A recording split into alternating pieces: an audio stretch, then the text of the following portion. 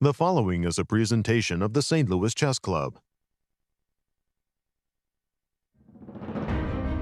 American chess legends and rising stars alike are competing for a national title at the U.S. Juniors and Senior Championships in St. Louis. Junior girls mainstay Ru Yangyan is finding her moment to shine, winning her game to join a three-way tie at the top. There's a clear leader in the juniors, with Andy Woodward picking up the only win of the day. Veteran Larry Christiansen went straight to work, defeating former seniors champ to claim a tie for first place. The stage is set with tons of battles in store. Day 2 of thrilling chess, coming up next.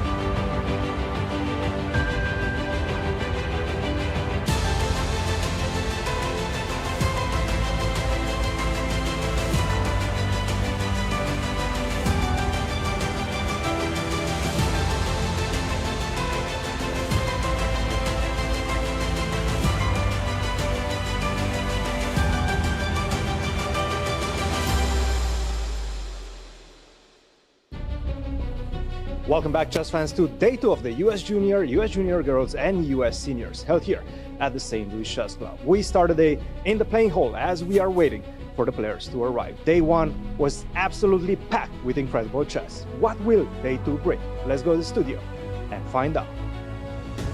Day 1 of the 2025 Juniors, Seniors, and Junior Girls Championships had some exciting results. 30 players are competing in 3 separate tournaments with non-stop action. Our full coverage of Day 2 from St. Louis starts right now. Hello everyone and welcome to our show. I'm your host, Nazi Paikidze, and I'm here with the legendary Grandmaster Yasser Seirawan. Nazi, it feels like I'm with you. This has been very nice. Wonderful to call all the action with you. Hello everyone, and indeed, welcome to our live coverage of these 3 national championships. They certainly started very well with lots of exciting games, full of victories, and the ambitions of the players really stood out as we had a number of interviews, and you could see how much the players are enjoying themselves. After one day of play, the standings. Nasi, please do the honors. Let's have a look. We'll start with the junior girls. There's a 3-way tie on the top. Rose Atwell, Ru Yangyan, and Iris Mo won their games yesterday. There's a big tie for the 4th place. So Wei Tang, top seed, half a point behind. And in the juniors? In the juniors, we have a sole leader already. It's Andy Woodward, who was able to win his game yesterday. Everybody else drew, and they're sharing second. Exactly. And in the legends, or shall we say seniors? There's also a 3-way tie here. Larry Christiansen, Alexander Goldin, and Igor Novikov were able to win their games yesterday. And there's a tie for 4th as well. Defending champion Vladimir Akopian, half a point behind.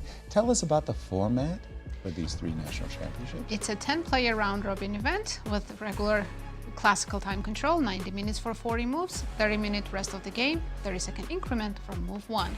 The players are not allowed to offer any draws, and it's a regular scoring system. And our schedule, Nancy. Today will be round 2. Every day they play just 1 game a day. After round 5, they'll get a rest day. And after round 9, if there is no clear winner, we'll have playoffs. Nice. And Cristian, nice to see you in studio. Good to have you. And you tell us about the rising players. Well, that's the thing about these 3 national championships. We have the best juniors and seniors in the country, and we have new exciting players all the time because these youngsters are surging through the rankings. Let's take a look at the past 12 months and who made the biggest waves. And as you can see, Megan Paragua, take a look at that, 208 FIDE rating points. FIDE rating points are not easy to come by. She won in the last year, 208 points. Take a look at Zoe Tang, what? That's an incredible number right there, 111 rating points, and right now she's leading the pack going into this year's championships. And as you go to the right of the table, you can see the juniors. Woodward at 2587 right now, and he gained 44 rating points in the past year. That's an incredible surge for Woodward, and Ghazarian with 31 points. Definitely a lot of exciting players.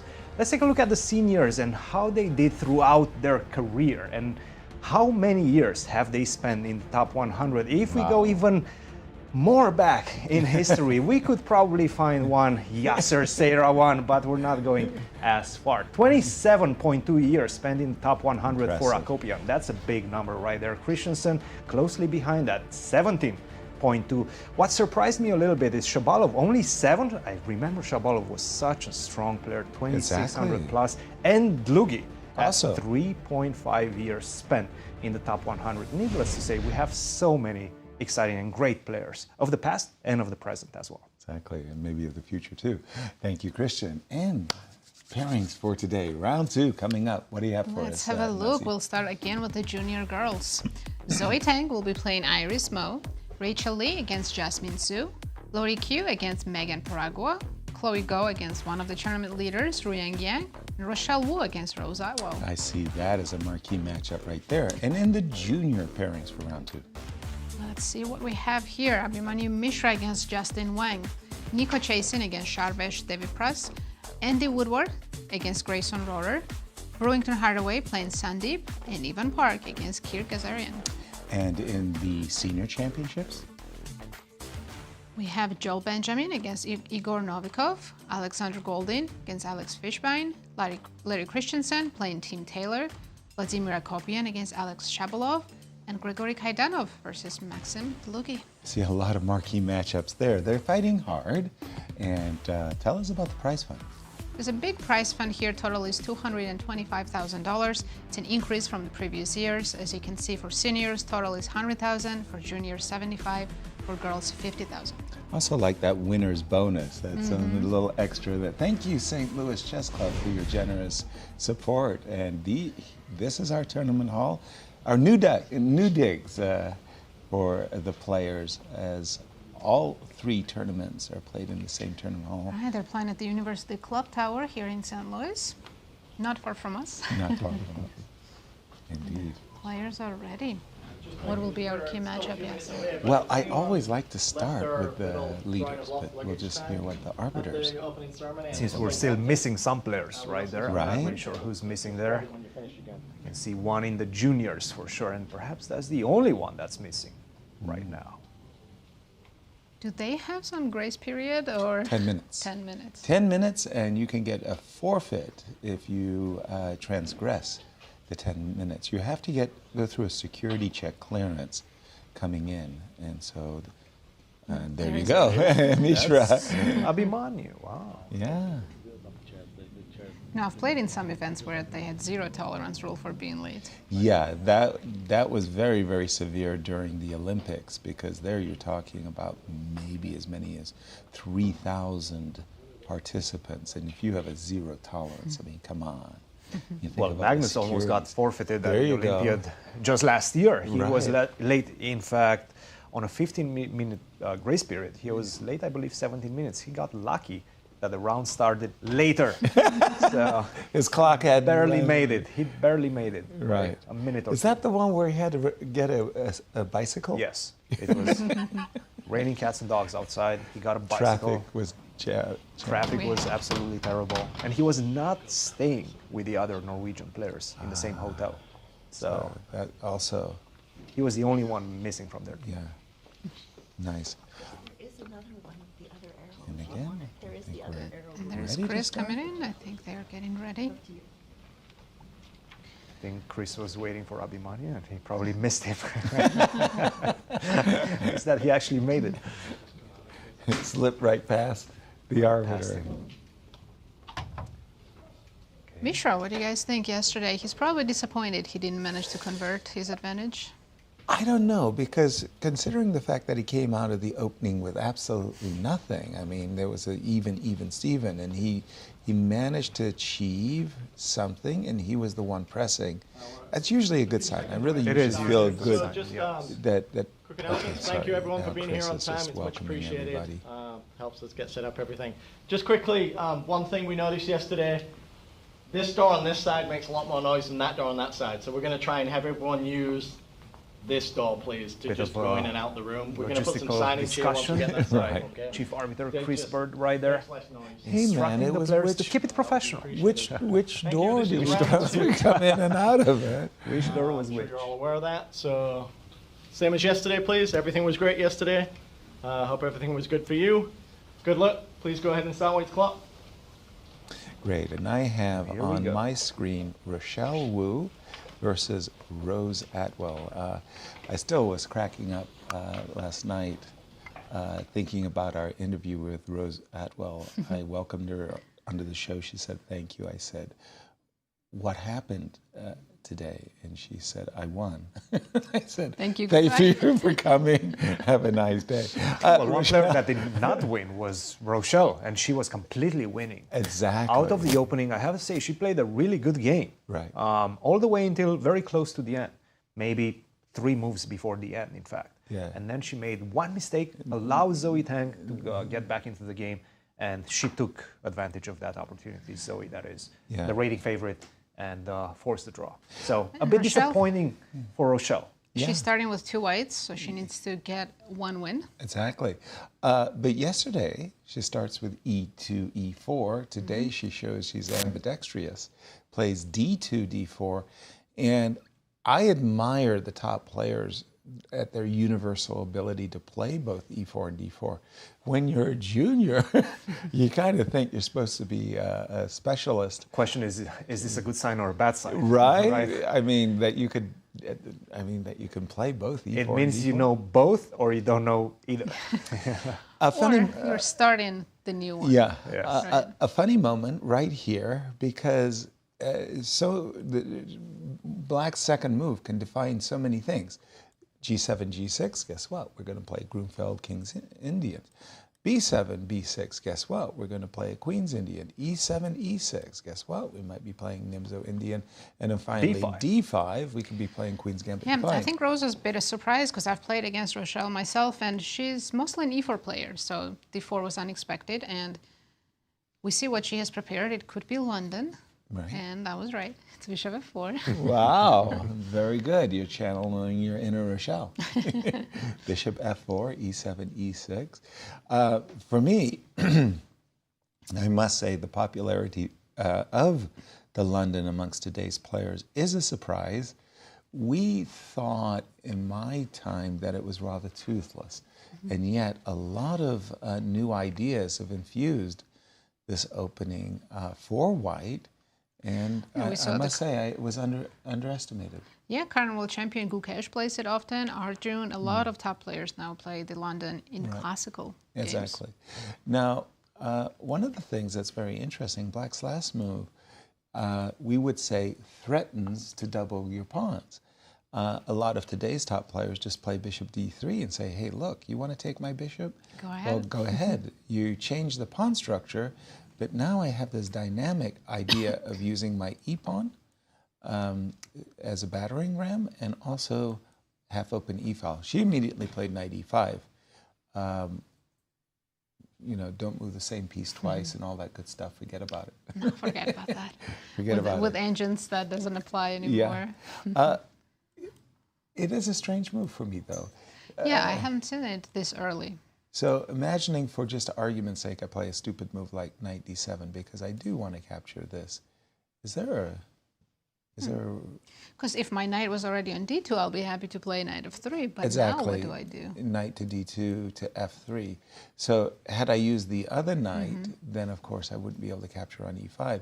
But okay, the players didn't rattle off a long variation. I'm going to turn to the junior section and the game of Andy Woodward. I'd like to see what happened in that I think game. Christian is ready, so Okay. he can start. Please, over to you, Christian. Absolutely. Let's take a look at this one between Brewington. Brewington and Sandeep because it's a very interesting Huracan. And Brewington has surprised his opponent quite early on. So the exchange Huracan, take on d5, followed by bishop to d3, knight c6, c3. All pretty standard. Up to this point, queen to c7, definitely standard, taking away the f4 square for the bishop and waiting what am I waiting for? I'm waiting for you to play knight to f3. Because once you play the move knight f3, then I can jump with the bishop all the way to g4. I need this bishop out before I play the move e6. Because if I play e6 with the bishop still on c8, this is going to become a problem piece later on in the future. So he played knight a3. Ooh, okay, that's a little twist. Let's take a look at the opening yeah. tree right here. Knight a3 all the way to number 4. Okay, so there's been some games played in this one, 152. But if you compare that with 1,200 with knight e2, that's a big difference right there. So knight a3 definitely a bit of a wrinkle by Brewington. And right now he's thinking, Sandeep is thinking, what is the idea of knight to a3? First of all, you probably want to stop me from going knight b5. Because then the queen will have to go to some awkward spots. So for example, if I go knight to b5, you have to go to b8. Then I can probably go g3. And then how do you stop bishop to f4? You probably have to go f5. But you can already see the bar is jumping all over the place for white. So don't allow knight b5. You have to stop that with a6. Now the question is, I will probably go knight to c2. And again, I'm delaying the development of this knight, right? I'm waiting for it to go e6. So you probably are going to go knight to f6. And this is where the big question comes. Do you go knight to e2, allowing bishop to g4? Or do you go h3? At some point, you're going to run out of moves as black. The waiting game is over. First of all, knight to f3, there's no more bishop to g4. So at this point, you have to make a decision. What are you going to do? Are you going to keep it simple with g6, maybe e6? Or are you going to try to go e5, striking the center? e5 seems to be the main move in the position. But then things become quite strategical. And my knight on c2, in fact, is ready to jump to d4. So he's not badly placed. This is what he's envisioning. He's going to put the knight on c2. He's going to wait for e5. And then he's going to try to play with the knight on d4 against the isolated pawn. I think these are the strategical concepts that we're going to see in the next few moves. Thank you, Christian. And Nazi, a snapshot of this young man, Brewington. He's only 16 years old. He's already a grandmaster. His ECF rating is 2591, and he's a first US-born African-American grandmaster. Because Maurice was born in Jamaica. So our congratulations, Brewington. Wonderful to have you back here in St. Louis, and we're thrilled at your success. And we do see knight c2. I think we see a7, a6 on the board. He did play a6, knight c2, yes. I would like to turn our attention to Andy Woodward. Check with our leader. Grayson. I like the opening he has chosen. Catalan warms your heart. And you just, okay, so a standard Catalan with bishop b4 check, bishop d2, bishop e7. So everything was going copacetic, I would say, until I saw this move h6. h6 is, I thought it was a novelty. I still see there's 3 games in the database. Really? Yeah. As a Catalan expert, now see, if you saw your opponent playing h7, h6, you kind of heart skip a little bit. It's extra tempo. It feels like a lost tempo. Why isn't it? Why are they doing h6? Well, you know, in the modern development of the openings, I've seen so many h6 and a6 in the positions you don't expect, that I would actually not be that happy to see it, because it probably has a reason. Black maybe wants to play knight e4. Okay. There's this line. If you play, let's say, let's make some move rook for white. d1. Rook d1, knight e4. Yeah. And in some lines, white bishop goes to f4, but here maybe h6 is ready to meet it with g5. g5. Although I do always play bishop e1 here. Yeah. So on the one hand, you see a move like h7, h6, and you go, oh, this is very nice. It's a soft move. It's a loss of a tempo. On the other hand, you think to yourself, oh my gosh, my opponent's so well prepared. they're playing the side variation. They probably know what they're doing.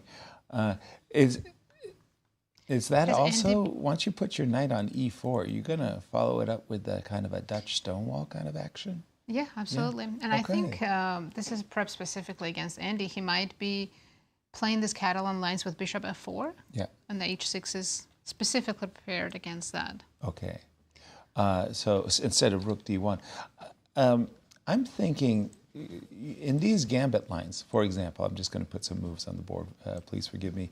Where, you know, I'm going to play a pawn down, and maybe much later in the game I'm going to play b3 and just accept that I'm a pawn down. Kind of happy about, once again, the pawn being on h7, on h6. Okay, we're going to keep an eye on this game between Andy and Grayson, and I'm going to toss it back to you, Cristian. Well, staying in the junior section, this is a big one. Abhimanyu versus Justin Wang. And let's take a look at what happened in this one. Nimzo, bishop to b4, and a very aggressive way to combat the Nimzo with the move a3 early on. This preserved my options of maybe going e3, maybe going even f3 later on in the game, as we will just see in just a second. Knight to c6 and f3.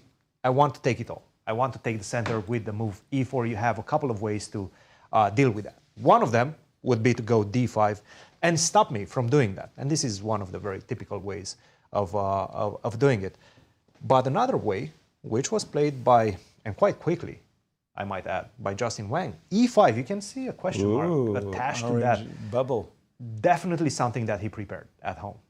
This is not something new. He knows about this move. e5, e4, d6, and this is what we have right now. The engine likes white. That's why e5 has a question mark. But it's not that clear, right? It's one of those very long maneuvering games that we're going to see in the next few moves. Are there any games in the database in this position? I think there are, yes. 37 games. This is much more of a novel approach by players with both colors, actually. A3 was not played quite as often as it is in the past few years, but by top-level players. And of course, Black's response generally is tied to d5, not e5. This is what we're seeing right now.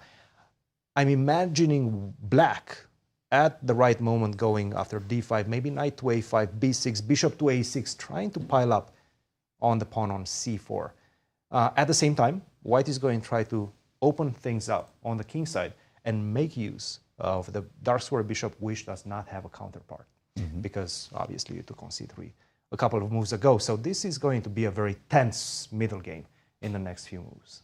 I would find myself drawn as white to the move bishop g5, just to try to provoke one of the main moves. g5. One of the main moves. Not the main move. The main move is bishop to e3, but bishop to g5 closely behind. So you want h6. to provoke h6 and then? Bishop e3. Now, Yes. Yes. I created an anchor so I could go g4 and h4, g5. Definitely playable. Definitely playable. Right. And at this point, I have a lot of ways. Queen e7, b6 was played as well. Knight to d7. I don't like knight to d7 too much. I'm not 100% sure what that is meant to achieve. Let's go queen to e7. And I guess knight e2, bishop d3. Bishop d3. Knight e2. I don't really want to castle Right. short.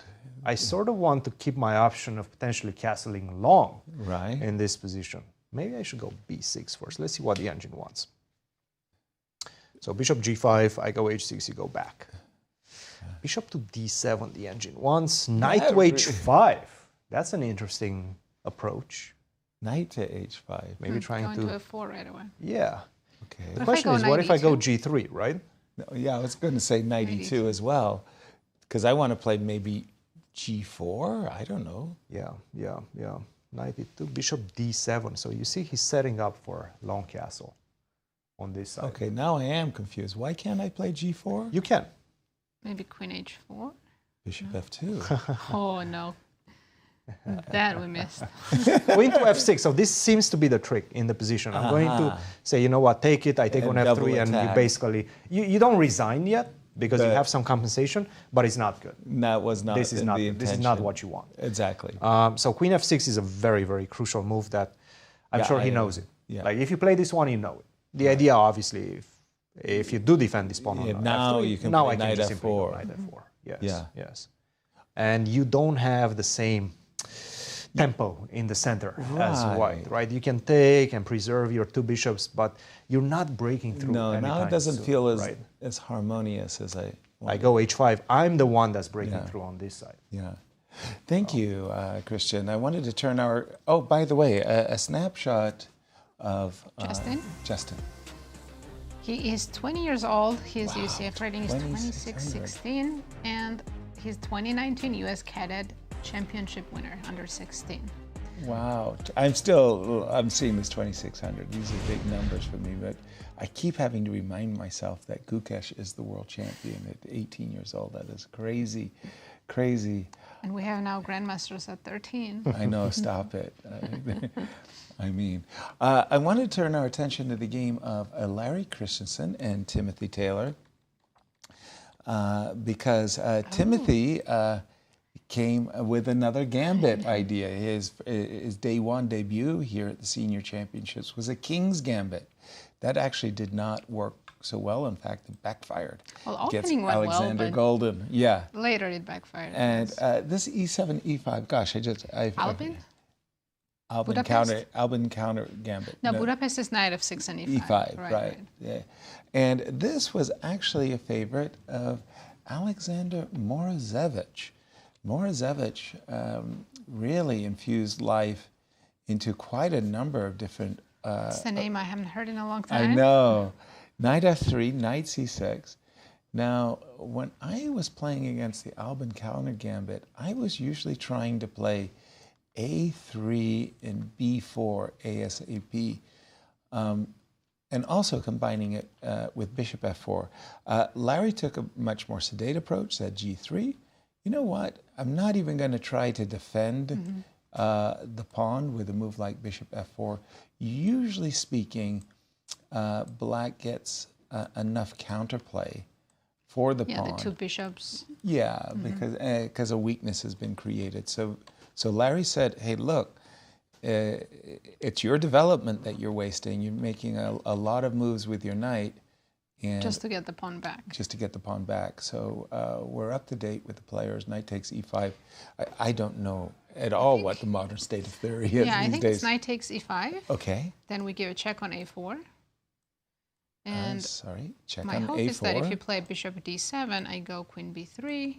Oops, now it's a double attack, right? Yeah. So that didn't work out well. What was I supposed to do instead? C6? You know, it's been a while since I've this happened.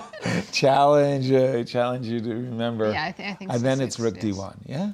Rook to D1, Yes. and maybe on a good day you start to think, I can Have you ever put faced pressure. this opening with white? I have. Classical games? Yes, and again, my approach had been not G2, G3. I thought G2, G3 was soft. You like A3 and I liked A3.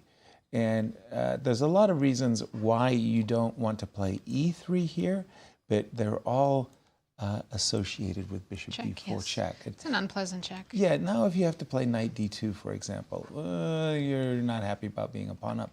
But if you play A3, and then, for example, I'm just going to throw a bad move on the board, and I know that's not a good move.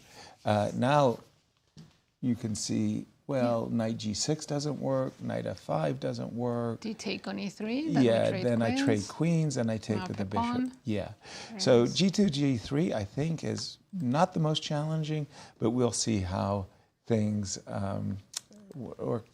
works out. And statistically speaking, let's take a look at some pie charts, shall we? Let's have a look. Who was right. the pre-tournament favorite? Big thanks to Ben Underwood for doing all of these 15,000 tournament simulations. Who are the favorites statistically, as we see Larry Christiansen, one of our collator. Oops, false alarm. We were ready to share, but apparently you need to be a platinum member to get the good stuff. Yeah, don't go away. We will share that, we promise. I'm going to toss it to you, Christian, so I can go and beat up the director. Me too. I'll join you. I'll join you. Yeah, sir. Nazi, bring him back. I'm looking at some very sharp Sicilians. Ooh. Specifically this one. Gregory. Kaidanov versus Maxim Dlugy. Nice. Take a look at this. Queen to E2. And we know Gregory is so well prepared. Why? Because he's a coach. Yeah. He coaches so many players. And he doesn't coach low-level players as much. He coaches a lot of very high-level players. So he needs to stay up to date to all these sharp ideas. And we're seeing this from him in the Sicilian. Castle, and now D5. A very quick D5 by Dlugy. Dlugy also coaches a lot of players. So this is a Exactly. battle of very strong and experienced coaches. Right. And temporary coaches as well, because they're right here, right now. D5, knight to F3.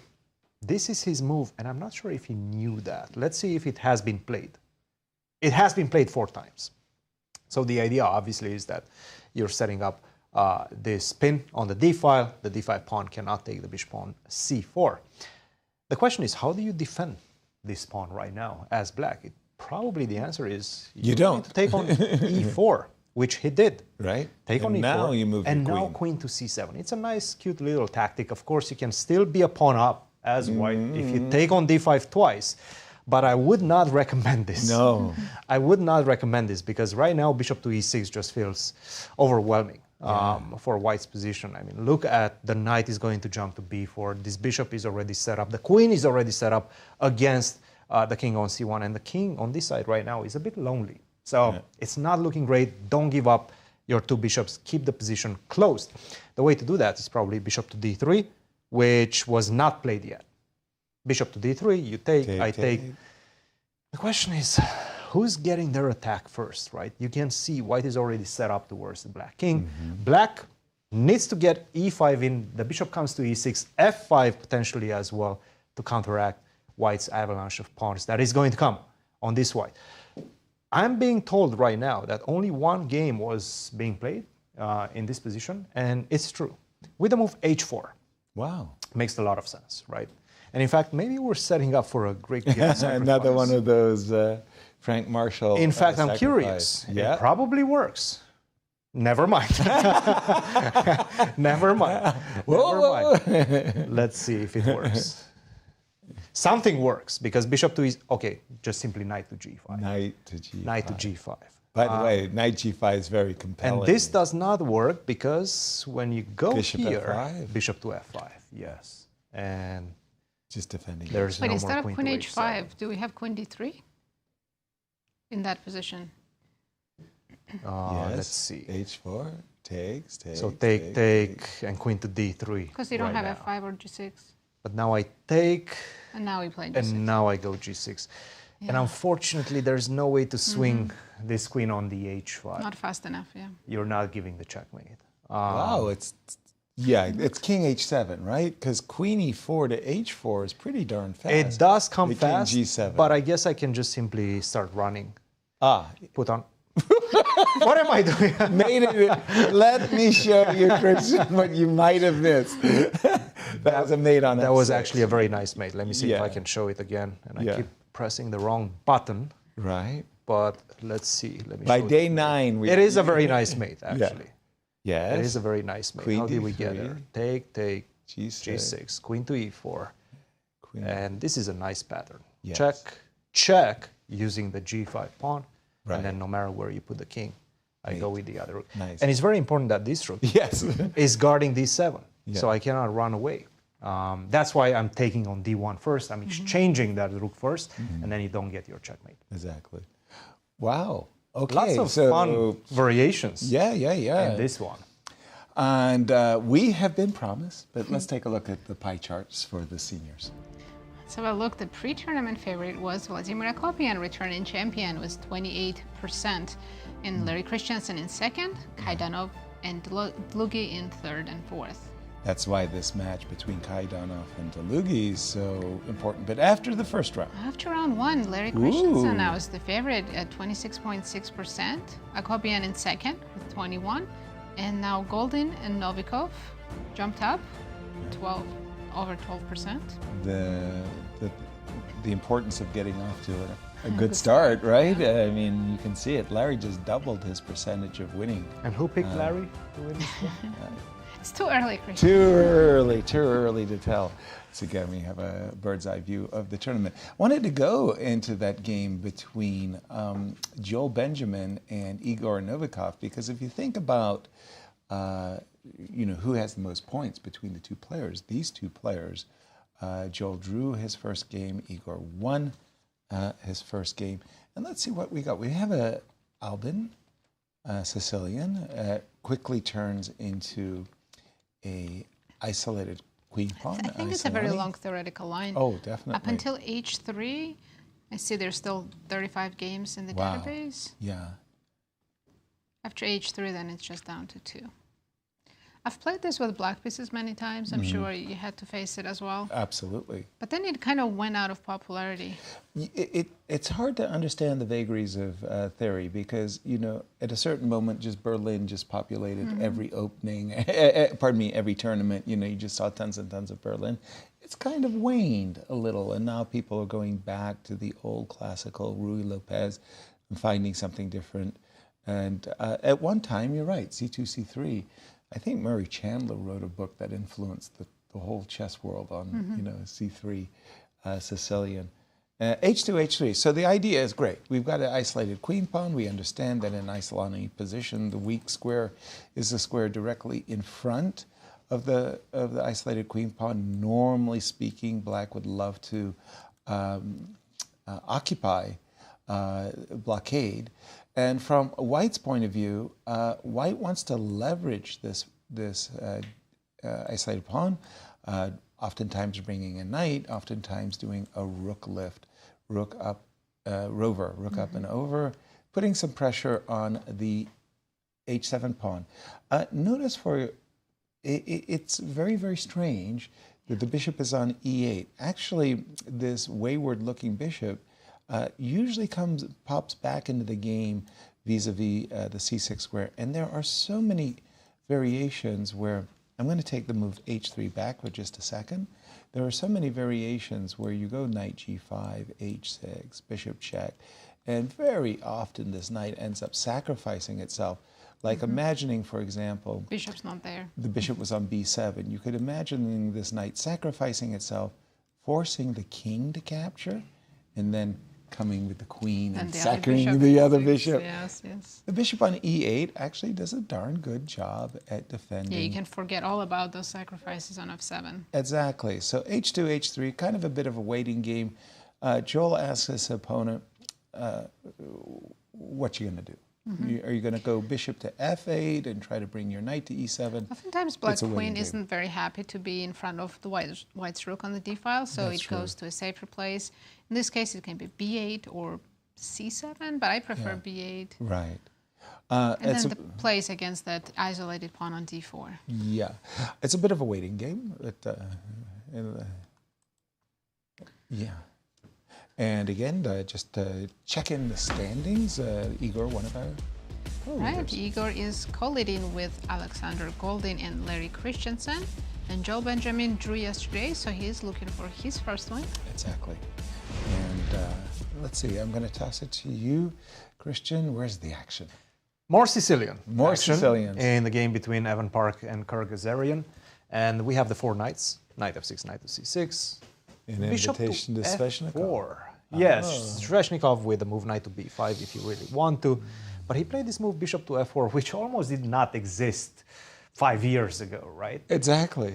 Generally, it was considered that you put your bishop in this type of Sicilian, either on e3 or on g5. Almost nobody was considering this move bishop to f4.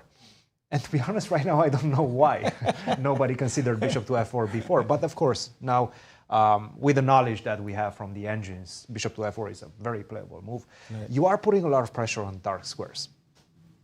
d6, bishop to b5. Oh, I thought we were going knight b5 and transposing into Sveshnikov. Right. You can if you want to. Okay. Yes, yes. You can go knight to b5 and then Sveshnikov again with bishop to g5. But he wanted something else. Okay.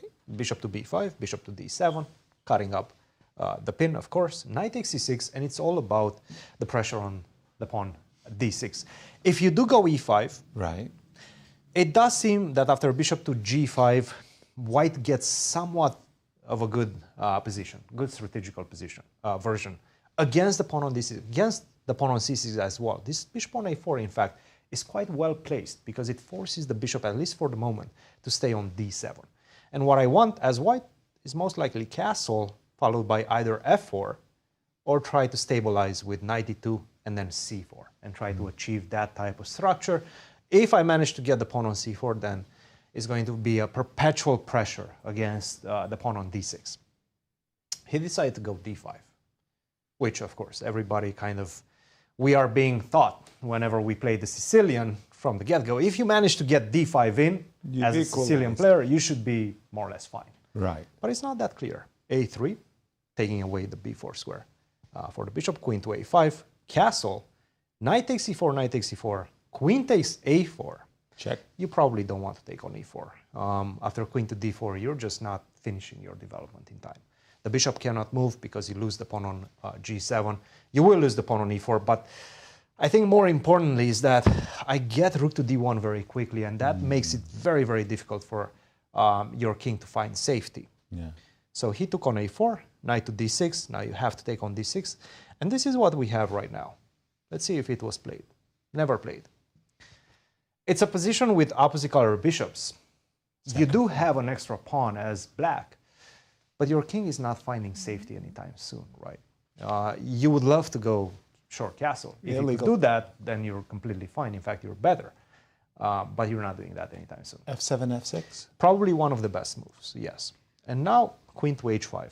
Gotta go. Provoking g6. Yeah.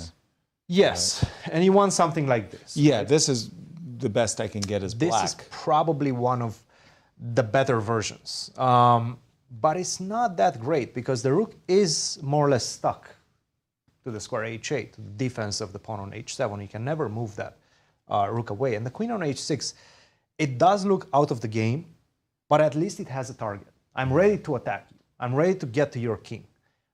In the meantime, I'm probably going to try to open things up on this side.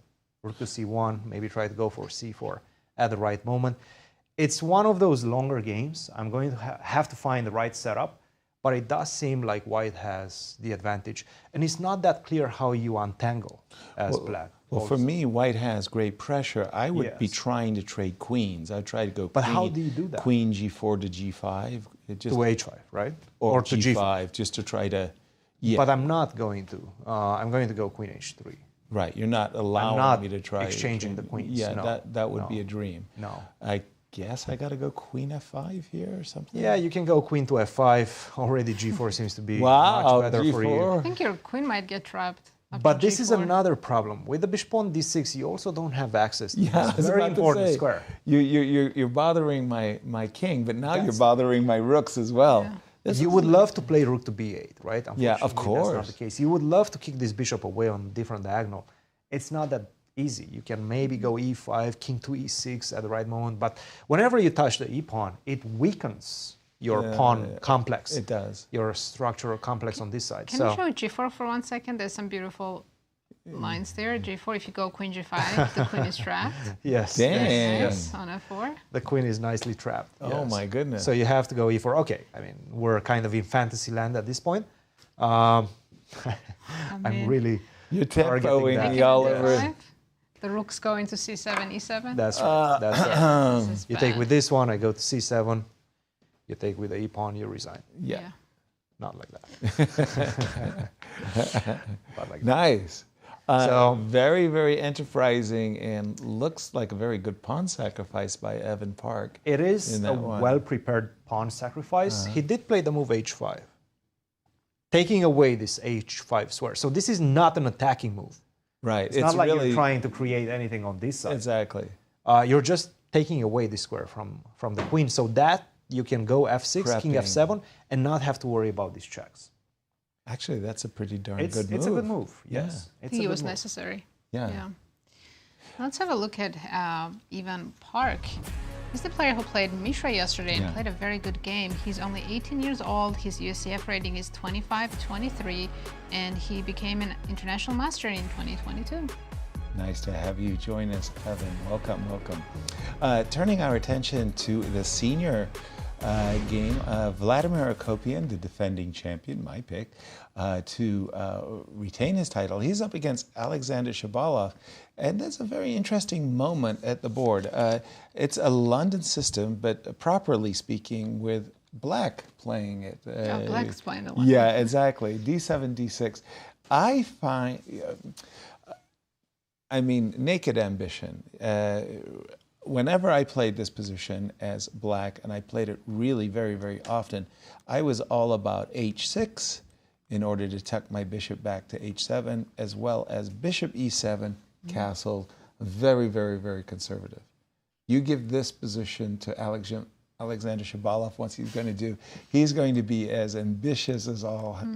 I mean, I'm not at all thinking about attacking White's king. I'm just thinking about, you know, defending my king, getting it in a solid position. Yeah, a fortress-like position. Alex is thinking, how can I create a mess? Exactly, and he does it right away. Now, a few things that kind of stand out. Black has a couple of loose pieces. Both bishops. Both bishops, undefended. And one in particular is a very nice target for the move e2, e4. The idea is because you haven't castled, I'll get to use the e file and a pin. The big problem with such an idea as e4 right away is this a trade of queens, and my attack will just go, will disappear. So after the move bishop c5, I really like the move what Vladimir played. He played queen c2. He's tickling the bishop, but he's also hinting that he's ready to play the move e2, e4. Also, I mean, queen c2 is a useful move exactly. in every position. Knight d7, and then he played knight h4, and I had a question for you. Nazi, why didn't he play e4? F2 is, no. Let's take on e4. Okay, I was going to recapture with the pawn. Let's take with the bishop. I was going to play rook e1. And let's try queen e7. I'm walking right into the pin. Wow. But your queen's hanging, so you have to spend a tempo defending your queen. Nasty, you're but right. I don't know if I can still get out of the pin quickly. If I can castle, but problem is you'll have knight d2, right? Right. But I might have some bishop f2 ideas. Yes. It's complicated. Oh, wait. I can maybe castle and then on knight d2 go something like bishop d5. Because you'll be attacking my queen? You're developing that knight. I was looking at knight f to d2 for some reason. Oh, no. I want to try to catch up with the knight to... Okay, knight bishop to f2. Bishop f2. You're coming for me. Queen c5. I have another choice. Yes. You're forcing me to do this. Yes. And knight g4. Knight g4 threatens mate, but I do have knight takes e4. Ooh, everything falls apart so that fast. way, yeah, that went bad. Bishop d5 maybe include that move? I still have, no, I still have chances to trade queens. So at the moment you have two pawns. My king is compromised. But it's not so bad. Maybe not so bad. It was funny. There was a couple variations that I wanted to share with the audience. If you had played knight takes, the thought was to play rook e1, and then thought was, well, no, rook e1 allows bishop takes f2 until you see the move queen takes f2, and you're still in a pin. But I think the problem with knight takes e4 is knight to... maybe here I can go knight g3 and take the rook. Accept. Oh, nice. Nice check, Intermezzo. right? Intermezzo. But you had a very good response. I think what you did was very good. Bishop takes e4, rook e1, queen e7, and queen b3. I just don't trust this. I mean, I don't know if it's knight g4 right away, but I don't trust this anymore for white. Neither did Vladimir. Vladimir went knight h4, kicked the bishop back to e6, and I think we've just, nope. e4 was played now? e4 was played. So giving the knight a possible outpost on f5, maybe on a good day, king h1, f4, yeah, that bishop on f5. e6 is pretty limited. Yeah, it's kind of could become a troubled bishop. So now I think Alex would be very happy with your bishop on h7. Yes, He would much and a prefer bishop that. on e7, and there would be no issues. We'll keep an eye on this one as we turn it over to Christian. So I'm looking at this game in the junior girls section between Rochelle and Rose Rochelle is Wu, in trouble. Well, she was in trouble up until the last move of Rochelle. Let's take a look at how we got to the present moment. c5, c3, b6 and h4. Wow. A very brutal way. Yeah. The king. I haven't moved my pawns in front of the king. h6, g6, there's nothing to attack there. Or maybe there is. She wants to go h5, h6. She's very brutal with her attack. Bishop to a6, take. Queen to e2. Knight to b8 back. Makes a lot of sense. You probably don't want to go back to c7. There's no e6 or d5 squares. that you could potentially go to. So you want to go to c6 at the right moment. Obviously, you would love to get 2 more moves, queen c7, knight to c6, put enough pressure on the knight on e5 to force its relocation. h5, but do you have those moves? Probably not. Queen to c7, h6. You can already sense that there's something brewing on that side. g4 might be an idea as well, g4, g5, and then go for the break with g6. So you have to act. She played the move h6, but this gives me a hook right now, right? I can go g4, which she did. Bishop takes c5, and she took with the bishop, and I don't understand why. She could have taken with the pawn. Now, if you try to move the knight away from the action scene, rook to g1, g5 is coming next. You're in trouble in this position. You're just simply going to lose because there's no way to stop the move g5. If you take, first of all, you cannot take and reinforce the control against g5 because you lose the pawn on h6. So you have to take, let's say, with the knight, but then g5 comes. And this is a dream. It's looking bad. Like, we're not even looking to calculate at this point. You understand you're going to castle, double up on the g file, and something is going to happen against the black king. So she took with the bishop, which is a bit surprising, but right now, it just, first and foremost, gives me a free tempo, more or less, with the move knight to c6. Rook to g1, I also still have the knight ready to defend against the push g5 with the move knight to h7. So it's a much improved version than if she would have taken with the d pawn. D takes e5. There's no way to reinforce the attack with f4 because you lose the bishop on e5. Bishop is trapped. You have to be careful. Bishop to e5, not the best move. She had the great opportunity to take with the d pawn, but right now Rose is back in the game. Still some pressure against the king on g8. I mean, look, h5, g4. Give me a couple more moves. Let me open up that g file, and you're in trouble. But it seems like black, Rose, has enough defensive resources to stay in the game right now. Some pressure on the clock as well. Rochelle has only spent 1 minute. Only 1 minute. She's just snapping off these moves. Wow. What about the pie chart for the girls? Let's have a look. Yeah. Pre-tournament. Pre-tournament. Yan was the favorite, Rose Otwell in second, Zoe Tang in third, which is a surprise to us. We expect Zoe to be the favorite. And let's see after round 1 how that changed. Well, Yang, Edwell, and Mo are sharing first, so it makes sense now that they are first, and Zoe Tang in fourth with 9%. But you know, one draw and she loses all of her percentages. I'm not sure I'm trusting this one. We're going to get a new statistician. This will not stand. You know, I think Karen's Cup's pie charts taught us something. Yes, yes, indeed, they did. Let me just go to some games that we haven't seen. Because I'm in the senior section, I want to go to the game between Alexander Goldin and Alexander Fishbein. Which Alexander is going to win this one? I judge my audience one goes by Alex. One goes by Alex. That's right. Okay.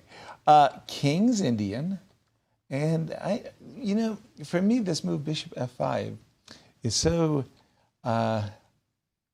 strange. It is. I want to say that in my day, one of the things that Black always was trying to achieve in this position was playing the move Queen A5.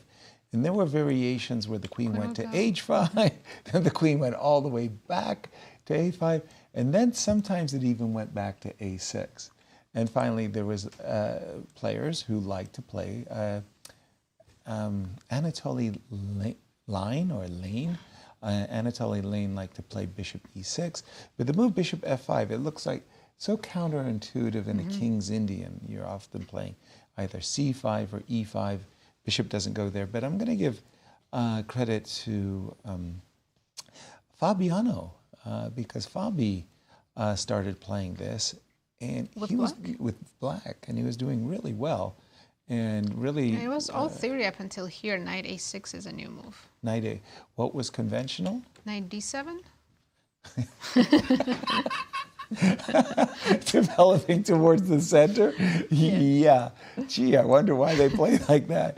Who would have thunked it? And then eventually, I guess they put the knight on F6, the queen on D7. Yeah, it's very logical. Knight A6 is Knight a strange A6. move. Where do you think we're going? Why is the knight better on c7? Or maybe he plans to play e5 and hoping to get c5, but I don't think he can achieve that easily here. Yeah. We will find out after e2, e3. We have queen d7. Maybe he just wanted to put the queen on d7 and didn't want the knight to occupy that square.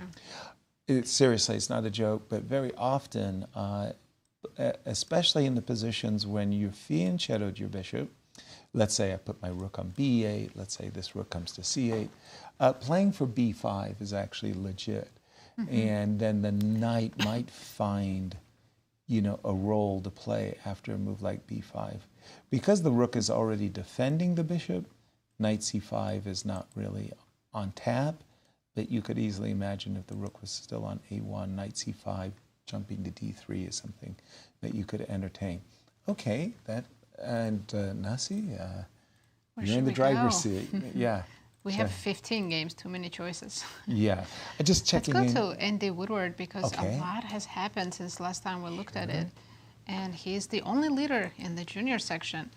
Look at that pawn on d6. How did that get there? Okay, when we left it, we've seen the, shall we call it the cagey move, h7, H6, yeah. h6, and then we No, didn't know 94. really how to evaluate Right. whether our opponent is really, really sophisticated and clever or unawares Or of just what's bluffing. going on. Yeah, knight c3. Okay, Andy says, look, I'm ready to gambit a pawn. You want to take my pawn on c4? Do it. There we go. Knight b6, e2, e4. I'm a pawn. Okay. You can take on d4 because of bishop e3, I believe. Queen d8. Knight c4. Gotcha. Although, even that is, yeah, I mean, I'm giving up my queen for a rook and a knight and gosh knows what else. Okay, a4, that's interesting. a3, bishop to d7. It's not a standard Catalan position from the black Not side. at all. Knight f3.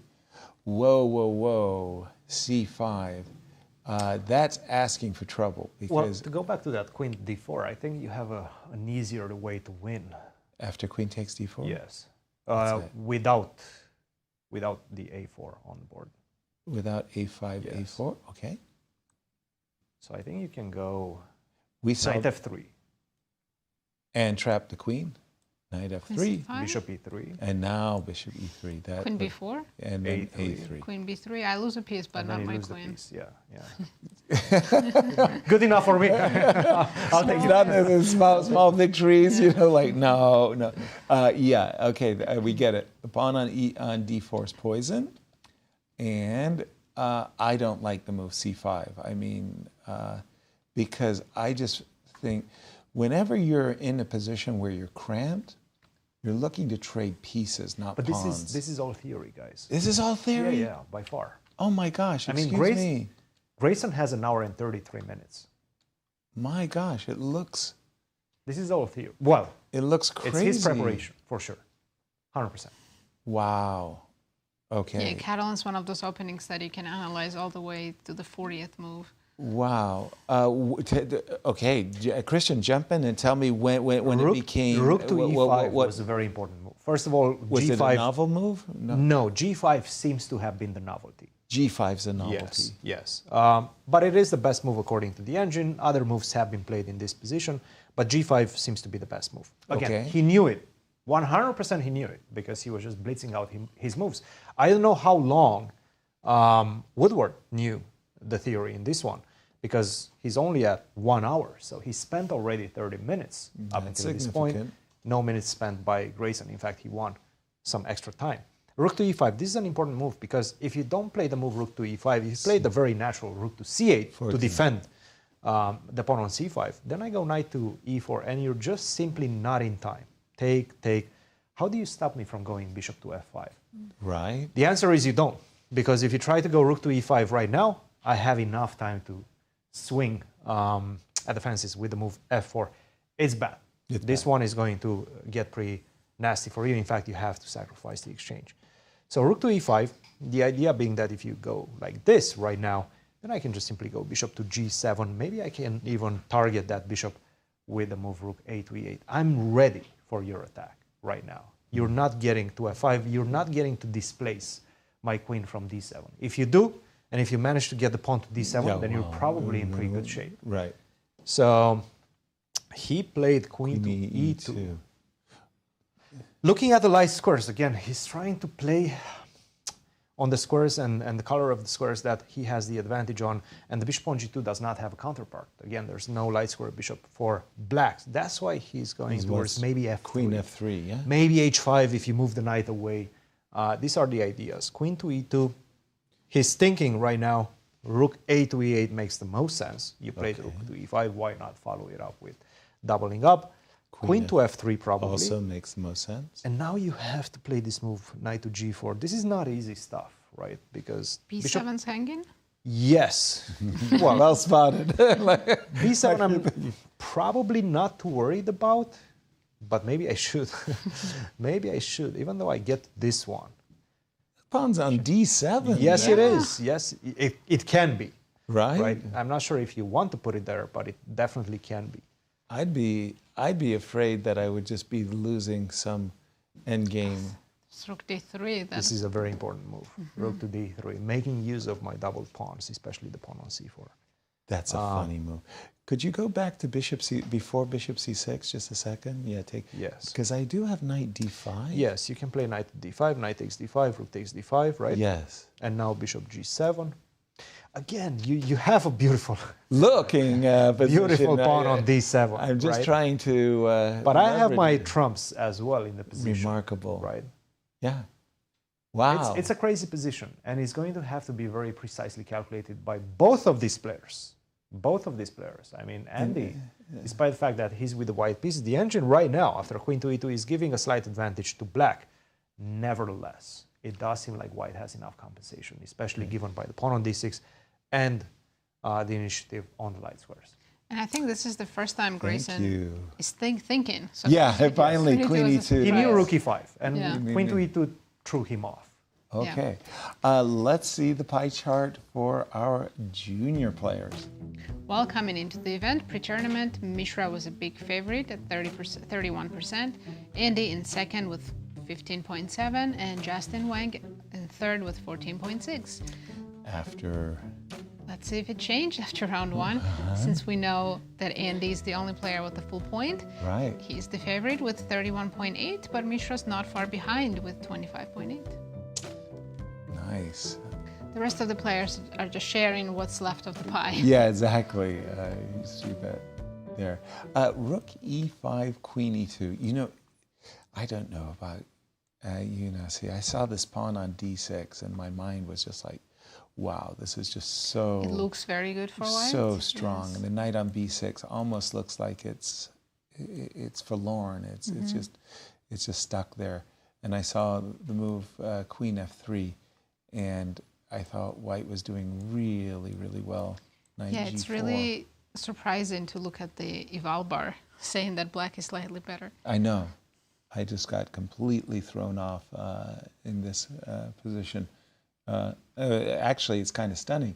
Funny thing, bishop h3, I guess you could play f5, just reinforce the knight, break the pin. So this counterplay with bishop g7 is, I guess, not to be Yeah, black just has very active underrated. pieces, minus the knight and the queen. Yeah. Every other piece is too active. Exactly. That's, Because I'm in the junior section, let's check with Mishra.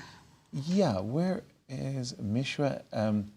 Mishra is up against Justin Wang, by the way. If you saw the pie charts, you saw that these are two of the players who have the best chances statistically to win the tournament. We had gotten this position, and we had been looking at bishop g5, how clever we were to provoke the move h6 and dropping the bishop back to e3.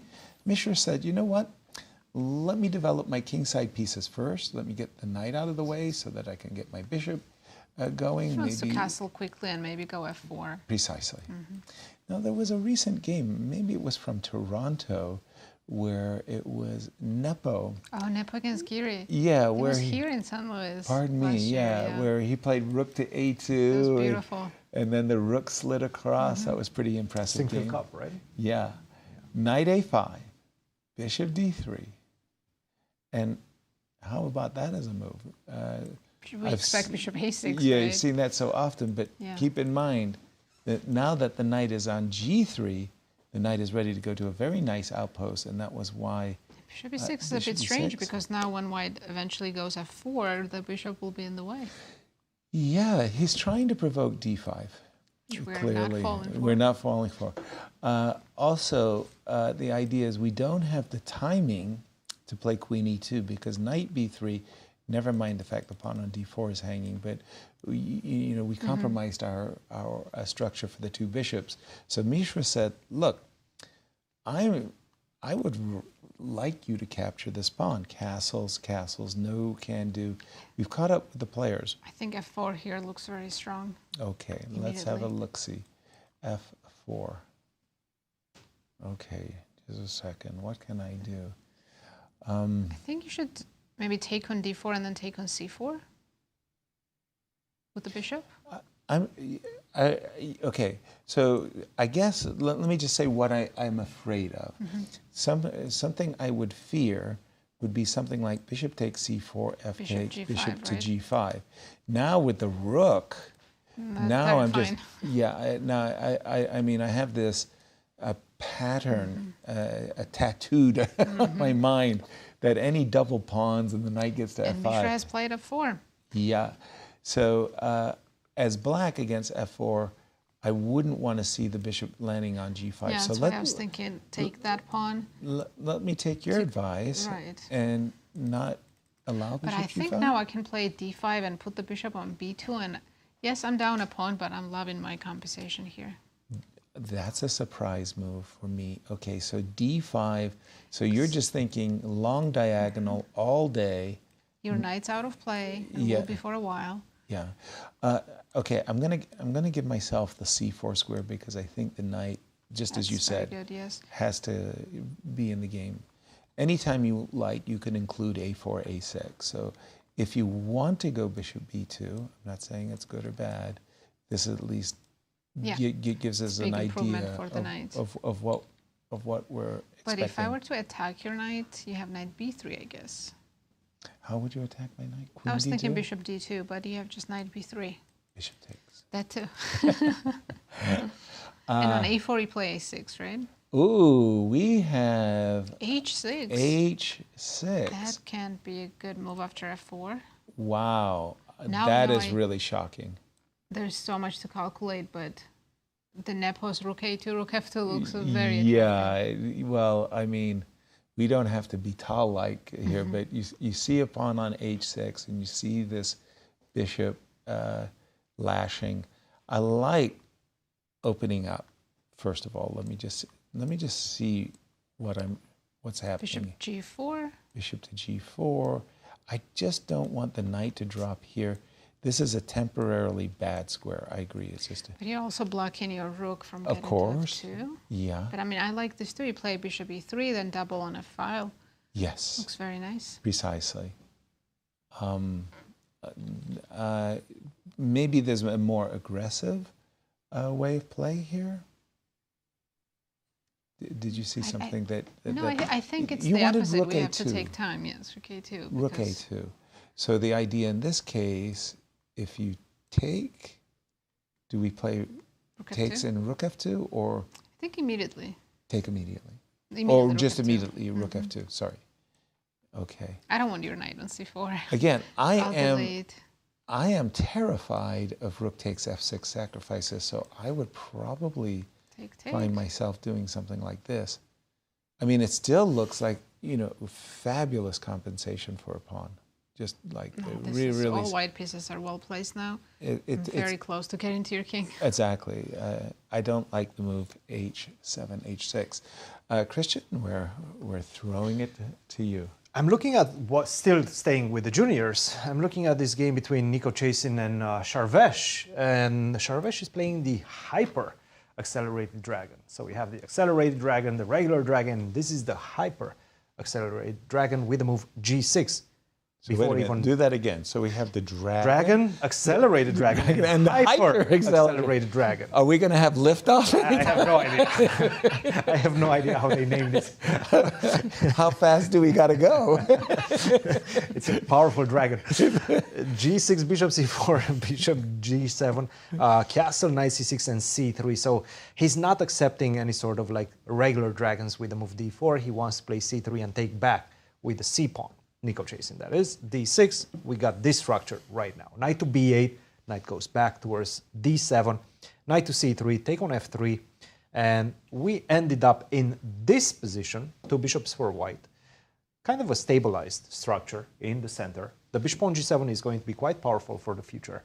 And black has a clear plan, right? You want to play on this side. That's why he started with a6. You want to go b5.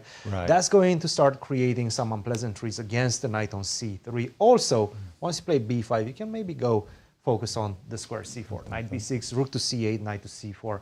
You're going to play on this side, on the queen side as black.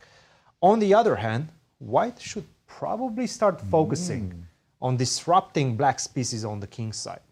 It looks like black is very safe, right? But you don't have a lot of space on that side to maneuver your knights. That's why you need to be fast, because if I manage to go b5, knight b6, and then give the square to this knight, give the d7 square to the knight on f6, then I'm fine. But right now, b5, g5, and you have to go all the way to e8. That's not a good square, right? Right, not a good That's not a good square. Yeah. So you have to empty that d7 square, maybe with a move knight to e5 right now. Then I go bishop to e2. I'm looking at ideas of f4 followed by g5. So it's all a tempo battle right now. Do you manage to find squares for the knights as black? If you don't, then I'm obviously going to get the advantage. If you do, you're going to get a lot of play as well. It's going to be a battle between my pressure and my attack on this side and your coordination on the queen side as black. So this one is going to be an exciting one. Thank you, Cristian. I love these strategic battles. I mean, people like the complicated, thrilling calculation of tactics, but these strategic battles and judging when a piece gets on a good square or not it's like mind games. Yes, it can be a lot of fun. We've reached that time in the show where we're getting ready for a break. Before we do that, we always like to check in with our good friends at Q Boutique and see what they have on special. We'll check it out. Commute in style with an exclusive World Chess Hall of Fame laptop bag. This bag features a separate zipper compartment for your laptop and multiple smaller compartments for all of your work needs. Available at Q Boutique. STL.com for all your chess shopping needs, and indeed come in person if you're in the Central West End. And as we go to break, we sat down and talked with Grandmaster Abhi Mishra. Take a look and we'll be right back. Well, at least I did. Yeah.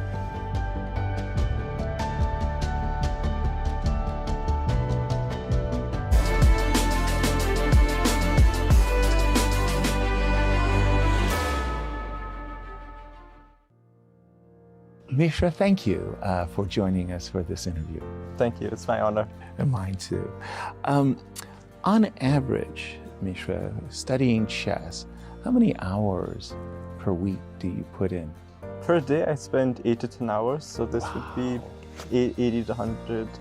Sorry, not 80 to 100, what am I saying? Like, well, we it's getting there. It's getting like there. 60 hours a week, like on average, and I mean, it's basically I live, I breathe, I eat chess. Wow. And even sometimes, I mean, there've been cases like the other day I was in a car ride and I was like thinking about some imaginary position I made up in my head, trying to solve it. Wow. Uncover all the variations. You play blindfold in your mind with yourself. Definitely. Wow. Okay. Are you improving a lot? I hope so. That's very, very impressive. Thinking about yourself today and all the work that you've done to hone your game, if you could give advice to your younger self, say your younger self from last year, what would it be? One thing I've always had a problem with was that I was very rigid in my openings and choices like that.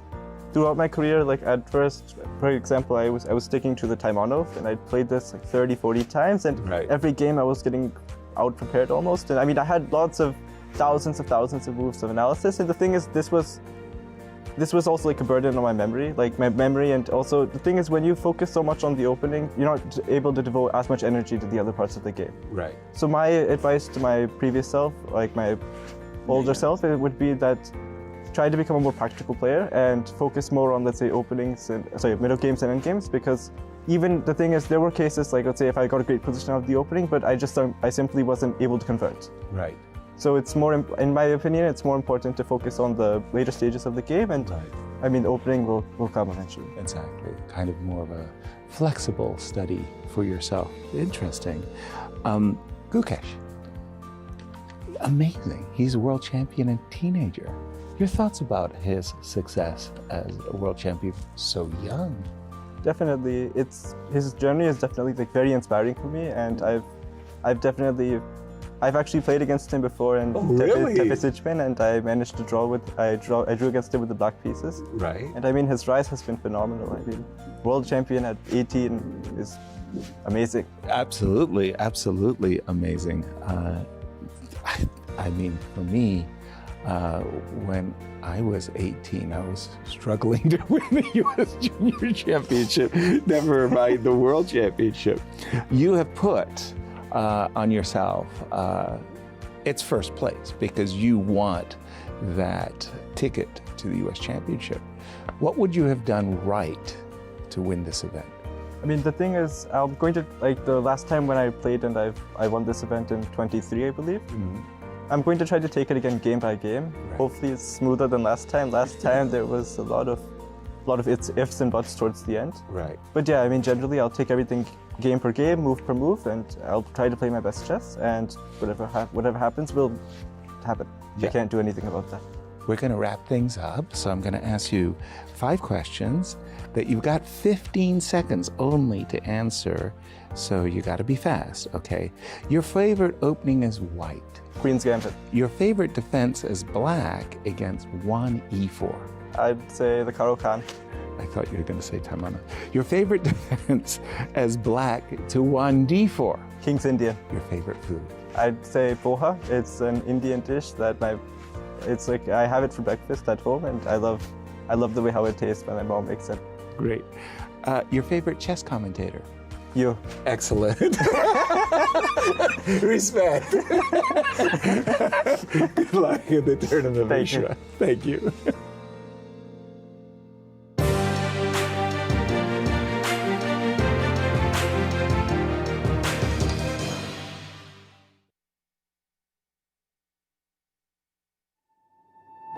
The 2025 Grand Chess Tour heads to St. Louis for 2 thrilling back-to-back events, the St. Louis Rapid and Blitz and the prestigious Sinkfield Cup. Watch top grandmasters battle in fast-paced time controls and intense classical matches as they fight for points in the race for the GCT title. It's a chess showdown you won't want to miss. Be there to witness the drama unfold live from the chess capital of America, St. Louis, Missouri. Ladies, are you looking for something fun to do? Do you want to make new friends and broaden your horizons? Ladies' Night is the premier all-female chess event in St. Louis. Every Wednesday night, you can meet and play with new people while learning one of the world's most popular games from a certified woman grandmaster. Plus, St. Louis Chess Club members can attend for free. Whatever your age or skill level, you're welcome at Ladies' Night.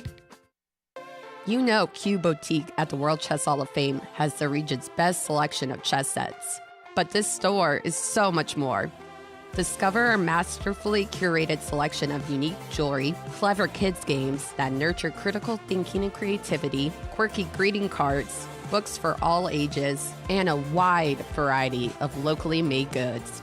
Find just what you're looking for at Q Boutique at the World Chess Hall of Fame.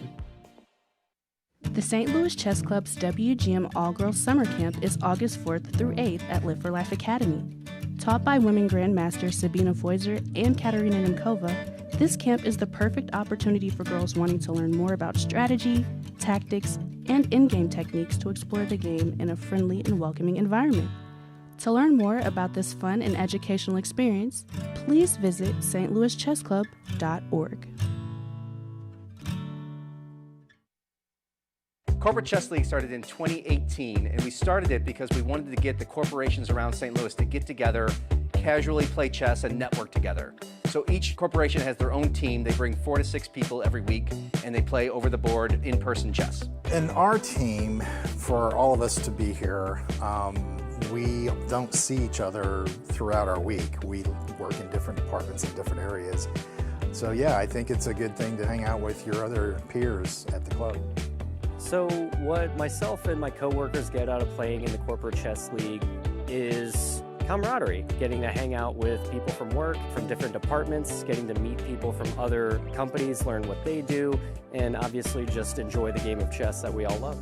We have about 10 teams right now. We average 10 to 12 teams every year. So if your corporation is interested, or if you work for a corporation and you're trying to get a team, all you need to do is go to our website, stlouischessclub.org, and all the information is there.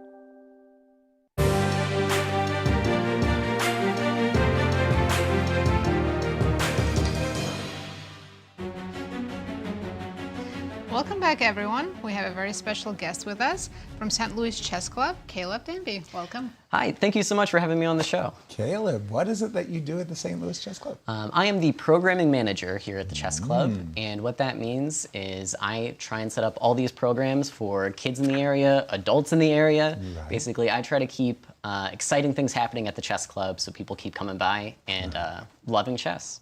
Great. So what's happening right now at the Chess Club? We know there's always a lot of events going on. Yeah, so right now we are wrapping up our summer camp season. So we have 2 full weeks of summer camp left. It's not too late to sign up. We've got one going on just next week, actually. You can learn all about that on our website in terms of how to register, what the schedule is like. It's a great opportunities for kids to get introduced to the game. The number one way you're going to keep a kid interested in any kind of hobby or sport is if they have friends that also participate. Right. And so chess camps are great because you kind of get everything in one. You get to learn how to play, you get to make friends, and you get to make some connections that keep you involved in chess in the long run. And are these camps for kids of all ages? Yeah, it's a pretty wide range. So we take kids as young as 6 years old and go all the way up to kids that are 14 years old. Right. And the way that works is we split the kids up kind of by age and skill level. So you don't have teenagers running around with 5-year-olds, right. but we do manage to get a pretty wide range of kids involved. Nice. That's great. And many years ago, I remember I taught the first ever all-girls chess camp here in St. Louis. Is that still happening? Yeah, I'm excited that we were able to bring that back this year. It's so important to have all-girl spaces in chess, especially when you're young. Like I said, if your friends are participating, that's going to keep you involved in chess. And when you're a girl playing chess, there's just so many boys in the sport that it can be hard to find, friends to build connections with. So spaces like the all-girls camp are so important because they give girls that opportunity to find each other, build those friendships, and also rivalries to keep each other interested in the game. Competitive. Very much so. And Caleb, I know that we have quite the outreach program here going to the public schools. We send out coaches, and you're an instrumental part of that. Tell us about the outreach program in the public schools as well. Yeah, so during the school semesters, we are in over 100 schools in the St. Louis area, and we're reaching thousands of students every year. Right. And it's a truly incredible thing. So in SLPS, I think we're in close to 40, 50 schools, somewhere in that range is what we're aiming for in the fall semester. And it's awesome. We're teaching chess in school as a school subject, like you would take a music class or a foreign language class. You can also take a chess class. Right. That's how I learned chess. There was such subject in my school. It was a part of the curriculum, and it's really a great way to learn chess. Yeah, absolutely. And it teaches kids so many valuable life skills. I mean, it's a game all about decision making, and that's maybe the most useful skill you can have in the world is making good decisions. Right. Beyond that, it builds a ton of confidence, being able to play, what's thought of as this complicated, difficult thing, and not only being able to play it, but being able to be like mom and dad. Right. Like that builds confidence for kids like few other things do. Exactly.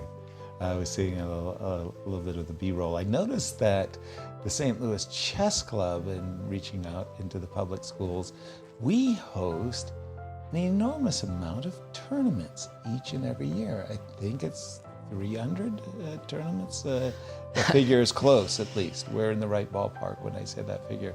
a lot of scholastics tournaments. Kids can just, they don't have to take a summer class. They can just come and sign up for any tournament that we host, right?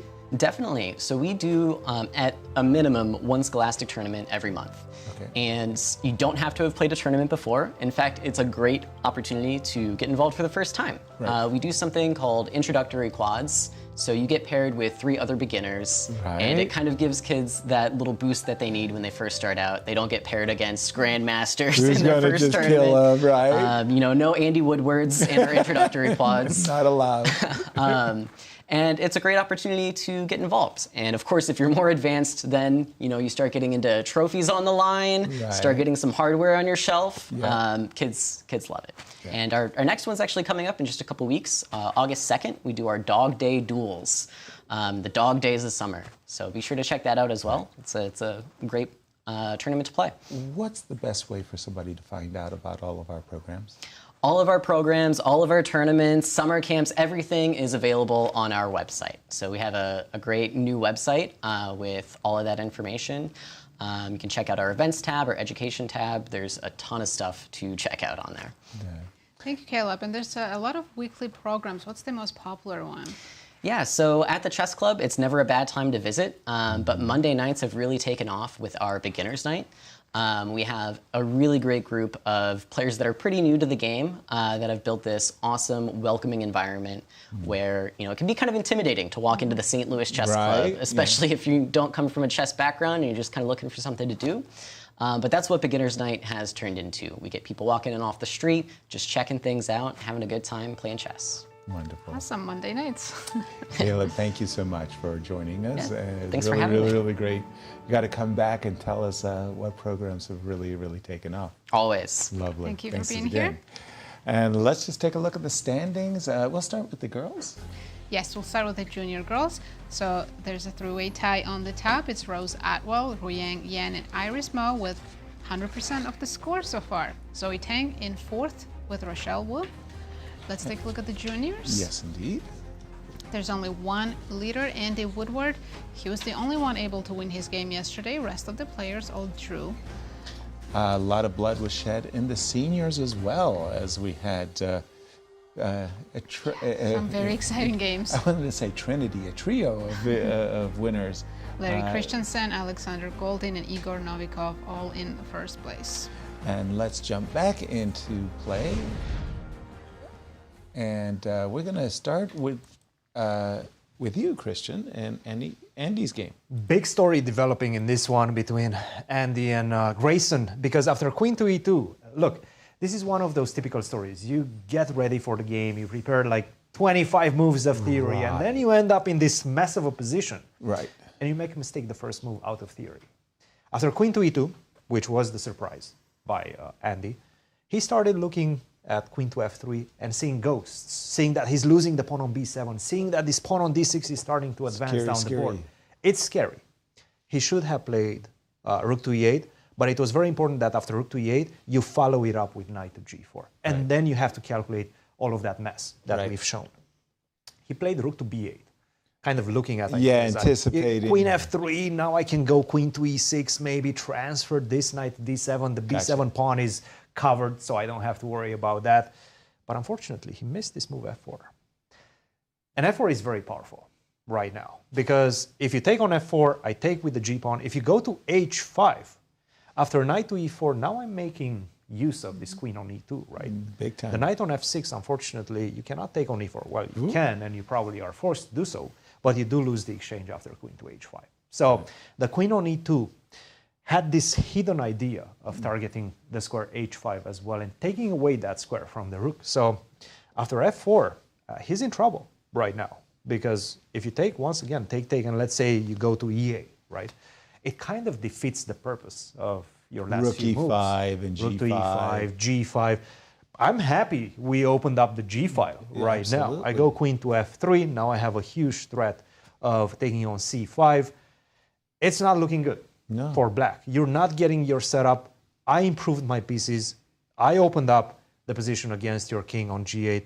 It's bad. So after F4, the best move is Rook to E6, which by itself is not an easy move. allowing all sorts of ideas of bishop to h3 in the future. But just simply taking this one and after queen to f3 is going to be very difficult to defend the pawn on g5. You can still go g4, but after queen f4 or queen f2, you can understand how weak your squares are right now. How weak the knight on f6, how weak the king on g8 is. You're in trouble. Yeah, one of the best moves that black can make is g4 back to g7. Mm-hmm. I mean, you know, you've overextended. And I can even go queen to f4. This cancels your idea of bishop takes g6 because of queen to g5. You're getting mated. It's looking pretty bad, and Andy must be feeling quite good about his position because he understood Grayson spent a lot of time, so he's out of theory. He doesn't have to worry about that. And after rook to b8, f4, he's seeing what's happening in the position. He's understanding that he's better. His attack is going to be successful right now, and he's in pole position to take the full point. Thank you for that, Cristian.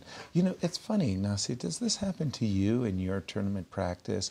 You know, you look for things to gain confidence from, you know, like whether it's drawing a bad position, you know, saving a game and things like that. But you come to a game, and your opponent's incredibly well prepared. They go tuck, tuck, tuck, tuck, tuck, tuck, like a drum beat. You play a move that stops them.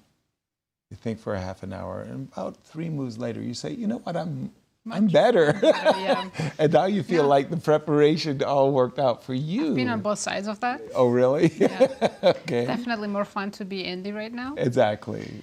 It's because a lot of times when we prep this kind of computer lines, we overlook human moves. Right. Computer might have said queen e2 was not the best move, so he didn't check it. Right.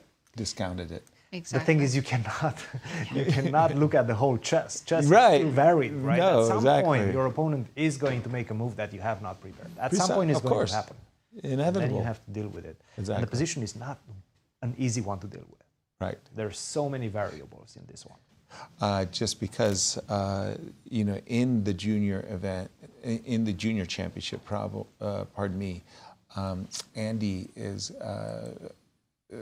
biggest competitor is Mishra. Because we're here, I'm going to jump in on the game between Mishra and Justin Wang. Look at that pawn structure. Whoa. Something, whoa.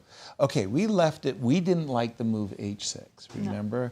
We just thought something, wrong. I hit the wrong button there. f4, we didn't like h6. We really thought it was high time to capture the pawn on d4 and capture the pawn on c4 and let the chips fall as they may. Instead, after h6, Mishra said, you know what, I'm just going to grab as much space as I can. I think we got here ourselves. And I'm just looking at this bishop and I'm just saying, you know what? f5. It's kind of getting trapped. It's getting trapped. Knight h5. Whoa. Knight h5 takes f5. f6 had to be played. Just because you're so afraid that white is about to play f6. f6. Okay. Maybe it's not so terrible for black, just because it's a very close position and white has the pair of bishops. Well, you know, I tend to look at these positions and say, well, I know what I'm doing. g4, g5, and going after the king, right? And I kind of know what you're doing, c6 and rook c8 and trying to get counterplay down here. But if I get your king, game over. But what if I run with my king to the queen side? Black runs with the king to... Okay, well, let's at the right moment. Let's put... Okay, this looks really... I need to play rook g1 and g4. So king h1? Let's have a look-see. King h1. Do you really want to play king f7? Getting on your running shoes and... It's not my king. Let's try it. Okay. King f7. That bishop looks so terrible. Let me just see it. I just want to see it. Sorry. No, this looks very good for you. Bishop h5. Queen h3, right? You gotta play. What a nice way to trap a bishop. Well, you got to play g6. Yes, but... I know. This guy's hanging. No, and queen e6 is coming in. Oh. Yeah, that's why I didn't want to play g6. Queen e6. Okay. Yeah. So there is... So you can't even run. You almost have to prepare. Yeah, prepare the run. To prepare the run. Or maybe black knight needs to go to c5, which is a better square, but the white's g4, h4, g5 is happening very fast. Imagining this, here I might be able to support your efforts to get your king away. And at least in this case, you know, you're reminding white that his king... You also have a king. Yeah, it's not going to be all fun. You mentioned bringing the knight back to b7. I particularly enjoyed closed positions. I think a lot of people prefer open positions. I like the maneuvering challenges. It's more of a strategy play. Yeah, that the closed positions bring. By the way, king h1 on the board. Also, Mishra has spent a lot of time. He only has 30 minutes left against hour and 20 for Justin. Wow, that is a very significant difference in time. Almost an hour time difference. Yeah, yesterday Mishra, even though he had the better of the play, he was the one who was behind the clock a lot. As our #1 seed coming into the tournament, he's got an advantage here, but I don't know, Christian, that time, the use of time, or I don't really like what happened in the last few moves. Closing the position up with f5, I don't think it's enough right now. So I think he had better opportunities. Sure. Yeah. Ask me. You're about to ask me a question. No, I mean you said he had better opportunities, and I was going to say... It just felt like he had better opportunities. I didn't actually check it, but I can check it for you right now. So after h6, he played the move d5, already a missed opportunity. Why would you do that? Keep the tension as is. I mean, look, you have so much pressure on e5, and this is the hot spot, right? What you can do is just transfer the rook. That was what... to f2. Rook a2 was a very good move. Yeah, that was our focus, actually. And in fact, let's say you take on c4, right? Right. Now I can take on e5. I can also go rook a to f2, but taking on e5 seems to be already completely crushing. D takes e5, take. +3. Completely crushing, yes. Rook to f2. And yeah, we had this position. Yeah. Bishop takes h6 is a big problem in the position. You have to move the knight somewhere. Right. And I just go knight to f5. The queen follows up with queen to g4. Yeah. There's just too many pieces aimed at your king right now. You're not going to be able to escape this one. He did not do that. He played the move d5. Already closing the position up like this does not yield the same pressure that you had with the pawn on d4. So queen to c2, knight h5, good move, trying to exchange some pieces on this side. Take, f5, perhaps getting tempted by the fact that it looks like you're trapping that bishop on h5, but I can go back. And this is what we have right now. The only idea for white is g4, h4, g5, right? At the right moment. At some point, I will start running with my king. King f7, king e7. The question is which one is going to be first, because as white on the queen side, you don't have a lot of opportunities. It's kind of locked and key. So you go c5, I take, you lose that. There's no way to break the position open. The only way to break the position, it's all about g5. g4, h4, g5. Yeah. So who gets there first? Maybe white, maybe black manages to swing the king all the way to the other side. The more I'm looking at it, I don't like the move king h1. If you don't mind going back for just a moment. Seems like a loss of tempo, yeah, right? Can we play g4? With the bishop on e? Yes. Let's go.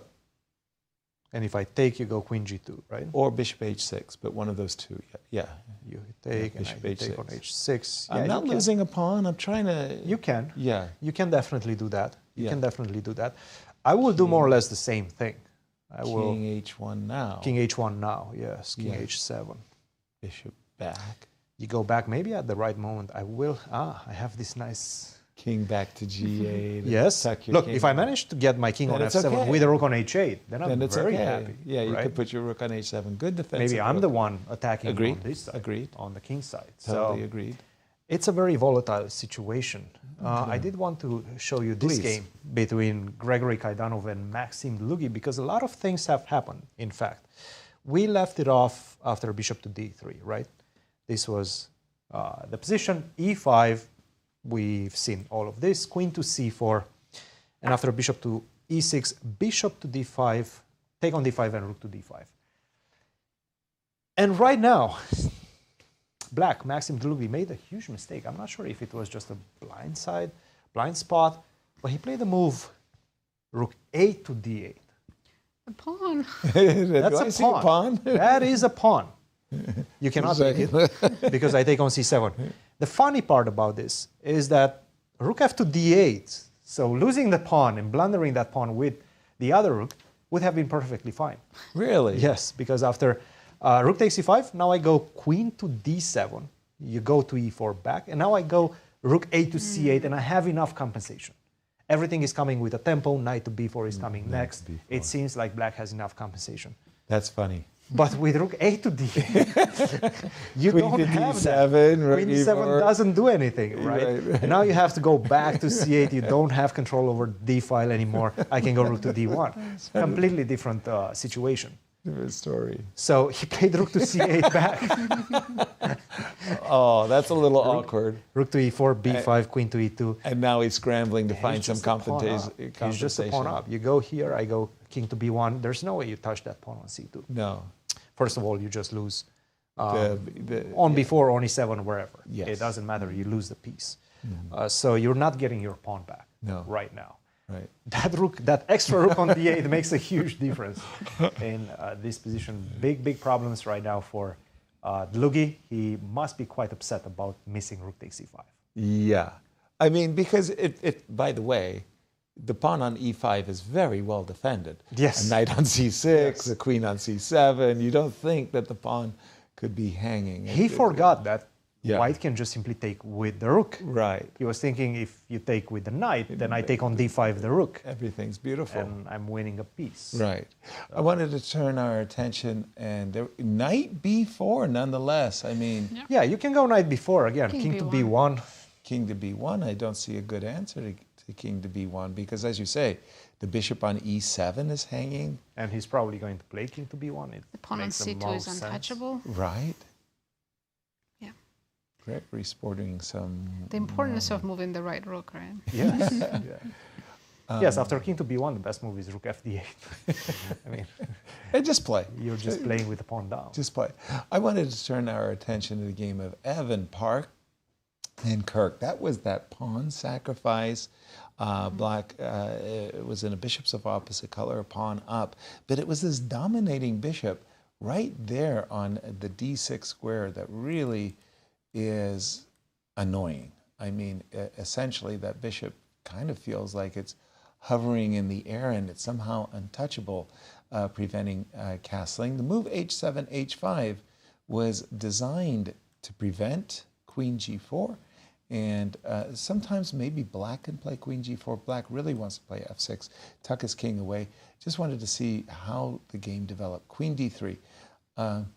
Isn't it annoying when your opponent stops you from making all the moves that you want to make? And obviously, f6 would be met by queen g6. Check.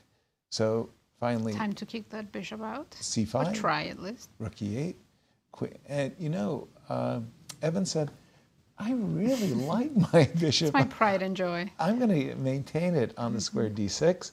I'm going to play queen to g3, defending the bishop. By the way, tickling the pawn on g7.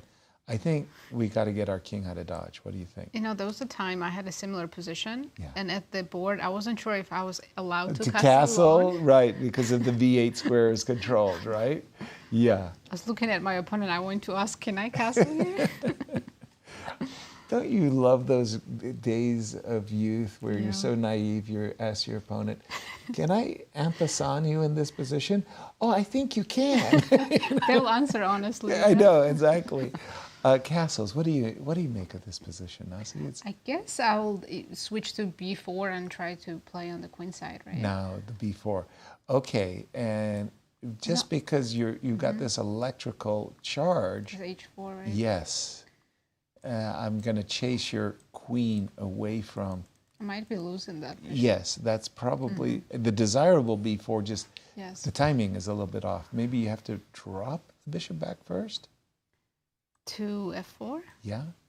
Now, again, you could take and, reload the diagonal. But opening up that G file for black. Understood. How do you feel about this position? No, I liked white more, but now that we're analyzing, And looking at the moves, I feel like white doesn't have anything fast enough. So I think black is completely fine. The queen also, by the way, I'm seeing it for the first time too. It's just kind of eyeballing D4 this in there. Yeah, right. You know, you can put the queen on e5. I'll go king b7. I want to play d4, and two can play. Checkmate, yeah. You have the dark squares. Black has the light squares. I'm expecting Kirk to castle, and I think it's a 3 result. H. Ooh. H4 immediately. But what about queen g7 now? Then castles, right? I see. So you changed the move order. Right. Same idea, is just a different little... Provoke you need to take. Yes. And now I'm assuming this bishop is coming back. And then I wanted to play h3, but now I can see why d4 might be stronger. Again, queen e5 threatening mate in 1. Right? You got to stop the mate in 1 threat. Well, queen e4 now, maybe we trade. Just to not get mated. But your bishop will replace the queen, which will be just as annoying. And then it's funny, for a moment there, Evan was dominating on the dark squares, and it's becoming pretty obvious that black is ready to return the favor and dominate on the light squares. Quite a back and forth tussle going on. Here, where would you like to take Let's us? check with the junior girls. Let's go back to Rochelle Wu against Rose Atwell, our key matchup today in the girls section. Now, for those of you joining us late, we really feel that Rochelle missed a marvelous opportunity. When she recaptured with the bishop on e5, that was a missed opportunity.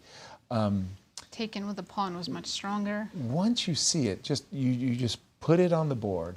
At first you think to yourself, well, wait a minute, maybe I'm not so happy. The pawn is weak on e5, knight to d7, followed by knight to c6. And then you put rook g1, knight c6, g5 on the board, and you go, whoa, whoa, whoa.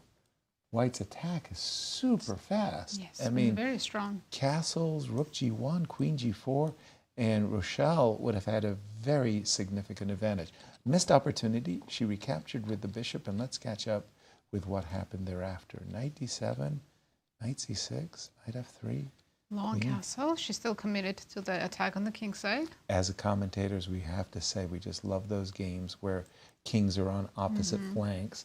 You know, as both players go and try to maul their opponent. Rose played b5. Sacked a pawn, and Rochelle was happy. Quick to take it. Quick to take it. Yeah. Normally, I'm used to seeing c4 followed by b5. Rose, I'm sure, intentionally thought, you know, by the way, in Rochelle's favor, that bishop, she kept the diagonal open, right? I mean, she didn't close. That's why she didn't go play with the pawn. Exactly. And here comes the counterplay, a5, a4. But I don't know. Since we do control the b file, I believe more in white's attack. Let's go rook d to g1 and then g5. Okay, rook to d to g1. So I've got to channel my inner Rose. Okay. Well, here I'm going to play a4. I don't know if I should play a3. I don't want to. I'm just going to play g5. g5. Immediately. In the words of Walter Brown. h6. Immediately. No time to waste. I'm pausing. I'm pausing. It's not. I have to think about g6 and the ramifications there. Okay, a lot of ideas here. Should I throw in h7? You know, it's one of those things. Yeah, h7, h7. Later you can decide whether or not. Then knight takes g5. Whoa, whoa, whoa, whoa, whoa. Knight takes g5. You just took a Pesci. You know I don't like it when you do that. Knight g5. Okay, in for a penny. Knight a5, a3, takes on, I'm just thinking out loud here, takes on d4. Can I trap your queen in some kind of perverse, bad, terrible way? I do have bishop d6. I don't know if it does anything, but it's a move. That's an annoying move. Yeah. And the trick, of course, is that f7, I would get into a royal fork. I would have to respect your attack. Yeah, I wish I could quickly jump my queen to the king side. Yeah, somehow. I guess e4 I'm not even or sure what I'm doing, though. I must confess, I don't have a full, I don't have feelings in this particular position. I have to get... He's lacking something. Yeah, I have to get Cristian to jump in on this. This was a good move, G5. Yeah, just to get the attack going. But both players have their trumps in this position that we're looking at. You know, Rochelle went immediately G5, no Rook G1. Yes, G5 is a good move. Always. Always. Always, G4, G5. And yeah, we included H7, we went Rook G1, I went A4, and Then it seems like maybe just simply taking on C5, taking advantage of the fact that if you do take back, I do think that this endgame is probably just lost. Yeah. Knight takes G5, there's very few ways to defend that pawn on F7. King to G7, the pawn on H7 is a tremendous asset that you're having in the position. C4, Rook to D6, try to get access to the E5 square. There is a lot of ways in which white can disrupt black's position. So H6, G6, H7, King H8, take on C5. How do you continue? Again, it's all about the access to this BA square, which you don't have as black because of the bishop on G3. The bishop on G3 is ready to go to D6. This is not pleasant either. So, I don't know. I'm looking at it. Knight takes C5 seems to be the best move, but if you want to play this position with a pawn on H7, dark square bishop ready to take advantage of any sort of movement of the knight on C6, it's looking great for white. From a practical perspective as well, it's not easy to play with black. You would hope that you have some sort of a compensation for the extra pawn that white has. You don't. So I'm seeing this one as a potential advantage, quite significant advantage for Rochelle. Okay, well, we're going to keep an eye on this. What game were you looking at? I know that I saw that you were mesmerized. I was by staying some in the action. junior girls. Okay. I was staying in the junior girls, and I was watching this one, Zoe Tang versus Iris Mu. Knight to E7, this was the critical moment. And what she should have done, she played the move D5, which is not a good move, and it hasn't been responded yet. I will show you what the problem with D5 is. But what she should have done was play this move Knight to E4. Threatening A3. Very crucial move. The idea behind it is you go A3, bishop to A5. And now you have this move Knight to F6. Ooh. Very nice piece sacrifice, very forceful piece sacrifice because of the bishop on H5. If the bishop would be on G6, you could just simply go King H8 and not accept the sacrifice. But like this, you have to accept it. And now you're getting mated. But should I have included B4 just to get the D2 square? Oh, sorry. Yes. You're right. You're right. You can do that. I have to include that first. You can do and that. Now Knight F6. Yes, what you exactly. wanted. Because of this queen to D2. So now you Knight get F6 is pretty. Off this diagonal. Now I go queen to D2.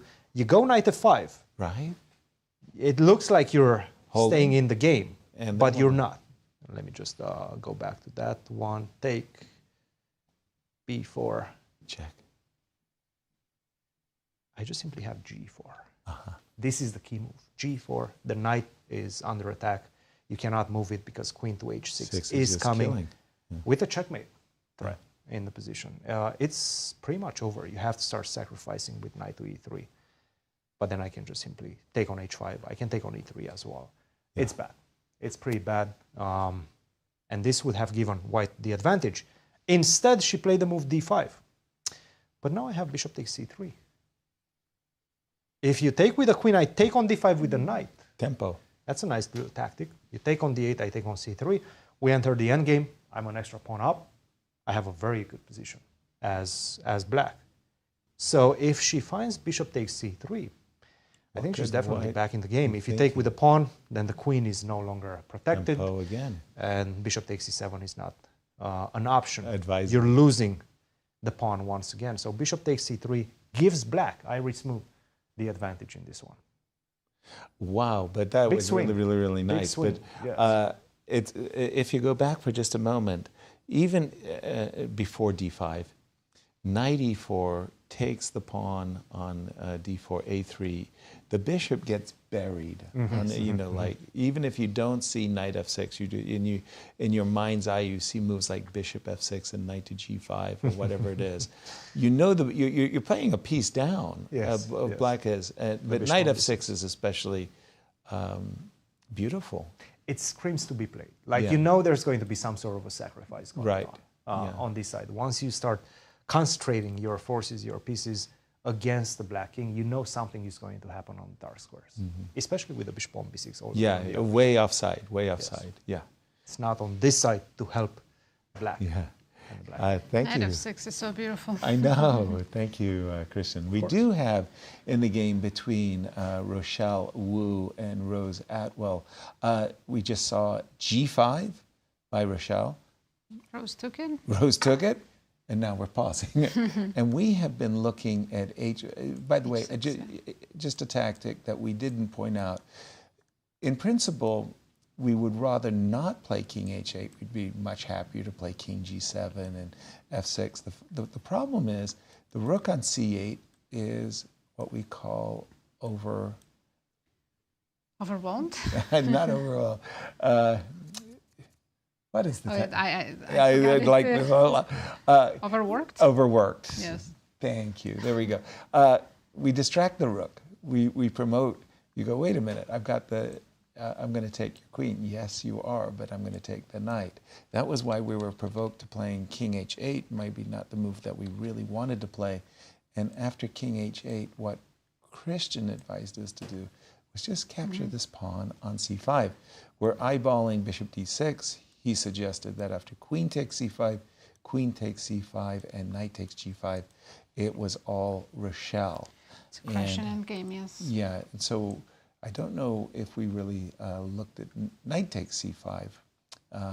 And in this case, I guess we're doing the same thing. Knight g5, yes. Knight g5. I don't know if keeping the queens on the board is in black's interest. Because the king on h8 is almost checkmated. Exactly. But it sure feels like h6, h7, and takes on c5 is going to give Rochelle a significant advantage. And this very important matchup here. Yeah, this can be absolutely a crucial win. Let's go back to the juniors. Okay. I think we haven't looked at Brewington's Hold on. game. I haven't seen the game of Lori and Megan for a moment.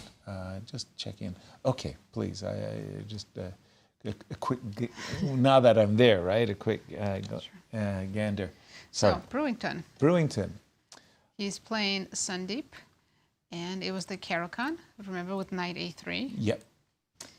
And guess what? They did go into that isolated pawn position as Sandeep felt that Brewington was waiting for the bishop. It's right here. White has played moves knight a3, knight c2, h2, h3. He's going to play knight f3. This bishop is not going to have a role, and therefore came the move e5. Now the knight on c2 is perfectly placed to jump right to d4. Amazing how nicely that worked out. It was all a plan. It's all, yes. Brewington and the bishop on c6 was just in time to reinforce the knight. Rook e2, rook e6, munch. Is the knight making? Finally, it's on d4. Exactly. And after great efforts. After great efforts. I think white has a small but pleasant advantage. I agree. Yeah. Yeah. And just to remind everybody the standings, we have a clear leader in the juniors. Andy Woodward has a full point, and he's the only one. Everyone else drew their games, and Andy today is close to winning his game as well. We'll jump to Cristian as he has Andy's game ready to show us. That would be a big result. Huge result. And in fact, he's been playing brilliant move after he got out of his theoretical knowledge. Queen to e2, f4, queen to f3. You will see a lot of exclamation marks as well. Bishop takes d6 and bishop to f2. Getting out of the attack of the rook on e8, setting up for bishop to h4. All I need in the position is access to this e4 square.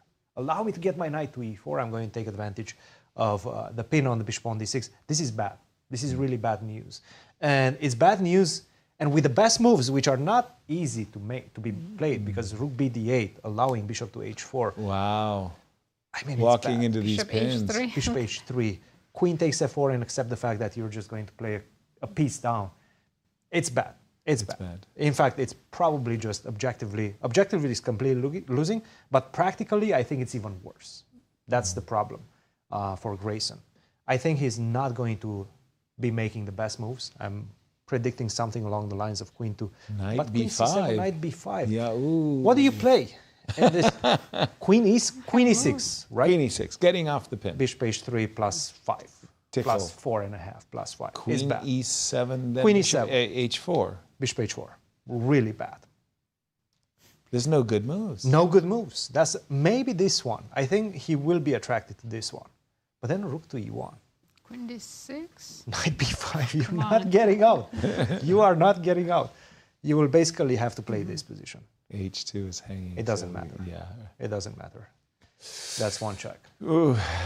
I think after bishop to f2, this might end very swiftly. We might be seeing a few more moves, lose a piece, and then resign, because you don't have a lot of compensation either. I'm seeing bishop h3, bishop h4, knight b5. Too many threats. And we can see it on Grayson's face right now in posture. He He's understands looking. something went wrong. You know, that's my look, by the way. I look at my score sheet. When I'm upset with myself, I look at my score sheet and say, it's your fault. Why did you make that move? It was move 10. You know, it's harder because he had such a long prep, and then shortly after, Andy played queen e2, and that was it. Move later, he's worse. Exactly. Exactly. He got everything he wanted out of the opening, but in fact, he didn't want this type of position against Andy, because Andy was just able to handle this much better than him.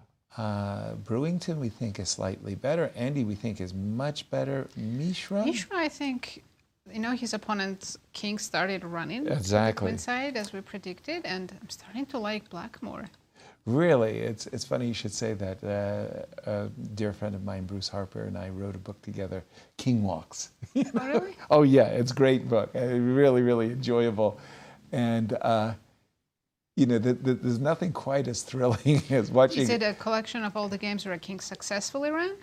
Or we've got great failures too. Good. I mean, we have launches but failures to land.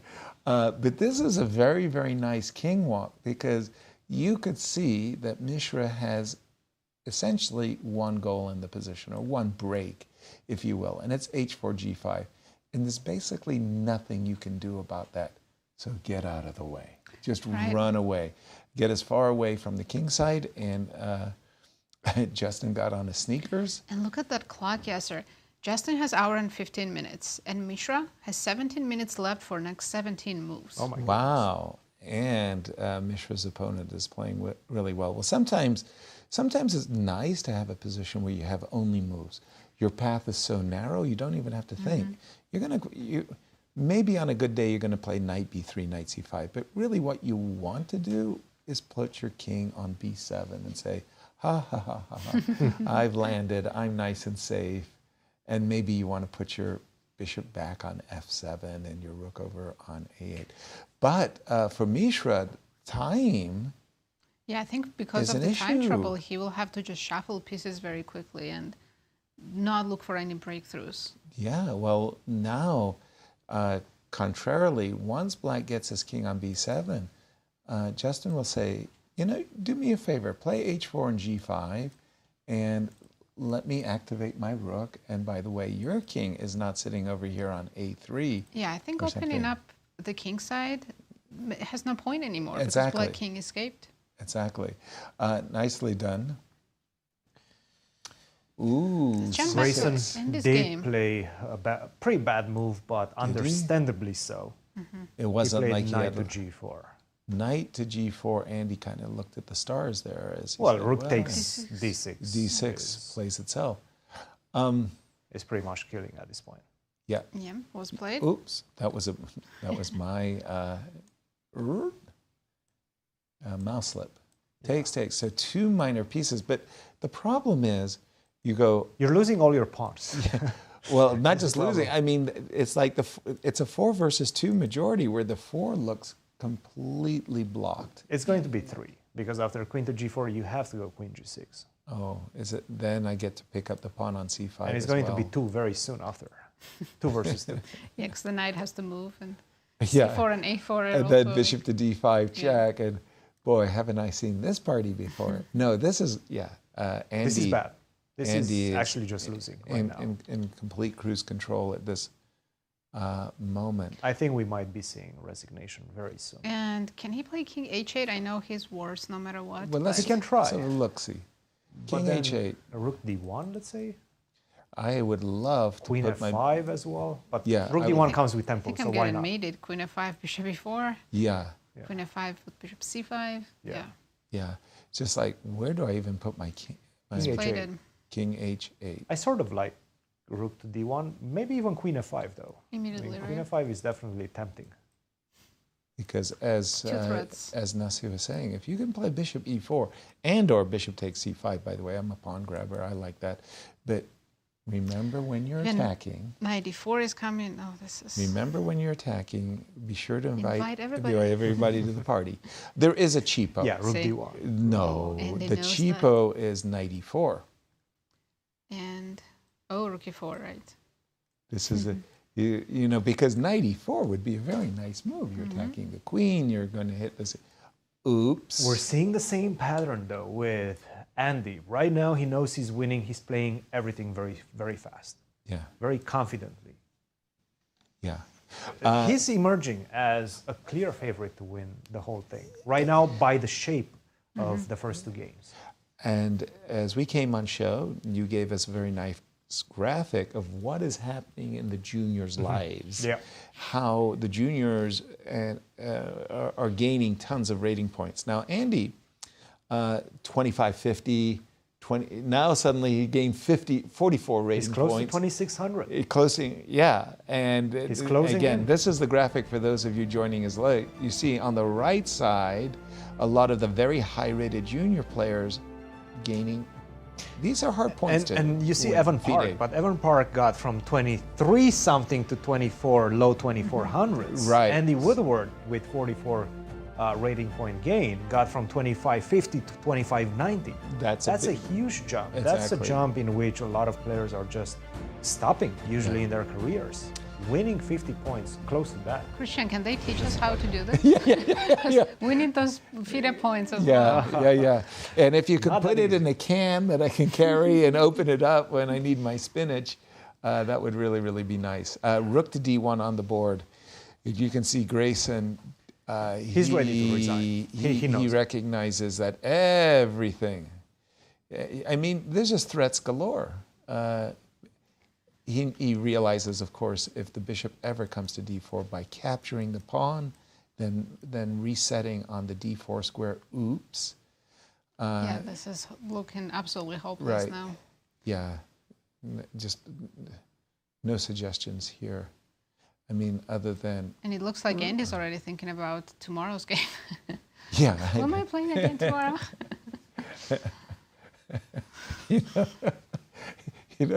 It still cracks me up.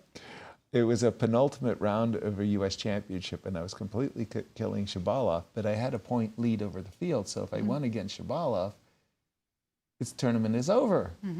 And I had to look like Andy Woodward. And Larry Christiansen said about me that I was preparing my victory speech. Of course, I lost the game. And made the last round very exciting, let's put it that way. And the crazy part was that in his ribbing of me that I was preparing my victory speech, it was absolutely true. I was thinking about what to say and who to thank. So lesson learned, don't do that. Lesson.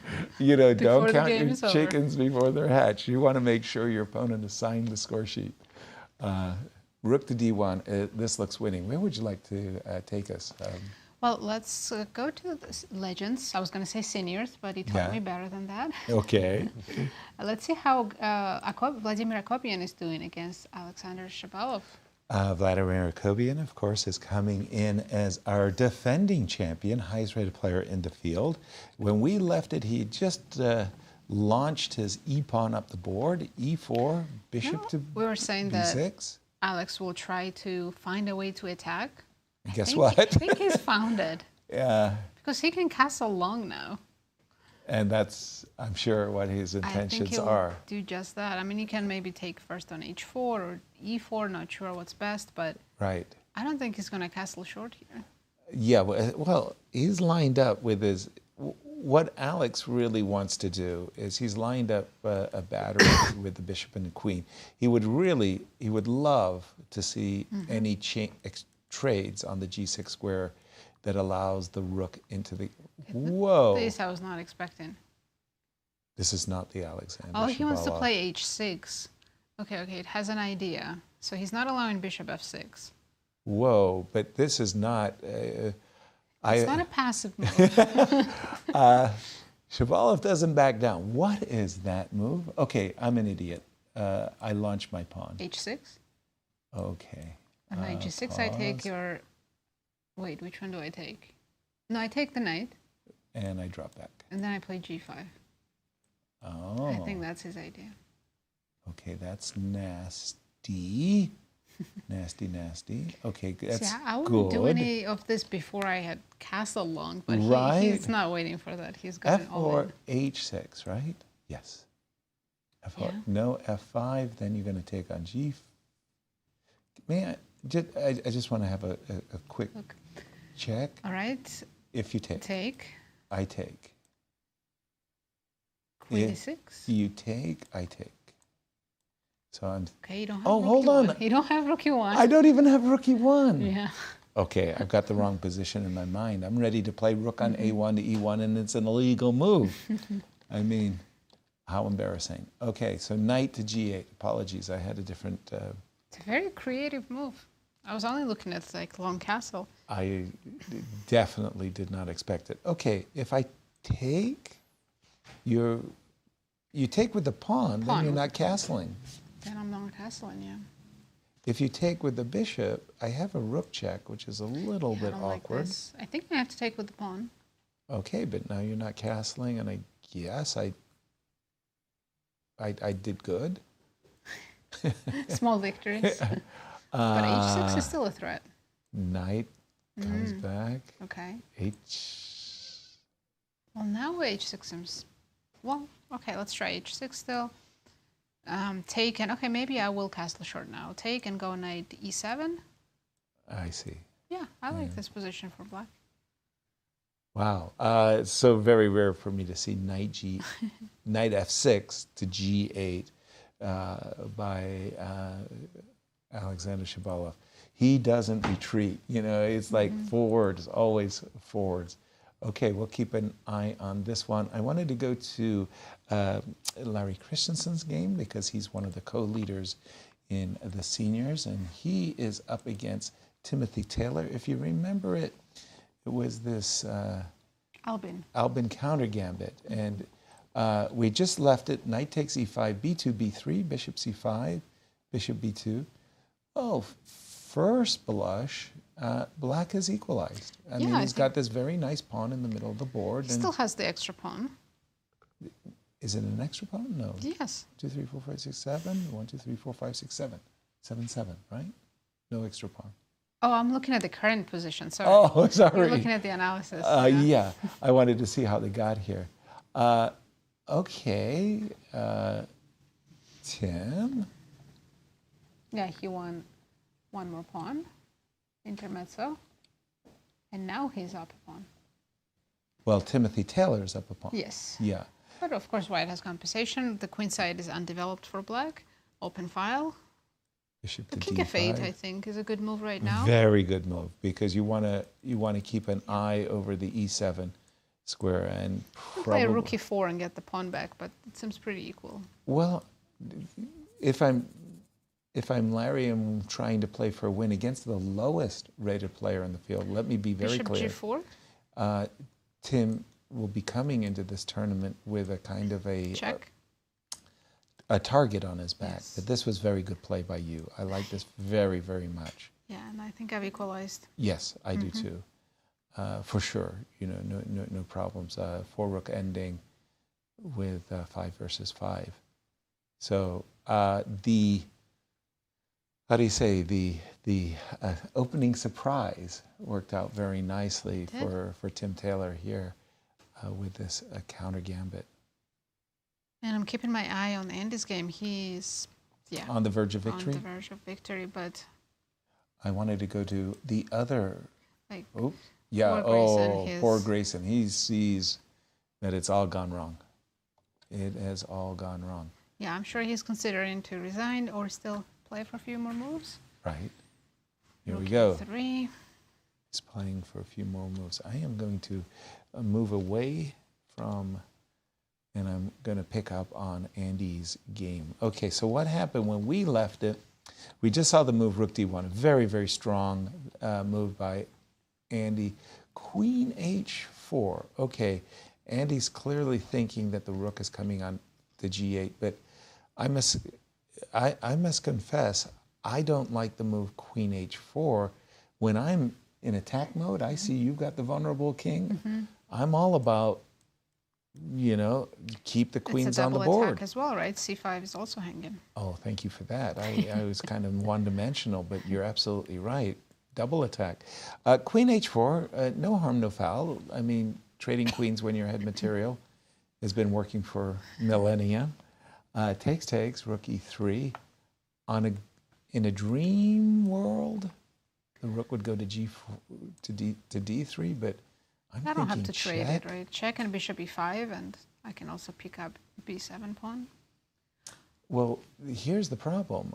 I'm thinking King F2, Rook G1. Like, I'm thinking King G8. Play for a mate. Right?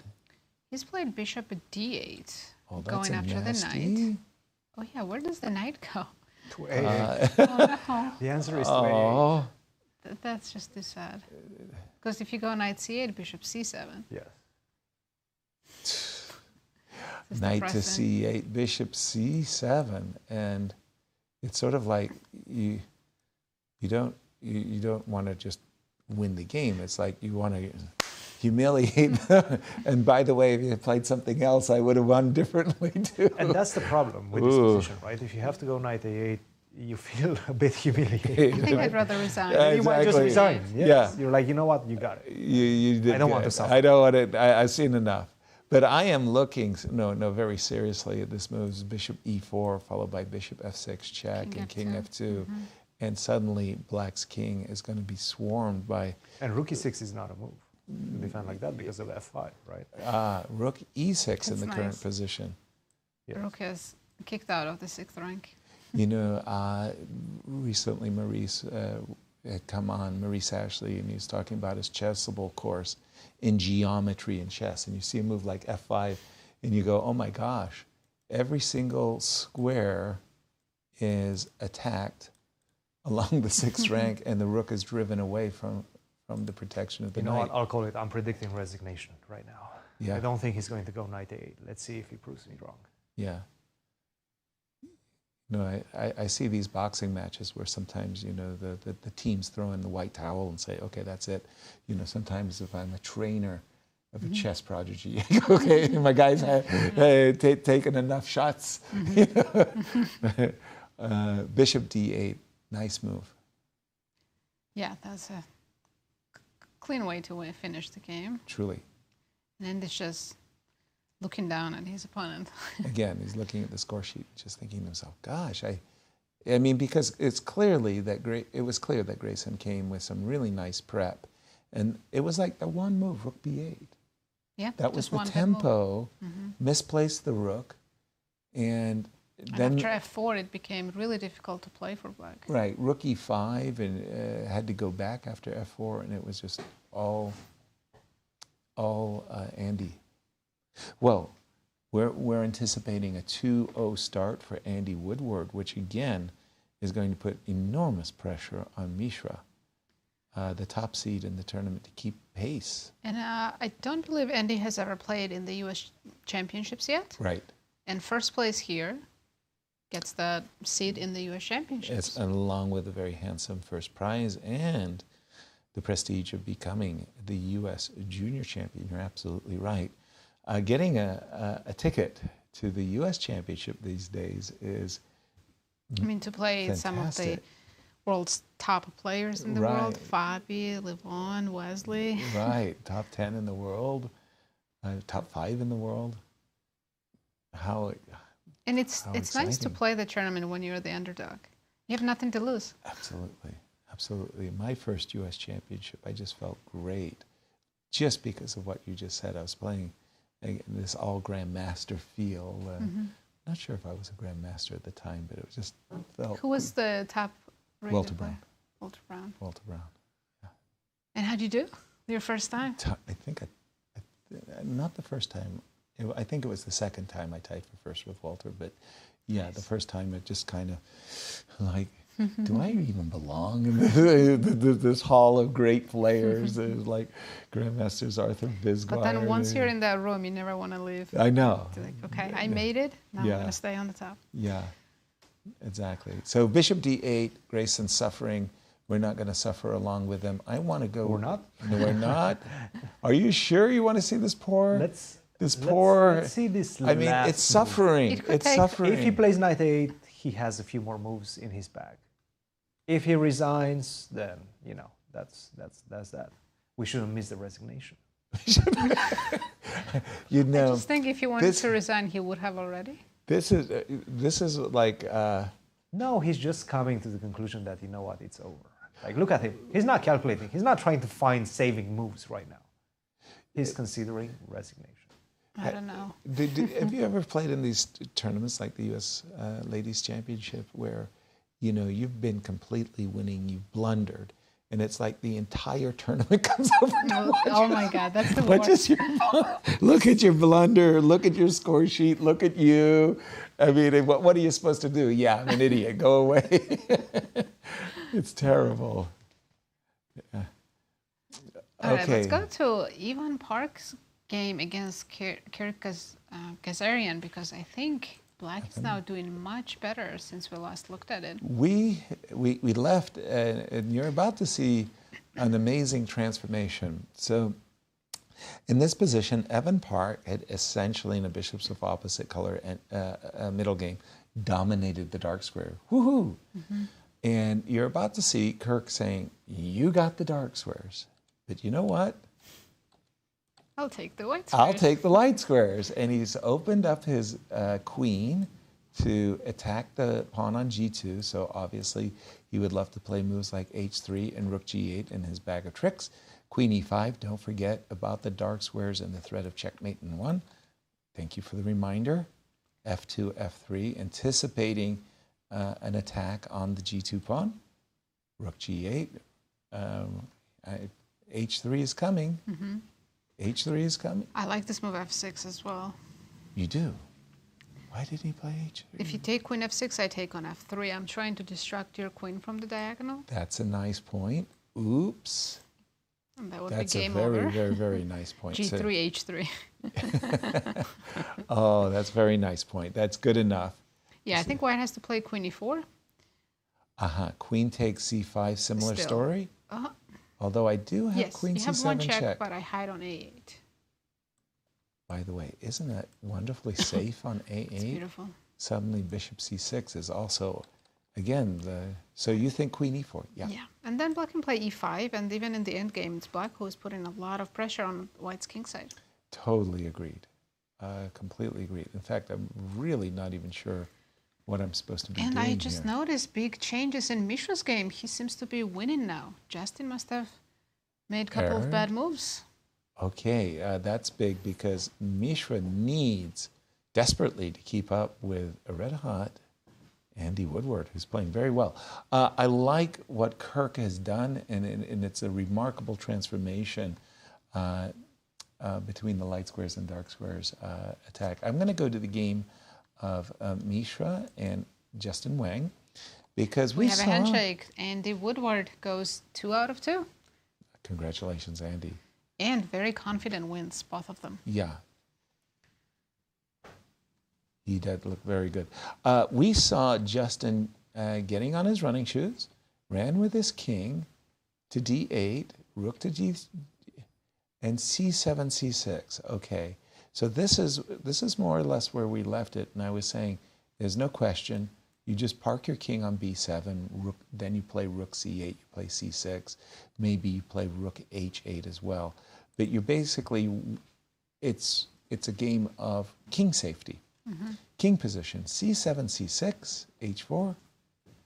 Wow. I think that by was the a way, mistake. that is really thinking out of the box, because the double pawns on c4 Fixing that for white. and c3, I thought were Opening up genuine, white's bishop. yeah, genuine weaknesses for white. So clearing the c4 pawn, that Justin knows that, of course. This was really bad. But It's it was really a bad, yes. The only thing is that Mishra is really low on time. And it's not that easy. The only reason why you're so much better is because there's no way to connect those rooks that easily right now.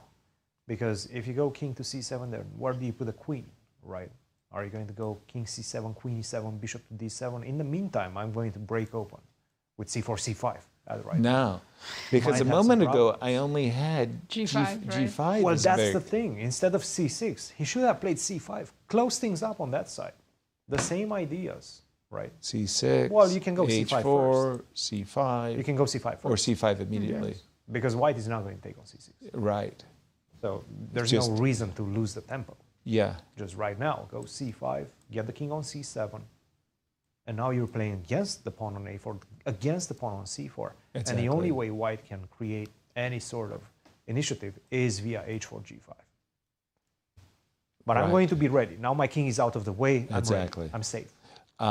Conversely, what we have suddenly is a position where black's king is still not in safety. We do suddenly have ideas of c4, c5, especially if the king gets to c7, that we will sacrifice. We've not lost g5 as a break. But this is a tough position where Mishra didn't leave himself a lot of time in. It's not easy. It's definitely not easy. Right. 6 minutes to go with Queen 12 B2. more Yes. moves. Good move. Good move by Queen Mishra. B2. The thing is, I think Justin just got enamored with his opponent's clock. Yeah. And he started Sometimes playing that too happens. fast. He started playing too fast. One of the great players, Walter Brown, he'd get into time pressure often, and his opponents would get nervous. His opponents would start rushing and making mistakes, and Walter was amazing at in time trouble. Some people just played better in time trouble. You see, he's ready to make a move. He's There's a whole- ready, right? whole He wants to hour play time fast. difference. Right. And yet he feels Yeah. the pressure of, like, I've got to Like if keep it he's going. in time trouble, he Exactly. needs to play fast. I like the move Queen F2 because it eyeballs Queen B4, which kind of tickles a couple of key squares, and it makes G5 that much more powerful when it does land. Right. We still keep the options of G5 as well as I and C5. Exactly.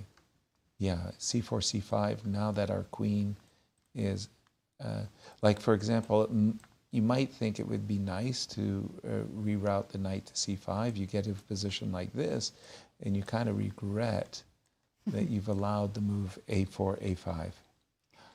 Okay, we're just going to take a pause here to remind everybody of the junior results. Right. So far, we've had only one result. Andy Woodward, coming into this round, he was already leading the Tournament event. leader. He extended his lead by winning another game over Grayson Rorrer. And we see that Mishra and Justin Wang, Mishra, the pre-tournament rating favorite, he's in a tussle, but now suddenly, despite his time pressure, he's got the better position. But we've got a special guest in studio. Right, Andy, welcome back and congrats on your second win. Thank you. That happened fast. Yeah, I guess I wasn't really expecting it, but it was just like I fell into a bit of his preparation. I briefly remembered some things about the line. Tell me when you thought his preparation, he came, we think this is all known theory, and then he came up with G5 and Rook E5, yeah? Yeah, I remember, I actually remember looking at this G5 and Rook E5 quite a while ago. Like, In our databases, G5 was the novelty. yeah. I remember it was like the top engine move, but I couldn't really remember what to do against it. So I kind of just tried to play a bit. You improvised and come up with with Queen E2 on the board? So like the point was, I guess, to try to go Queen F3 and Queen B7 if possible. Were you calculating here Rook E8 for black? That was the best move? Yeah, I was looking at Rook E8 and then Queen F3. Queen F3. I was actually looking at Knight G4. That was the only move for black, yes. Yeah, and Bishop D2 I was considering, and I couldn't really. D2. I mean, I thought it was objectively close to equal, but I thought white had some chances with like H3 as a threat. So, yeah, I guess when he played Rook B8, I was surprised, but I kind of felt like I needed to do something. So that's why I played F4, because I feel like... We thought F4 was a tremendous move, honestly. We thought that just fit, because you're trying to exploit G5 after all, right? So F5, F4, and then your position blossomed, right? It all worked out charmingly. I think you probably missed this move, Bishop F2. Yeah, I think that's a pretty good move. The threat's like Bishop H4, so it's very annoying to face. And white always has ideas like Rook D2, Rook D1, and Bishop H3 also. And just as a kicker, Knight B5 is not bad either. Yeah. Right? Queen takes B5, Rook takes D6, and it was collapsing. Everything. It's all very, very good, Andy. We were here. You obviously considered Queen H5 as well as Queen H4. You just wanted to chill and just go into this ending. Yeah. I thought it was much less complicated if I traded queens, because his knight on B6 is kind of out of play. So. Well, we thought knight Bishop to D8 was an artistic touch as well. It's all going well. Could you sell us whatever charm you have, and we'll buy it. It's going well. What's happening? Feels good. Yeah, I don't know. I guess I'm just getting a bit lucky. I mean, my opponents are playing well, but then there's just some moments where my opponents just blundle. So, yeah. So far, I guess I just feel like a bit lucky. So. And then looking forward, who do you consider the most uncomfortable opponent for you? I mean, I feel like all the opponents are very strong, and it's very difficult to face all of these people because they're all trying to win every single game. So I don't really consider anyone to be especially difficult opponent, but I think everyone's just like pretty equally difficult. So yeah. One of the things that we did as we came into the show, we had this graphic of how the young players, the young American players, are all gaining lots of rating points. We had a graphic of your performance. You gained 44 rating points in the last 12 months, or FIDE rating points, we want to say. You're getting into that 2600 class. Yeah, I mean, I guess it's kind of unfortunate that last week I played World Open and I dropped 20. No! So that hasn't came into the FIDE system yet. But yeah, I guess I'm just trying to play my best here and try to see what happens. Andy, thank you for joining us. We hope to see more of you. We're going to cut to a commercial break as we have all the action of round 2 national championships. Do we have anything special on commercial break? We'll see you all on the other side of our break.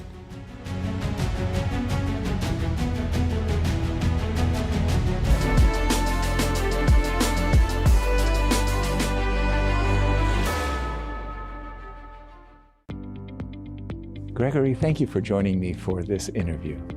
Gregory, describe your chess style for me, and would you advise others to have the same chess style as you?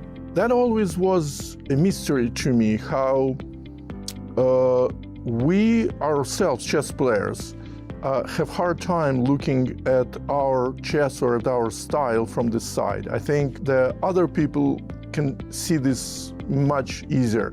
If you would ask me to describe chess style of many great players, I would do it much better than describing my own style. Right. But I tried to be a universal player since I was a kid. But as a kid, I was more a tactician, and the mysteries of positional play were hidden from me. Right. Calculation.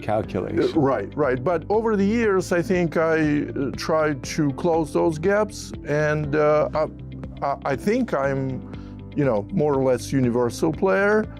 But I would say my opening knowledge is usually better than majority of players of my level or age.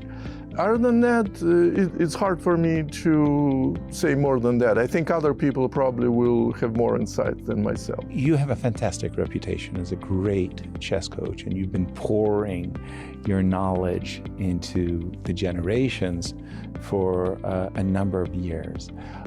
As a chess coach, what do you try to hone or drill into your students? When you walk away, you say, boy, I hope they got that from the lesson?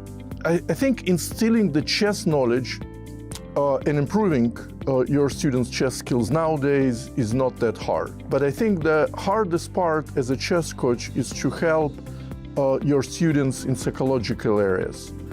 Confidence. Everything.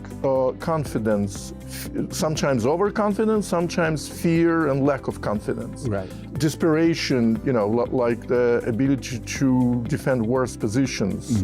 You see how, there are so many situations on the chessboard which require different psychological approach, and many people, especially young players, have trouble with that. Time troubles is a huge issue. I work with so many. How do you cure time trouble? I have some secrets. I got to become a platinum member to get the secrets. Yeah. But over the years, I developed basically a system of how to help people with time troubles. It's a long process. And in a sense, you basically have to alter your personality, because time troubles come not from the lack of knowledge, not from even lack of confidence. It comes from certain personality traits which you need almost like change yourself in order to fight this huge problem. I'm going to have to take your course. I'd like to wrap up the interview. Gukesh. For me, it's absolutely phenomenal that we have such a young world champion. Your thoughts about the rise of Gukesh? I think he's just one of several players who are already on this high level. We know that, Pragnananda and Eric Gaisi, right, and Vincent Keimer, they all are on the same level, just very close to each other, right? Right. And it's just a trend we see today, players who have all those tools and who dedicate themselves completely to studying chess. If we recall our youth, studying chess... like this? No. Yeah. No. So majority of players enjoyed life, and, right. It started with Fischer, was then continued by Kasparov, and now we have a completely different situation. Exactly. Yeah. We're going to wrap up with 5 questions that go real fast. You got 15 seconds to answer these 5 questions. Number 1, your favorite opening as white? I don't have any favorite opening. I played e4, d4, knight f3. You're helpful. You're useless. Favorite defense as black to 1 e4? For years, it was open variation of Ruy Lopez. Very good. Glad you remembered. Your favorite defense as black to 1 d4? Semislav. Favorite food? Can answer, but many favorite foods. Favorite chess commentator? You. Excellent.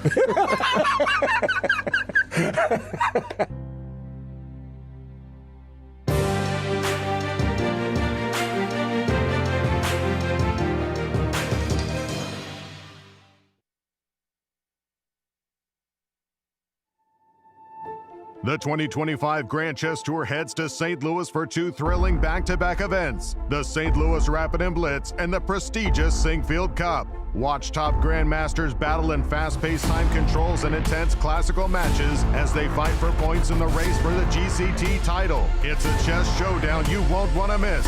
Be there to witness the drama unfold live from the chess capital of America, St. Louis, Missouri.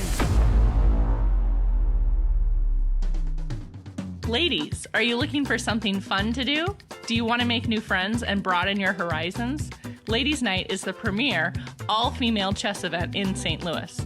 Every Wednesday night, you can meet and play with new people while learning one of the world's most popular games from a certified woman grandmaster. Plus, St. Louis Chess Club members can attend for free. Whatever your age or skill level, you're welcome at Ladies' Night. You know Q Boutique at the World Chess Hall of Fame has the region's best selection of chess sets. But this store is so much more. Discover our masterfully curated selection of unique jewelry, clever kids games that nurture critical thinking and creativity, quirky greeting cards, books for all ages, and a wide variety of locally made goods. Find just what you're looking for at Q Boutique at the World Chess Hall of Fame. The St. Louis Chess Club's WGM All-Girls Summer Camp is August 4th through 8th at Live for Life Academy. Taught by women grandmasters Sabina Foiser and Katerina Nemkova, this camp is the perfect opportunity for girls wanting to learn more about strategy, tactics, and in-game techniques to explore the game in a friendly and welcoming environment. To learn more about this fun and educational experience, please visit stlouischessclub.org. Corporate Chess League started in 2018, and we started it because we wanted to get the corporations around St. Louis to get together, casually play chess, and network together. So each corporation has their own team. They bring 4 to 6 people every week, and they play over the board in-person chess. In our team, for all of us to be here, we don't see each other throughout our week. We work in different departments in different areas. So yeah, I think it's a good thing to hang out with your other peers at the club. So what myself and my coworkers get out of playing in the Corporate Chess League is camaraderie, getting to hang out with people from work, from different departments, getting to meet people from other companies, learn what they do, and obviously just enjoy the game of chess that we all love. We have about 10 teams right now. We average 10 to 12 teams every year. So if your corporation is interested, or if you work for a corporation and you're trying to get a team, all you need to do is go to our website, stlouischessclub.org, and all the information is there. 10 years, one legacy. The Grand Chess Tour marks a decade of mastery where only the strongest chess minds bear names into history. Each piece has its role, like soldiers in a grand army, with commanders to lead them into the tour's 10th year and a prize fund of $1.6 million. The Grand Chess Tour starts in Warsaw with the Superbet Rapid and Blitz Poland, immediately followed by the Superbet Chess Classic Romania in Bucharest. Then off to Zagreb for the Super United Rapid and Blitz Croatia, followed by back-to-back events in St. Louis, Missouri with the St. Louis Rapid and Blitz and the Sinkfield Cup. And the culmination of the grand finale in the city of Sao Paulo, Brazil, will determine the 2025 Grand Chess Tour champion. Fight with every ounce of strength for victory. This isn't just a moment. This is history.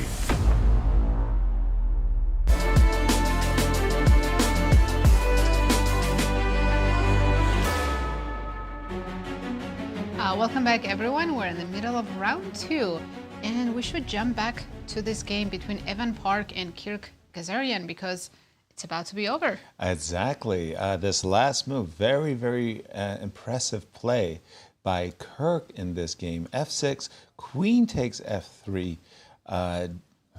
attacking, threatening mate in 1 against the G2 pawn. Bishop G5 for the moment.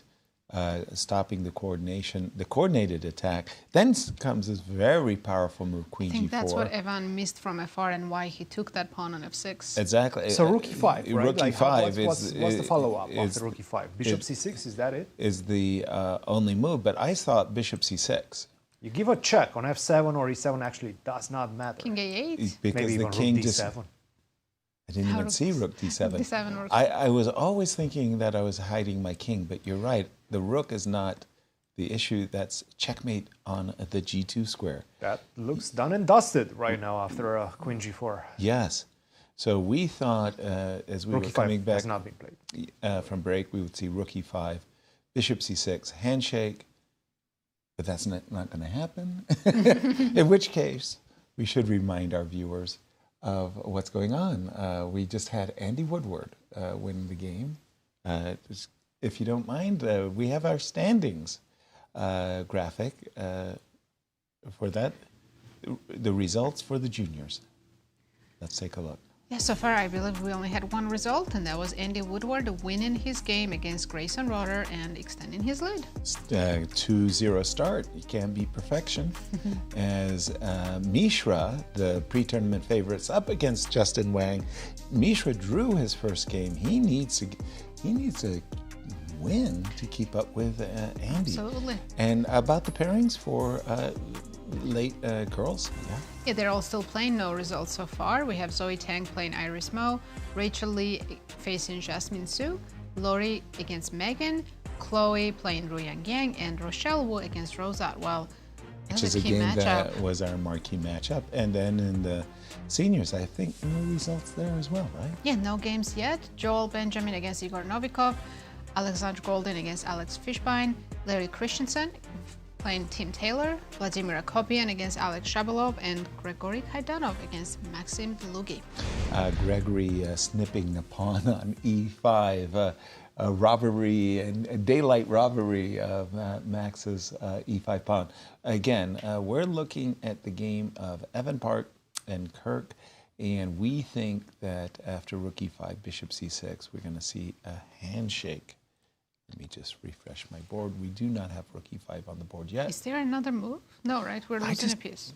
Bishop G5. No other move. No, Rook E5 is pretty much the only one, unless you want to play without a piece, which you probably don't. Queen takes D8. That's probably what he's calculating, D8, right? Bishop It's takes still not going to D8. help Still you getting after Bishop mated. C6. You're still getting Even mated. H3, I think, is when I know. Yeah. G3, Yeah. No. Queen F3, and the game is over. Yeah, G3, Queen F3. I mean, whenever you have the imbalance of queen versus two rooks, if the queen is attacking the king, it's not a fair fight. The rooks get We might be overwhelmed. seeing 5 decisive results. In Really? The juniors. Yes. It Wow. seems like everybody has something. Big in advantages, this you one. mean? Yes. One of the players has an advantage in all of 5 games. Wow. That's a different game. Yeah, that was Brewington. that Sorry. is the Brewington game we have. Andy, we already know has won. Nico Chasin is also better. Let's go to Nico Chasin. Nico Chasin versus Shar, just because we have that final move, Rook to C6, which looks This very is some threatening. ages ago. There was a knight on D7 and a knight on F6, and you were explaining to us, Christian, Black's knights needed to find good outposts. I'm not right? sure if they have. I mean, they did find some outposts, especially that knight on A4, but it's a bit on the side. The knight on B8 doing a nice defensive job, but you don't have any more pressure down the C file. This was the marquee idea behind Black's setup. Get the knight on C4. Put Right. some pressure on the That was B2 the pawn. desirable outpost. I Didn't happen. Did don't not think he ever happen. got a chance to really exploit it. From White's point of view, okay, what is my knight doing on B1? Could somebody tell me why it's not on D4, why it's not on C6? Well, Isn't it time? Sharvesh is saying right now, hey, go Rook C6 so I can go Knight B8. Yeah, let's make a draw. Let's make a draw. No. White's got the 2 bishops. White's got the advantage in space and has control of the only open C file. I think it's crucial for Black to play moves like Queen B8 or Queen A8 and Rook C8. Black really needs to play Rook on F8 to C8 fast, because otherwise this knight is just making a beeline for the C6 square, and then it's just positional overkill. We might be seeing a repetition, actually. I'm not sure. Really? Because Nico, what well, happens? He went from C2. So he went from C2, if you go back a few more moves. Yeah, the rook went was from C2 to C6 and now to C1. I'm not sure the rook on C1 is really that much more helpful. My understanding was that he wanted to play Queen C2 and maybe Queen C7. So he thought the rook might be in the way of the queen. Now, having said that, the moment you play queen c2, I might play bishop b2 just to be the annoying person that I am. Exactly. So, 97, how do you continue is the question. What's the follow-up? Knight d2? I'm thinking knight d2. And just, again, I want to bring my knight from b1. And if I go queen b8, try to go rook to c8, let's say? Queen b8 or queen a8, I'm not 100% sure. Yeah, queen b8 asks the question, can I play rook to c6? Knight e5 or we take on a6? I think we can take on a6, yeah. Because I do have a rook, rook to a7. In case of queen b7, rook a7. That rook seems safe for the moment. And if I go queen to a8, you have rook c7 is the problem. And that's also a very annoying point. You just said it. Rook to c7. Oh no. You know why? While he's deciding to take the draw or play, we should jump to Mishra's game. He only has a minute and a half, but his position is fantastic. Really? Okay. Yeah, Mishra against Justin Wang. Ooh. You know, it's funny. We were talking for so long about g4, g5 and, you know, making that break. And before Justin allowed the queen side to be traded, there was no chance of ever getting in the move c5. Mishra got in the move c5. And that's just that's a very, very powerful move. Position is very good, but still 7 moves to go and Bishop's of opposite color. Okay, I'm just a little curious what happened. When we left it more or less. He didn't want to allow knight c5, so he traded. Okay, and that's how we I think was the right thing to do. And now, so if we take d takes c. Bishop takes c5 check. Right, king f7. Now it's funny that we're going back. Right. You know, we came from the king side. We can finally connect the rooks, rook c3. Now we can use both rooks. Me like? I like it. Although rook c8, did I just pin myself? You've got bishop d4. Okay, that's good. Yeah. Maybe after rook c8. Yes. Now play g5. We're just. Oh, I mean, it's like you're a conductor, a musical conductor. You play on this side, and then you say to the symphony, you have to play on the other side, the strings and the trumpets. G5, heralding a new break. Wow. It's a really fun position to play with white. Just how does Mishra do when he's very low on time? He does quite well. Wait a minute. That looks like a bad move. Wait a minute. Justin, again, recognizing maybe his best chance has to deal with the clock. He made a rush move that I don't think is very good. He played the move A5. So I probably have to take on... Wait, can I take on B6 right now?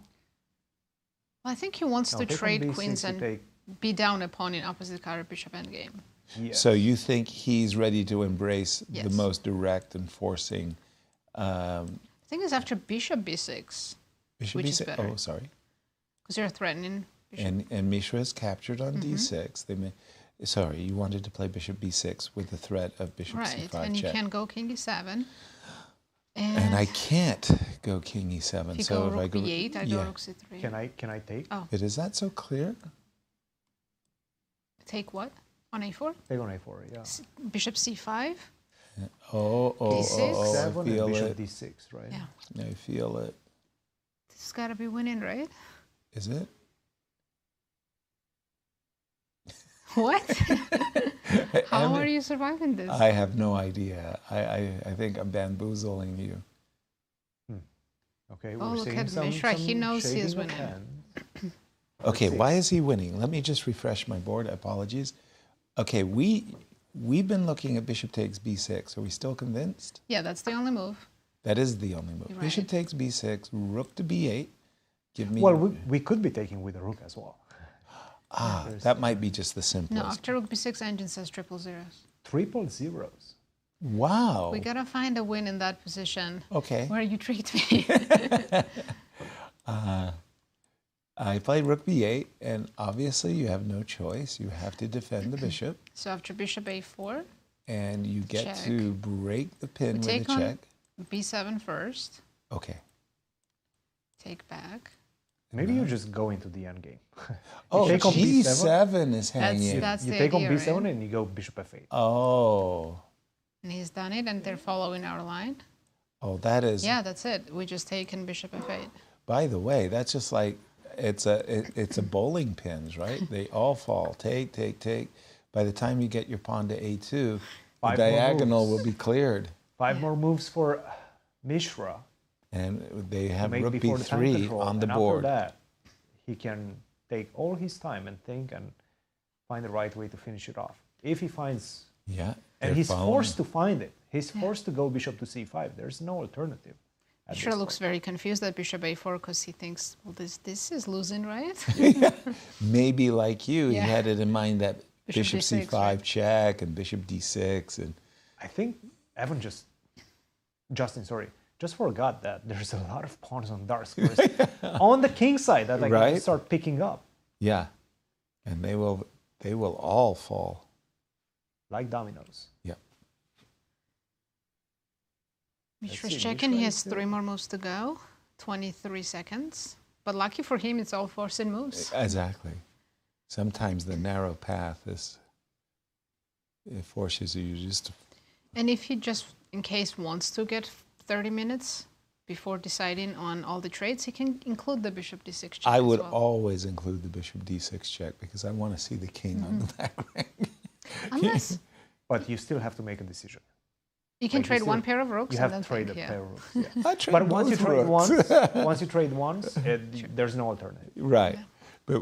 But to be honest, there's no alternative right now. What we're discussing He's forced to do it. is bishop d6 check, king c8, and when you get here, he's done it. You kind of start to reject rook c3, and then you just say, you know what, this is just so straightforward. Bishop to f8. Yes, you can force me to play king to f3 just to protect, but a4, bishop g7, a3, bishop takes f6. I'm actually taking everything in time. Exactly. It's kind of a sad situation. Sometimes chess is just a little bit unfair. Yeah, Mishra's about to play rook b7. 10 more seconds for Mishra right now. Oh. Rook takes b7, and that's the final move before the time control. He made the time control right now. He's safe. He can cover. Safe, and he's winning. Okay, so for Mishra, this is such an important point. Justin, by the way, as he pointed out in his interviews, was saying that he loves playing in the junior championships because he feels like he overperforms. He looks forward to the tournament, and for Mishra, this will be a very big win. Where would you like to guide us, Nasi? Next game? Well, I think we expect 2 decisive results to happen here soon, but let's check how the junior girls are doing. Let's go to Rochelle, see what's happening in that game against Rosat. Oh. Okay, Zoe, not Zoe's. Rochelle was at the top. Okay, yeah. Sorry, I've got some analysis on. So Abhi winning. Yes. Kirk winning. Nico having an advantage. Brewington also having an advantage. Again, we might be looking at 5 decisive games in the juniors today. That would be a bloodfest right there. Wow, for sure. And yesterday we only saw one decisive result, the least of all 3 sections. Was the juniors, the yes. Juniors, yes. I'm looking at the game between Rochelle Wu and Rose Atwell. They did follow our analysis where after g5, Rochelle went h6, h7. She included but then this she move, included the queen queen b7, which was a bit of a I think surprise she wants to move. go knight e5 or bishop e5 or something like that. Exactly. So she was... It's funny how this bishop, freezes the rook, and then the queen kind of freezes the rook as well. You can't play rook to a7. But nonetheless, we did think that d4 takes c5 was Rochelle's best move, and that it was a big advantage for her. She included queen b7, and right here there was a pause because I was thinking, could Rose disrupt my queen, right? Yeah, right. It does go through your mind, like knight e5. I C4, think everything comes with a tempo. Knight e5. Right. Both of your knights are hanging. Good grief! That is a very. And you can't take with the knight from d7 because you'll get checkmated. Let's just show that because that is No, very let's take unusual. queen e7. Let's not win. Excuse me. Very nice. And why is our pawn on h7? Glad you asked. That is a very nice checkmate. Yeah. So, for that reason, Rose played Rose queen thought e8. it was best to get out of the pin and then stop this knight from, a lot of our analysis was knight takes g5. Here instead of d takes c5, sorry, instead of, she played d takes c5, no? After queen e8, yes. Yes. Here, a very strong move for white was e4. I didn't see that move. It never even crossed my mind. Trying to open up d file as well. Wow. After d takes c, I'll take knight g5 and everything is fine. Knight e4 even is very nice going to d6. Oh my goodness. Stop it. And There's d5. too many ideas. Oh. Just black's lost. Just so many really, really nice attacking ideas. I must say d4 or take c5, bishop d6, a3, pardon me, a4, in order to threaten to play a3. Knight d4, we've caught up. Because now Rose is still standing, and actually, after rook a7, what do you do? Queen b5. Got to go back. Rook a5, I'm just kicking you all the way back. If I'm playing for a win, and I am, you know I'm ambitious. I've noticed. I can take the pawn on c5. I like the way you're thinking. This is a good pawn. It really is. If you survive, if you survive to any kind of an ending, this pawn is going to be a liability, and that's a nice structure for black to have on the king side. Knight takes c5. Wait a minute. We're going backwards. I'm sure Rochelle didn't intend this. Let me just refresh the board. Okay, knight d4. So you're saying Rose can play rook a7. Oh dear.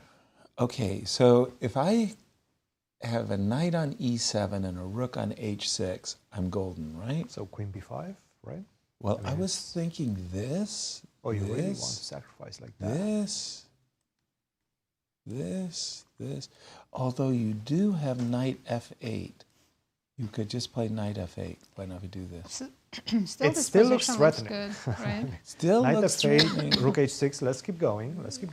Knight f. Looks like none of black pieces can move, so this can't be bad for white. Yeah, you've got a6 also. Is that pawn also Maybe going? knight g8. Wait a minute. Knight g8.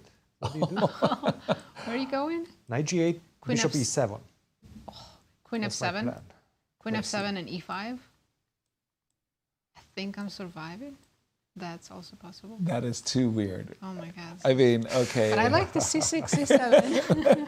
C7. So, tell me the clock times between the two players. They're not in time trouble yet. Not. Okay. No. Above 16 minutes for both. But how many moves do they have to make? This is 15 moves to go. 15 moves. And this is Okay, I guess Rose has 15 minutes for 15 moves, and it's a very messy position. Not easy. She's struggling. Yeah, she's struggling. She's thinking about rook a7. Alternatives, could she essay the move knight e5? And we have a resignation here. Ivan resigned, and Kirk, but the first win for him with the black pieces. A very impressive turnaround in this game, because Evan came out of the opening with the domination of the dark squares, which he kept for the rest of the game. And then suddenly, domination of the light squares became problematic. Could Rose play knight e5? Because in the game position, I played rook a7 a moment ago. Rook a7 looks like the best move, by the way, but can she try to... the idea is if you take, I wanted to recapture like this. Right. Okay. I'm thinking if I have time for f4. f4, okay. Because if we open up files, that helps me. I can play rook e1. Agreed. Attack e6. But I am now ready to sacrifice still exchange. Not, because c6 is still hanging. Oh, darn it. Okay, So- but maybe knight takes d4 and rook b8 is on black's agenda. You know, worst case scenario, I'll just hide on a1 if you take Wait a on minute. b2. Wait a minute. So if I take on c6 now, what do you take back with? Yeah, you can't take with the queen. Queen f7's coming. Rook it is. Bishop f8. That's nice. Oh, my head hurts. Maybe. Yeah. Knight a3 check. No, there's bishop g7 mate too. Never mind. I can go Bishop G. also. Okay, I Just have king to. C1. I have to show what. Yeah, I wanted to play rook b8, but not good enough. The queen may be dead, but she alive. lingers. She lingers. Real Bishop G7 mate. Some pretty fancy things going on in this game, and we've been looking at rook a7 and Rook a7 trying to drive board. the queen back. If you Well, actually, this is a big moment because Yes. she will definitely consider queen takes c6. Yes.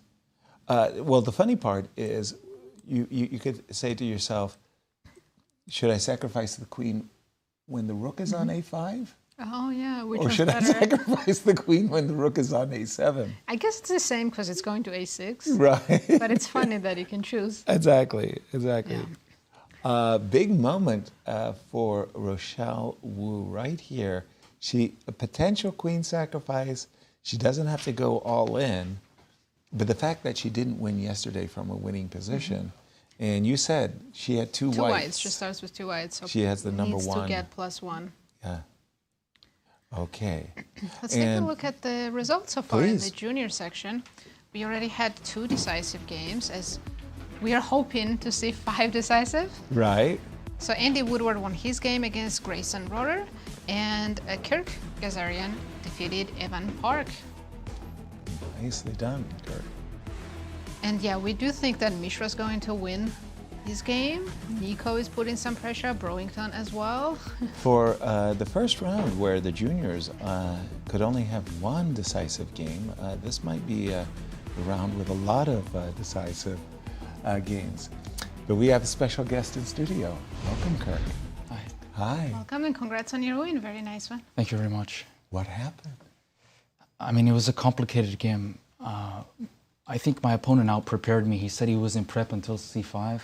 I vaguely recall this position in my prep. I was spending a lot of time trying to recall it, but I had to also calculate again on the board, so I Right. wasn't sure what was best. Right. Well, White has very good compensation for the Truly, pawn. yeah. But you know, I won a game in this 4-night Sicilian just like this in the last U.S. Junior Championship against Arthur Kuo. It was with opposite colored bishops, and it gets very dynamic. Right. But in that game, which is typical in open Sicilians, White castle's long and Black castle's short. Right. But here it was the other way around. Black castle's short long and White castle's short, which is atypical in open Sicilians. Absolutely. Yeah. It was a very strange situation because before we saw your move c5, we said h5 was a very good move. It felt like it was a defensive move. You wanted to play f6, but there were reasons why you couldn't do it. And at first we thought, wow, Evan's preparation, brilliant, dominating the dark squares. Later you would come to dominate the light squares. But it was clever preparation by Evan. Yeah. And what drew you to the move c5? I knew that vaguely in my prep. I'd seen this theme of Black having to give up the pawn back. You know, in some cases he has to play queen c6 and to get Which back happened, into the defense. Yeah. Okay, tell us when you felt things were going in your favor, because it was here that we began to suspect that you had ensnared him. Yes, I felt that way. I wasn't sure where exactly he made a mistake, but I think rook e1 was wrong when he played rook e1. Rook e1, there was a culprit. What did you expect instead? I thought more unpleasant than rook e1, which was natural to bring another piece into the attack and hit d5 due to the pin. I thought queen g3 was more unpleasant. Mm-hmm. And if I play queen g4, now queen c3 might be very annoying, or queen b3. Ooh. Or even queen c3 Yes. going after this pawn. So you felt that rook e1. That makes a lot of sense because, oops, sorry, I'm going to do this wrong. Apologies for my blunder. Rook e1, then very nice h4. Yeah. Very nice d4. Yeah. King, no checkmates. Yep. And then we really liked this one. Yes. I think that's what he missed. I think he miscalculated in cf6 because, you know, if I don't play f6 and I play queen takes f3 right away, he has queen c7 check. And if I play king a8, he has queen takes d8, rook takes d8, g takes f3. Oh. Hello, hello. Yep. But this Zwischenzug move, f6, was tricky, and he missed that. And I mean, it was a very nice thematic attacking win in this Sicilian. Right. Did you calculate b5 here for white after f6? Because that was his only option. Yeah, but I thought it goes to a miserable endgame, which I thought he would try to defend. But I was surprised that he didn't try to defend the pawn down with b5. Right. Yeah. Yeah. But I mean, I'm not sure if it's winning, but it looks like a great position for black. Yeah. Your intention was to take Yes. on e5 and maybe f3, something like this. Exactly. Yeah. I was going to take on f3 and then probably go back to d5 after g3, and I thought I'm just better. Yeah. Yeah. Yeah. The finish was especially made a very powerful impression on us. And no. We had a. What was the checkmate? We were. That I was going to sack the queen at the end when he resigned, maybe. Yes, we were thinking that he was going to take on d8. He took on c5 and lost. Oh yeah, we're looking at queen d8. Queen but d8, yes. yeah, rook d8, bishop d8, bishop, and it's just like, yeah. oh. Yes. Oh. Exactly. Very nice. Kirk, wonderful victory. Congratulations. Thank you. How does it feel playing in the U.S. Junior Championship with all of the It feels other good. players? I'm Yeah. very glad to be back, yeah. Yeah. Is this your second time here? Yes. Yeah. And I hope to play more interesting games like this in the tournament. Well, if you do, you're welcome to come on the show and share them with us. Thank you so much for joining us. Thank you. And good luck in the next rounds. Thank you very much. And in the girls section, let's just take a look at the girls' result. Because we do have a result, one of our tournament leads. We have one draw so far. Chloe Go drew against Ruyang Yan. I believe Ruyang was one of the leaders coming into the round, so Yep. she was stopped by Chloe. But let's go to the game of Akopian against Shabalov. Okay. I think my pick is winning, Shabalov. Wait, what? Wait. No, hey, wait a minute, surprise for because you, right? my pick would be Vladimir Akopian. I liked, we left at knight g8. Let's pick up the action. Yeah, we Knight left to it at g8. So much has happened since By then. the way, f4. F4. Intriguing. Takes, No takes. h6. f6. Yeah, we're expecting h6. Okay, we don't know what's going on. Wow, what's going on? Takes on d5, takes on d5. Shabalov says, my king is going to f7 and your structure is weak? No. Knight c3, knight e7. So he did end up castling short. By the way, this bishop is just a little Yeah, it's out of bit play. offsides. Like, what happened I to like that Black's bishop? bishop, very nice. And Oof, look at this rook on second rank. okay, so Then is knight trapped on d7? I was about to say, Fully trapped. if rook c7 is an issue, right? You basically have to start looking at very awkward moves such as rook e6, rook d6, Rook e6, rook d6. which is not easy. If I go a little berserk, g5. King f7 maybe? Oh, that's a really good move. I was hoping you would do something like rook c7. Give you just takes it? Yeah, but king f7 King just f7 seems to be finishing, actually. okay, that's bad Maybe rook news. c1. Just one quick look. It looks a little bit absurd. I'm one move away from playing rook e1 and maybe pressuring a little bit. So let's say I go king f7. Okay. I'm setting up a Still, trap. Don't fall for my trap. Yes, I am going to fall for your trap. Okay, Knight knight c8. c8. Thank you. You fell for my Okay, trap. you got me. Boy, did you guys get me. Hey, Oh man. Take on But e1. Yeah, maybe you escaped. maybe we You didn't get escaped. him. My bishop Wait, on wait, d4. wait. Let's keep going. I Let's keep cheated. going. I cheated. Take. No. How is your knight getting out? I have no idea. It's Bishop e3. Let's It's keep not going. my night. Look, I only got this far, and you got a double threat. You got a threat Well, on king Look at the e6. move that Vladimir just played, knight b8. Wait a minute. What? Wow, He's just a going to second. a6, but He's hoping to go to a6. He's But the even knight. from a6, you can't go anywhere. That's the from problem. a6 you go b5. At least the pawn is defending that knight. But Well, the knight was trapped, and he was very, very afraid that after king f7 and rook c7, ideas that you guys were showing, the knight was going to be captured. So he has played knight b8, and he is scrambling to try to save his All right, position. I'll give you bad news. Bad news. You have something else to worry about. So king f7. Okay. What do you do now? I have to move the knight. What can I do? Knight to... My bad news is that your king is also getting checkmated. I go Just h5. h5. Forcing me to go g5, but then knight f5, right? And or bishop knight is b6. now bishop can get trapped on h5. Then the bishop gets trapped. Everything is getting trapped. Oh, no. Just to emphasize how bad this could be, the bishop suddenly could potentially get trapped. Well, in fact, rook takes c8. I might just take the bishop on h4. Really? And then go back to f5. How do you defend against knight g3? I have no idea. It's a But terrible even position. you don't even need such fancy footwork. That's fancy. Yes, yeah. yes. But And this looks not needed. excellent pieces You have by to go black. bishop e1, but that just Miserable. horrendous. Miserable. I can be a pawn up. Miserable. Yeah. No, King this is e7 followed this by is takes a2. absolutely overwhelming. Wow. Things have really gone wrong for our defending champion, who, by the way, went undefeated last year. Right. Very smooth victory from Vladimir. He was so convincing. I chose him. Before we move to the juniors, I do think that we should check with another very important player in this one. One of the favorites, Gregory Kaidanov, because I do Joel think he's Benjamin? just No, winning Max. against Max Dlugy. He's got two minor pieces versus rook. This is the position. This is how we end up in that position, in that imbalance. Bishop to g5, and he decided to go for the endgame with queen to d7, inviting bishop takes f6, knight takes c3. This was the idea. The problem is, after queen d1, king c2, you don't even have rook a1 to get the extra pawn on a2, because then I just simply defend with king to b2, and the rook is not even getting back to defend the 7th rank. Right. So you're in trouble right now.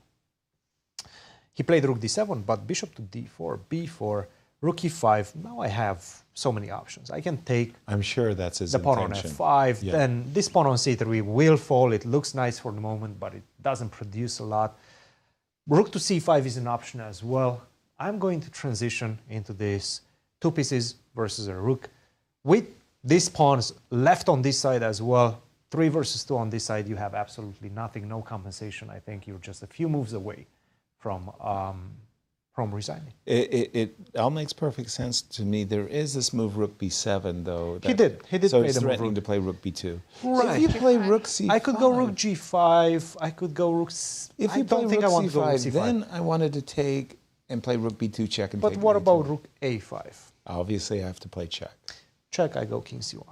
Yeah, and let me. What's the hope follow-up? I have no idea. Because you know what I wanted. Yeah. Right? Rook So a7. rook e8, maybe we double on second rank. But then I take on c3.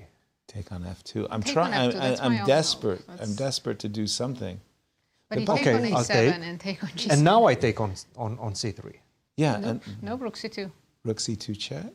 And You could go take with on this a- rook. Yes. If you go with this one, then at least I Right, attack right, both right. rooks. But you go with sorry. Yeah. Rook a5 was played, by the way. So we might be seeing this. Rook e8 seems like the only option, but you take on g7, right? Yes. That's the easiest. Because Yes. I still don't have any threats. It's one check. No threats. So king f8, bishop c3. I can even go back. Oh, you even go back. Or take on h7. Let's take them all. No, bishop c3. You probably go for that. But Yeah. rook h7 is also. Yes. Yes. Now we can take on c3 next move. We have so many pawns. That's a lot of pawns. That is a lot of pawns. So let's say you give a check and then you go The rook rooks takes are a2. Then I can jammed just take on up. c3. Yeah. Yeah. Rooks are all jammed. What? Nope. No, Which rook is takes not the c3. best. Oh, sorry. I keep thinking that is right. I keep thinking that trying I'm to take attacking a rook. your rook. Oh my goodness. It's blind. We have a 900 number you can call. Operators are standing by. It's $2.99 a minute, and they can help you with your problems. My imaginary rook sacrifice. Yeah, well, It looks good. Looks very, very good for Kaidanov Gregory seems to be Kaidanov. winning as well Exactly. in the seniors. While we're Let's go. here, let me just check with Larry because it's a five. That's equal a draw end game. Okay. Let's go back to juniors. I think Nico Please. Chasin now is completely winning his game. So is Mishra, by the way. But So we have Brewington, Nico. start with Chasin, because Mishra has the opposite color bishop endgame, so it will last a while. Okay. When we left it, we saw the move rook c2 somehow, or rook c1, pardon me. Queen to b8. He's rook managed to get c6. 2 pieces for the rook. How did that happen? Okay, the bishop, I mean... Bishop g4 looks very good, stopping rook c8. Exactly, that was his intention. Queen to c2. I see. Knight, and this is how Mhm. he got the 2 pieces. Normally speaking, when you got the 2 pieces with the bishops, not just 2 knights, right? Then the bishops are really dominant. But in this particular case, yeah, bishop takes c4. Do we get to play rook to f8? Pardon me, rook to c8? You can play rook c8, but how do I get out of it? Knight to d2? 92, just 92. You know and what on I bishop intend? c3, I can move my bishop. Bishop takes a6 even, yeah. Yeah. But yeah, you can move your bishop just like you said, and you can even snack on a pawn while you're doing it. This looks very, very convincing for white. Nico should win this 3 game. minutes for black as well. And then suddenly the junior erupted because we had one single win, pardon me, yesterday, and now we might be seeing 5. Today we might have one single draw in this game in Brewington. Brewington's. But- Let's go to Mishra's game, our top seed in the junior. Where Yeah, is he's won a lot of pawns, As we expected. As we expected. Where are you, Mishra? but he's going to be pushing them for a while, right? Well, his pawns are connected, which is the problem for Justin right now, because he got a couple as well. Guess what? They went right down that pathway. King f3. Interesting. So Justin gets to take 1 as well. 1. Just 1. As well. Well, maybe 2. Maybe 2, maybe 2. Two, yeah, he's going to take 2. But I have 3 connected, Exactly. which is a big problem. Okay. Just because bishops of opposite, if they ever, like, you have to be really, really careful G5. that, you don't want to, again, you're probably still winning with king g4, but you would hate, you'd feel like such an idiot to allow a blockade. C1 first. Exactly. To keep the eye on both pawns. C1 and B2, yes. And then go H5. Bishop to C1. Yes. And now I like your idea of H5, H6, and the king is really... Well, you go to D6, I put my bishop on B2, and that's going to anchor your king to the defense of the E5 pawn. Got. Although, Then we truth just be start pushing the H pawn. truth be told, yeah, you H5 don't- is also possible, yeah, of just course. H5. just go. You don't even need it.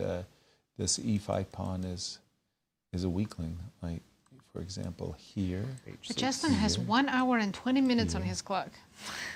He plays quickly, and now you can threaten to capture and play H7. But he shouldn't have. He shouldn't have played so quickly. He really should not. He That's rushed. yeah. He Really, rushed. He rushed. He wanted to put a lot of pressure on his opponent's clock. Understandably so, but look, after 40 moves, he's getting extra 30 minutes on the clock. So he's not going to be in a perpetual time travel situation. Bishop takes d5. And now that he starts thinking, maybe it's too late.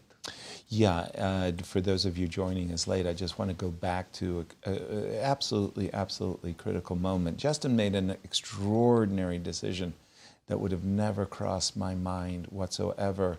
In this position, these double pawns, the pawns on c4 and c3, are really a soreness in white's position. And the move c7, c5, blocking the bishops, prepping a very nice square for the king, I think would have left black in actually a better position. His decision was so counterintuitive to play c6 and to trade and liquidate the weak pawn on c4. And from this point onwards, Mishra just controlled everything. Just went perfectly in Mishra's Yeah, it favor. gave white the chance for c4, c5. Exactly, which indeed, it just happened just like that.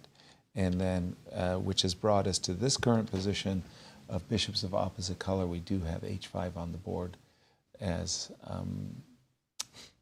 Cristian wanted. And Mishra is going to capitalize and win this game. Where would you like to take us, Nazi? Well, in the girls section, there's a lot of changes now. Rose Atwell is winning against Rochelle. Whoa, whoa, whoa. Okay, so we left it, and we did see rook a7, no queen sacrifices by Rochelle. She got her queen chased all the way back to e2. Rose could capture back the pawn. Yes. When I said winning, it's if Rose finds the right move. Okay. Usually that is required. That is required. It's not a completely winning position. She needs to play, look at this move, d4. Okay, that is actually, queen on f3. You know, because, you know, the young players today have been literally raised with those tactical puzzle rush tricks. I think she will find it. I think she's going to find it she's too. going to find it. It's a beautiful move. She's looking because at you're looking to play the move knight takes c3 check, discover attack against the king as well as the queen. Please sign my score sheets. By the way, when you deal with that, I got another idea. I didn't even notice that. That's rook f5. You didn't see that the pawn on f2 could be captured? I mean, still learning. Still learning. But yeah, yeah, okay. d4, I would have to move my queen e2.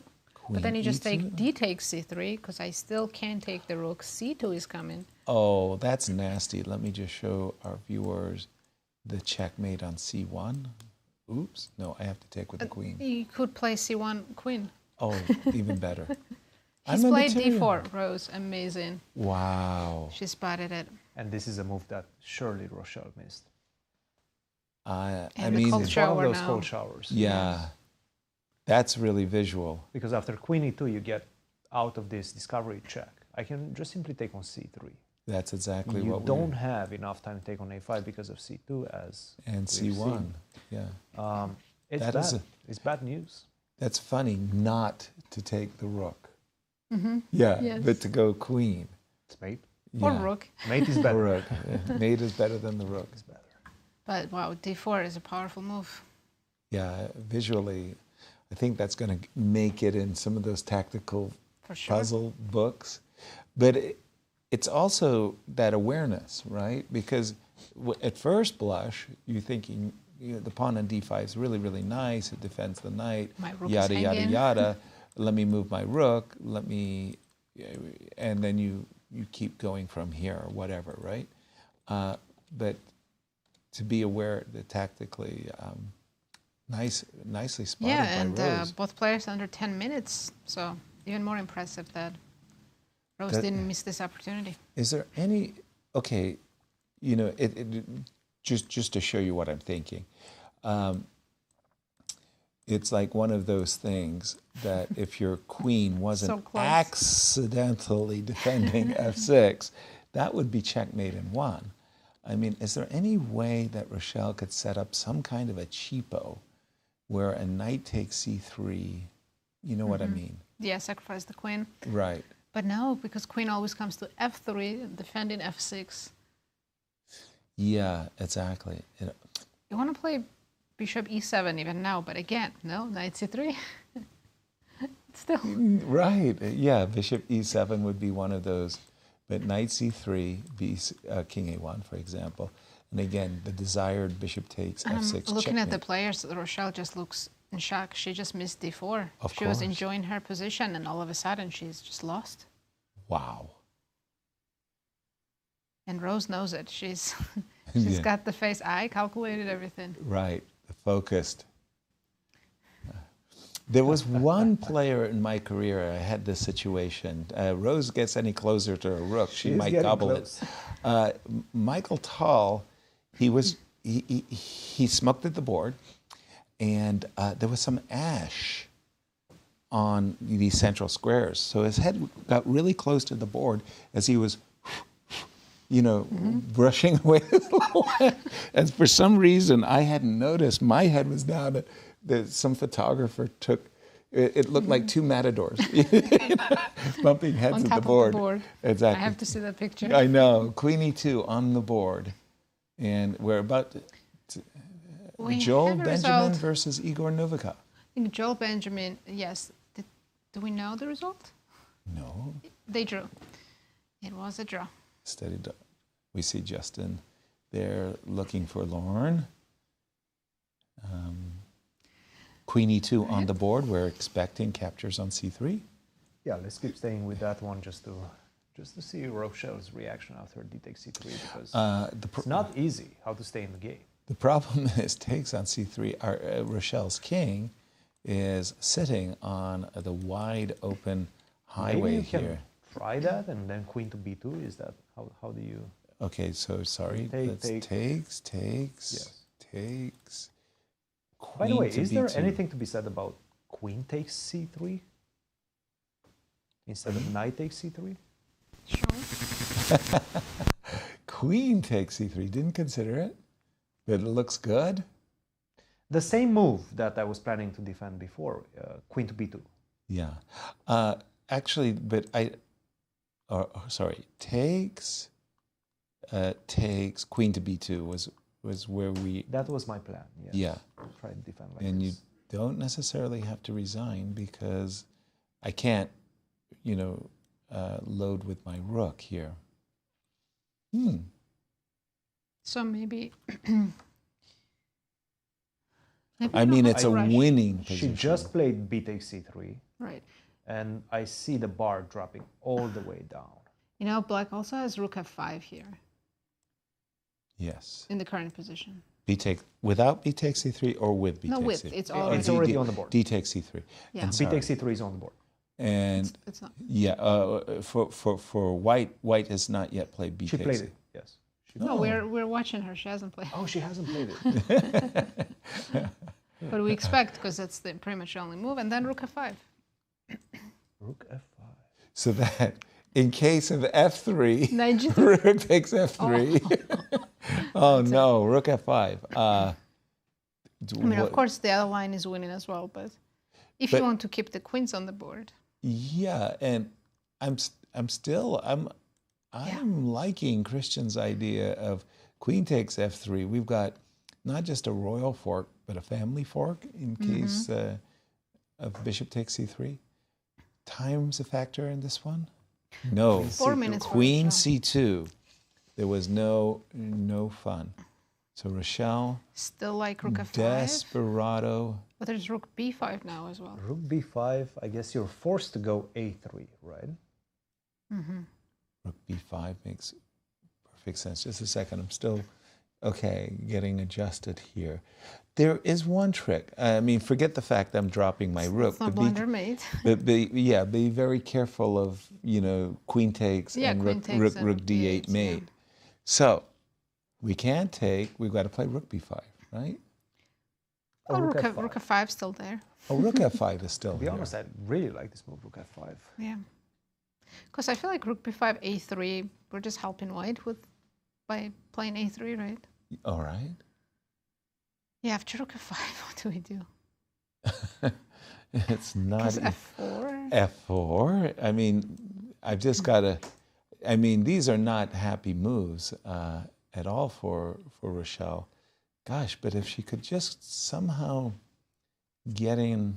There's no bishop on the long diagonal tricks. The desirable rook to d4, unfortunately, hangs... The rook. Wait. H1. Oh, yeah. That's with check. I mean, I was going to take rook d2, and if you take... Yes. Not even that, you can take... I can take... You're not mating me on d8. Okay. We'll keep an eye on this one. We're going to go to the junior and Mishra's game because we think that Justin is about to give it a rest. Oh, yeah. His pawns are already on the 6th rank. In this Justin's looking around. H7 is coming. There's no way to stop it. You do have the pawn on e2. You are very close, but not close enough. I think he's playing a4. Now just h7 and... Right. Even if that pawn would have been on a3, it was still lost. Yes. White had so many tempi. And that's it. Resignation. Mishra gets his first victory with the white pieces after, I have to say, a very challenging game. Spent a lot of time in the opening. Yes, indeed. Was very much down on time, and the position was not easy. He was not better. Justin was playing a great game until he started rushing. c6 takes d5 is still a confounding decision that he made in that game. By the way, because we're in the junior section, I'm just checking on the game of Brewington, Hardaway, and Brewington seems to have won a lot of pawns in the interim before we left. Isn't he just winning the game after c4? I mean, he's got D3? 1, 2, 3. Keep telling myself. I don't think it's c4 got a question mark. Really? It's the most natural move in the position. I'm with you. The engine's laughing at us. Maybe because of rook takes a2. So the better move was rook c5, but believe it or not, white's not really winning this endgame. That's hard for me. But to after believe. c4, now rook c5 looks like a nice move, right? Yeah. Because you're threatening to double capture twice. You probably have to take, and then I would play takes. c4, sorry, you were about to tell me something. Yeah, now black can simply play rook takes a2. Yep. And it's, I think, white who's making the jump. So I have two passers. Yeah, you're absolutely right. Rook takes a2. He didn't play it. He played d3, which quickly is a bad too. move now But after rook D3, d6. rook d6, yeah. No, d2, king f1, white is better again. Yeah. Not just better, winning. Yeah. The funny thing was this was my original idea when I played the move c4 was that you would play d3, I would play rook d6, and we would get this position. I think he did play the move d2. So He has D2 it is on the board, and we're expecting king f1 by Brewington. Is there a rook takes a2? Just c5. c5, a4, c6, c6. Rook over. King e2. King e2. a3. Yeah, we'll take on d2. a2. Ooh, tricked us.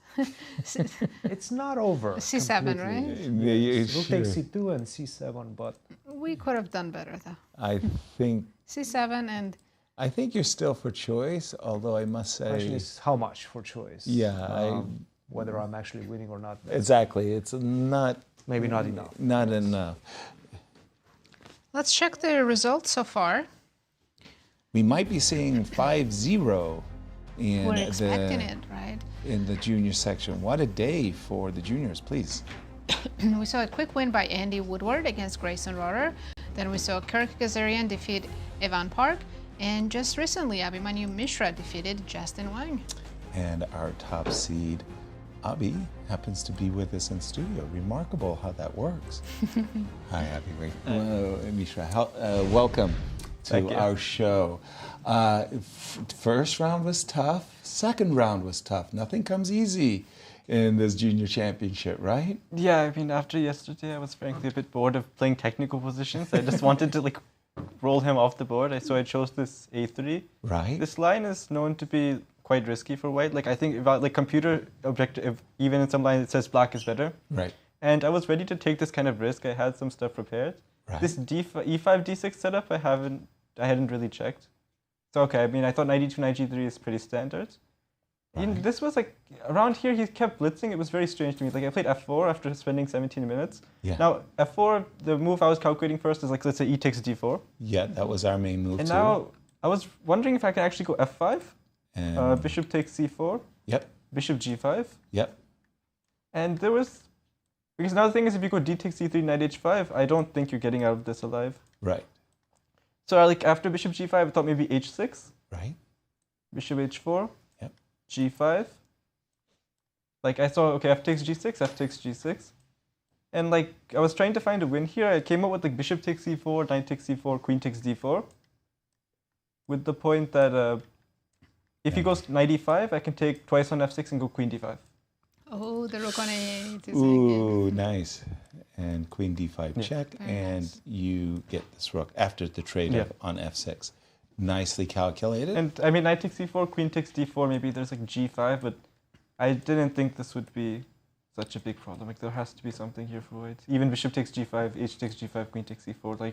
Positionally, your king is just completely weakened. Rook f5 or something next. Mm-hmm. You're having fun. Definitely. But then position got really closed up, and there were not so many. played h6, which was fine. And I mean, yeah, he went bishop g4. He was playing all this very quickly, so I thought he might be in preparation. But somehow, to me, it felt like white has to be positionally winning. Right. By here. Because, I mean, generally my plan here is I'll play g4, g4, h4, g5. Somewhere I'll just break through. Exactly. Instead of king h1, maybe actually I was wondering if I can go g4 directly. That was also... and like bishop takes g4, queen g2. The one risk of this is that, let's say bishop h5, bishop takes h6. Yep. Let's say queen e7. Yep. And say you go king h1, king h7. Yeah, like bishop e... No, but this is not the exact move order. Yeah, but here you have rook g1. Yeah.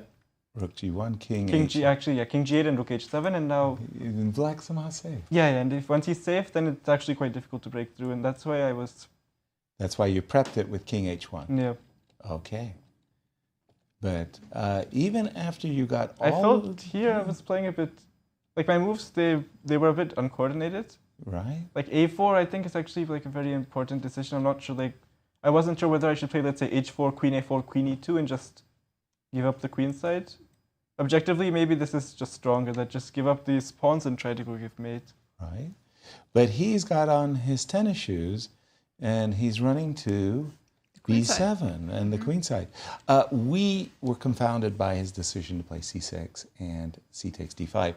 From our perspective, we were looking primarily at king c8, king b7, as well as c5. And we were thinking by the time you play h4 and g5, you know, his king is kind of safe, and it's a 3-result game at this point, we felt. Yeah, but at the same time, if you play c5, I think another aspect is my time, like how much time I had left on the clock. Yes. And c6, c6, d5, this is like a very direct attempt at getting some counterplay. Because the thing is, if you go c5, I can play h4. Even if I want like a king h2, king g2, I can like shuffle around for a few moves and then go g5. But even there, I feel like white has to be better. Like the one thing I'm worried about is if somewhere black can get g5 under optimal circumstances. But if that doesn't happen, I should be doing like reasonably well. So let's say you were expecting king c8, h4, king b7. Are you really ready to play g5 with maybe your... Maybe I can go king g2? Yeah, as just a kind of a preparatory move. And here we don't know. We want to, I don't know, just put our king somewhere safe. Play knight b7 and wait. Yeah, wait for you. Possible, but okay, go g5. G5. So you are ready to open up the position in front of your king. Because I think this g7 pawn will be a pretty big weakness, and I'm just... What do we take on g5 and go g6? Yeah. I'm just kind of... you want to take on g5 and go g6? I was also even thinking... Similar idea, yeah. Because it's your I king. can go rook h1 also. But yeah, I mean, I can go g takes f6. I feel like you don't have that much space to get an attack running. Like bishop f7, even let's say if I go rook h1. Rook h1 and just hanging in there. But like the one problem is like even if you try to like if you sacrifice a piece on the, let's say you give the bishop for the f pawn and you just play like queen takes a4 somewhere. Right. Like gf5, queen f5, rook g3, king g3, queen a4. This is where it could get messy. gf5. What were you saying? Queen f5, queen a4. Or let's say like rook g3, king g3, and then queen a4. Right. Things kind of get. It was one of those games I think where. It was a very, very tough game. You were under pressure on the clock. He kind of forced you into this bishops of opposite color ending where you just like collected everything on the diagonal. That was really nice. And the tempi all worked out for you. Andy Woodward's putting a lot of pressure on you with his back-to-back victories. Tell us how that feels. Is that a motivator? Yeah, definitely. I mean, yesterday also, I felt like I played a decent game throughout. Yeah. Just at two places. Like one was this b4, was very interesting positional decision for me that b4 was stronger than b takes e4 for the reason that it's like a lot harder for white to defend a5. Mm-hmm. And I had this other miss with like rook d2 and in time pressure. That hurt. Right. But other than that, I felt like I was playing reasonably well. And I mean, it's still too early in the tournament to. Of course. So long as you're playing good games, so long as you're pleased with your form, then good things will happen. Definitely. And tomorrow you're playing Kirk Ghazarian, who just won his game. Have you played him before?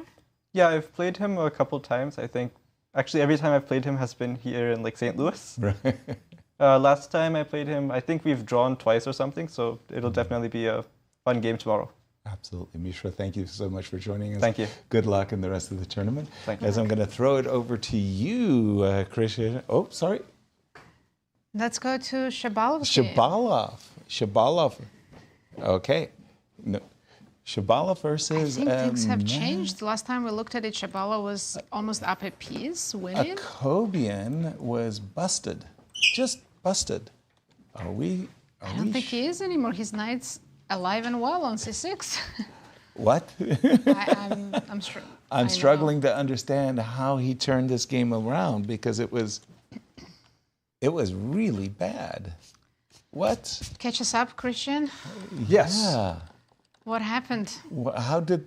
A lot of things have happened. A lot of things have happened. Explain yourself. Well, first of all, remember this move h5. Yeah. Very difficult move to see because you're only looking at getting some pawns, right? Hunting this knight on a6. You've Absolutely. been hunting that knight for a very long time.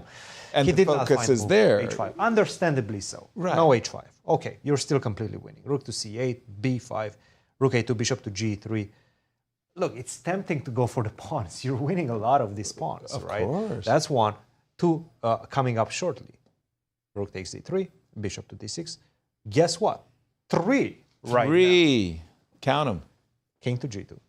But now there's some problems. The knight is finally back in the game. The knight is going to c6, potentially even taking on d5. Right. And a huge blunder came in the position.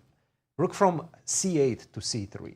Okay. The problem is, after knight to c6, Not I have knight a takes checkmating threat in the position. Oh. Knight to d8. So he might be thinking that, oh, bishop c5, I'm exchanging and everything is fine and good. But the rook just left its post, its guarding post of the square d8. Knight d8 is a mate. So you're forced to go bishop to e5, but this is bad news because bishop takes e5. Now I take back with the knight, king to f8, and I can, in fact, even go knight to f3. Which You is got going... a perpetual check. That's what White has perpetual check. Oh, yes, yes. That's a huge victory. You can get a perpetual check if you want. But you're playing for a win. You might even be playing for more, yes, with a move knight to f3. And then just simply rook to a1. You're still, how many pawns up? 2 pawns up. What a turnaround. Rook to c7. Knight to so d4, far. knight e6. There's options. Your knight on g8 is extremely passive. You still need a lot of moves to get it back in the game. You need rook to d6, get the rook out of the way, and then knight to f6. In the meantime, I'm getting to some key squares. I think we will see a repetition just They because did he's it 2 pawns down. Once so far, so we'll see. But it's kind of crazy, the swing. Oh, to of save game. this position. The swing of this game. Vladimir will be so pleased with himself. But he can play for more right now. I know. Knight f3 plays for more right now, and he might understand that. Yeah. That was really one of the differences between... He's looking at it. He's considering it. The really, really, really top grandmasters, they would have bad losing positions. But if you gave them an opportunity, if they sensed that the position had swung and they could play for a win, they were Johnny on the spot. They Also, didn't like, go for the perpetual. psychologically right now, Shabalov must be just Shattered. So now is time to pressure him even more. Exactly. So how about you, Nazi? I mean, again, we're sitting in the comfort of an AC studio. Would you think you're 2 pawns down, that this was a position that you want to play for a win? Yeah, absolutely. I love having the initiative for material, so this is perfect. You're ready to go. Yeah, you're ready to go. Somehow from the body language, it doesn't feel like he's going to continue. But maybe because they haven't reached move 40 yet, and they're both in time trouble. Boy, look at Alexander Shabalov there. He's just like, yeah, he knows. It is move 39, so one more move. But if he repeats one more time, then is that it's a over. Yeah, 97, because after king f7, you have to go 95 back. This is the current position. I don't think he'll repeat, honestly. Vladimir. You think he's going to go for it? Knight f7. Vladimir is thinking about a perpetual check with knight d7, king f7, as well as playing for victory with knight f3, despite being But imagine 2 him pawns playing down. it, the shock for Shabalov. I know. It's like, what is my opponent doing? He actually wants to win this one? I know. He was 3 pawns down just like 2 minutes ago. 3 pawns and dead. That Wow. blunder of knight d8 checkmate, I mean, Oh, that's a shock. That is I would really... have nightmares about it. for Truly. months. 50 seconds, big decision right now. To play on or not to play on. Truly. What will it be? Also, when you see your opponent so distraught, you should take That's a that tremendous time to strike. consideration, yeah. And then after the game, you shake one another's hand and you say, I'm sorry. About that. No, you weren't. You wanted to win. Oh, he's he did. He did. Okay. A friendly game. Friendly game. It wasn't up until now. Is 95 the third time? Yes. Because he's got no choice. White has no choice now. Now you have to go 95. Now you have to go 95 Because I have my rooks connected to each other on the third. And we have another result. This was a draw. Jasmine, Rachel Lee and Jasmine Yes. made a draw. And I believe we see Chris Bird's iPad just because he was checking for 3-4 repetition. Right. Just to make sure. So that's some new applications. Yeah, I was about to say, no arbiter should be without their iPad. New arbiter applications. Chris Bird is up to date with everything. You can download the latest and greatest. So after 95, you would love to go, well, you wouldn't love to go, but you could go King F6. By the way, while we're watching and waiting for them to make a draw, Rose is just playing some brilliances and is winning. Is she? Well, I'm sure Yeah, we're going to see a draw, a handshake here shortly, but maybe we'll keep a So camera they on reached this to one. move 40, yeah, so As- no rush to claim a draw. Exactly. I am going to go to the game of Rose and Look at that Rochelle. last move. When we left it, we had just seen this really, for those of you joining us late, by the way, this is a marvelous move. Double exclam, d5, d4, with a discovered attack against the queen on f3. Rochelle was forced on the back foot. Her queen side is now shattered. Knight d2. Oof, oof, oof. Knight c1, what a move. Yeah. Oof. Look at this move come in. It's brilliant. Oh my goodness. Knight c1, No, double attack. Queen b3 coming in and taking the queen with the check. Threatening queen a2, by the way. Isn't that sweet? Queen takes c1. We're expecting queen b3 check, yeah? Forced. You cannot take on c1 because of rook to d8. So you And have so then the king has to go to a1. Then we take the queen with a check, and then we can drop rook b8. Now, because this pawn is on h7, I've got nasty surprise. Rook is mate, so we go back and defend against that checkmate. Yeah, that move knight c1 was very nice. You know It's still what I not wanted over, to though. do? I thought there was rook on h8, on h2, pardon me. I was ready to play bishop e7, threatening checkmate in 1, and I get checkmated in 1 after queen b2. Oops. Yes, that's... I mean, these Wow. players will... They just reached move 40. Okay.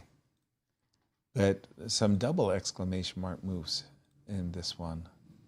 Absolutely. Rochelle knows that materially speaking, she's lost. She's just dreaming how she could finagle a trick. Is there a trick in the position? Do you see a good? I don't see any because white has... I'm looking for a cheapo. Right. You need the other rook, but that rook has to defend the h7 pawn. Right. So this rook basically So let's play is rook tethered. b8 for black. That has Of course, to be played. that has to be played. So defending- rook stack. The bishop cannot move because you get checkmated in 1. Right. What do I have left? Just one rook? Yeah, I mean, attacking with one rook is not going to do it, right? And black has a lot of pawns. I think Rose can play g3 next move and take queen e3. Okay, you have to cooperate with me. Rook By the way, we do see Vladimir play 95, and that game... has it been officially drawn then? Yeah, I don't know if one of them claimed yet, but... Yeah, but if you... Yeah, it's officially a draw now. You see the draws. I don't know. Vladimir Akopian survived. Whew, you know, sometime, Lady Luck just needs to be on your side. I'm thinking here. Oh, sorry. Bishop e7. Alex like, what did I do? He's shaking his head. What in the world? What on earth was I thinking? Takes? Frightening? No, it's not. You're not it's getting terrible. there. It's terrible. You're definitely not getting there. No. You've got Queen E6, Queen F7, Queen B3. I'm curious next. if I can take your bishop just by checks. I but think probably he will stay on A1. Yeah. Right. Probably I can. Okay. Looks like Rose is on her way. Another game that was ended in a draw was Larry Christiansen between and against Timothy Taylor. Yeah. Now, yesterday we saw 3 victories in the seniors section. Draws? Now we're seeing a number of draws. While the juniors flip from safe play of round 1 to lots of victories. And in fact, we might be seeing a resignation in Nico Chasin's game. Nico Chasin with the white pieces against Shervesh, putting the finishing touches on that one. Just checking in on Zoe Tang's game. She's pre-tournament favorite by rating. It's a 3 versus 3 rook ending in her match with Iris Mu. That game is going to head for a draw as well. Yeah, that's an easy one. That's a draw going on here. Rachel Lee has already drawn. Chloe already draw. And Megan's game. Oh yes, let's go to the juniors and let me pick up what's going on in the junior game. Yeah, he has 2 pieces for the rook in an endgame. But black has a very passive rook, no extra pawns. Nico. We're going to see E5 now. E5, bishop to C6 just to ice that rook on A7. Do not allow it to go rook A8, rook maybe G8 or something along those lines. But E5 will come at the right moment. Right. E5. Question is when. When I see, I've got a light square bishop, see these 2 pawns, I'm rather in a rush to play E5. H4, just so that I have a fixed target on the king side, like I'll be able to play bishop E8 when you play G5, right? I just like knowing that I've got a target, and this should be, technically speaking, a winning. It just takes so long for you to activate your rook. And even if you do, you don't have a lot of targets right now. And you're leaving behind that very important A5 pawn. In the other game, yeah, Christian, show us what happened in Brewington's game. Well, we might not be getting 5 decisive results. So after A4, all he had to do was go king to E2 first. King to E2 first, and I think we, in fact, saw this position in our analysis. And we were seeing rook to C2, C6, A3, rook takes D2, and A2. I think this was our analysis. Right. This was the more or less draw. And in fact, it is a draw, as you can see by the bar. But what you can do before you go C6 is just take advantage of the fact that, hey, you know what? The 6th rank is still open. I can go behind that pawn. Right. You take on C5, I take on A4. Then I'm going to be able to corral this pawn on Absolutely. D2. You go rook D5, I go king D1, just in Very time. Nice. Next move, rook A2, rook takes D2. This one is an easy win. He did not play that. He played the move C6, which is a mistake because now there's no more rook A6. Gotcha. So A3, good move. And this is the position we have. I think he's realizing right now. C6, by the way, was move 40. Oh, the famous move 40. The famous move 40, just before you get some extra time to start thinking about and going deep into the position, you make the mistake, a crucial mistake, and it's pretty much all over. Right. After C6, A3, completely different situation because, again, might be going to that line. King E2, and perhaps this is what he missed, A2.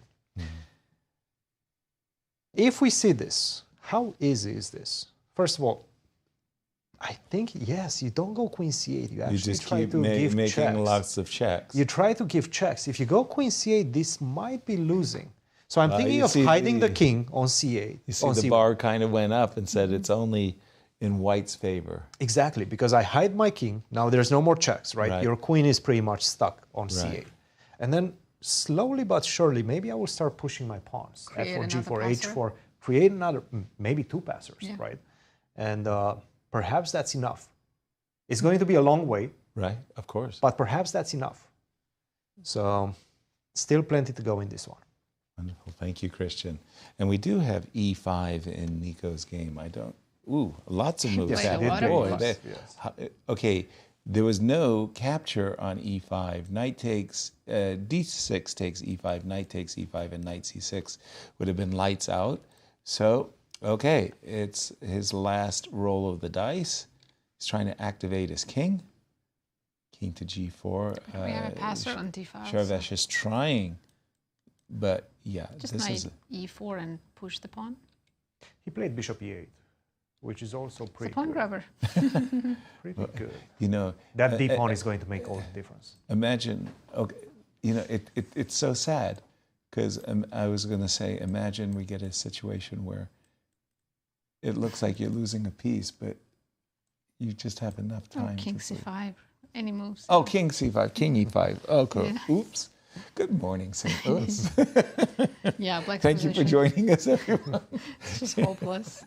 Nice. Yeah, just hopeless. The D-pawn is so strong. Yeah, the D-pawn. I think we're perhaps going to see resignation soon. So let's stay with this one. Handshake. Despite the fact that Sharvesh still has 13 minutes to go, I think both of them understand very well that this one is over. And if you try to defend that pawn on G6 with rook G7, yeah, then after knight F7, it might even be. Oh, you won't even be allowed to give up your rook? No, D6, D7, no. That is very... You can go take my pawns if you really want to. Yeah, and he has G5. tried G5. He has tried G5. Okay. How do we finish this one? Knight C4, knight E4. Where do you put the knight? Get the knight out of the way. I love the knight on E4. On E4, I'd live for these beautiful beasts, centralized, protected. Oh, that's very nice because knight E4, rook E7. Yeah. D6. You're not even threatening to take my bishop. Yes. Did you say D6? Yes. You are cruel. And that is a nasty, nasty fork. Knight C8. Okay. Knight C8. Whoa, whoa, whoa. He's doing the same thing, but with the knight. And there we do have That's a draw. That was a draw between Zoe and Iris. We sort of expected. So for one. Iris, this is a Great heck of a start. She won her first game, just now drew the pre-tournament top seed, and with the black pieces. Knight C8 is a nice move as well. It's more forceful. D6, D7 is coming no matter what. And if you try to go rook C7, D6 is coming no matter what. Right. You take my knight, but now the same double attack with the bishop on D7. Very nice. And Very nice. really bad start for Sharvesh because he was the player who lost yesterday against Andy Woodward. Right. It's going to be... Welcome to the big league. Yeah, that's a pretty harsh introduction. And in case of rook A8, D6, D7 is coming as well. Nico, impressive. I'm just going to go back to the Rose Atwell game for a moment because I see that as a very important marquee matchup between, well, superstars of today and tomorrow. Where are you, Rochelle? At the very top, of course. I started at the bottom. And just for those of you who are joining us late, we had a very nice opening fight between Rochelle and Rose.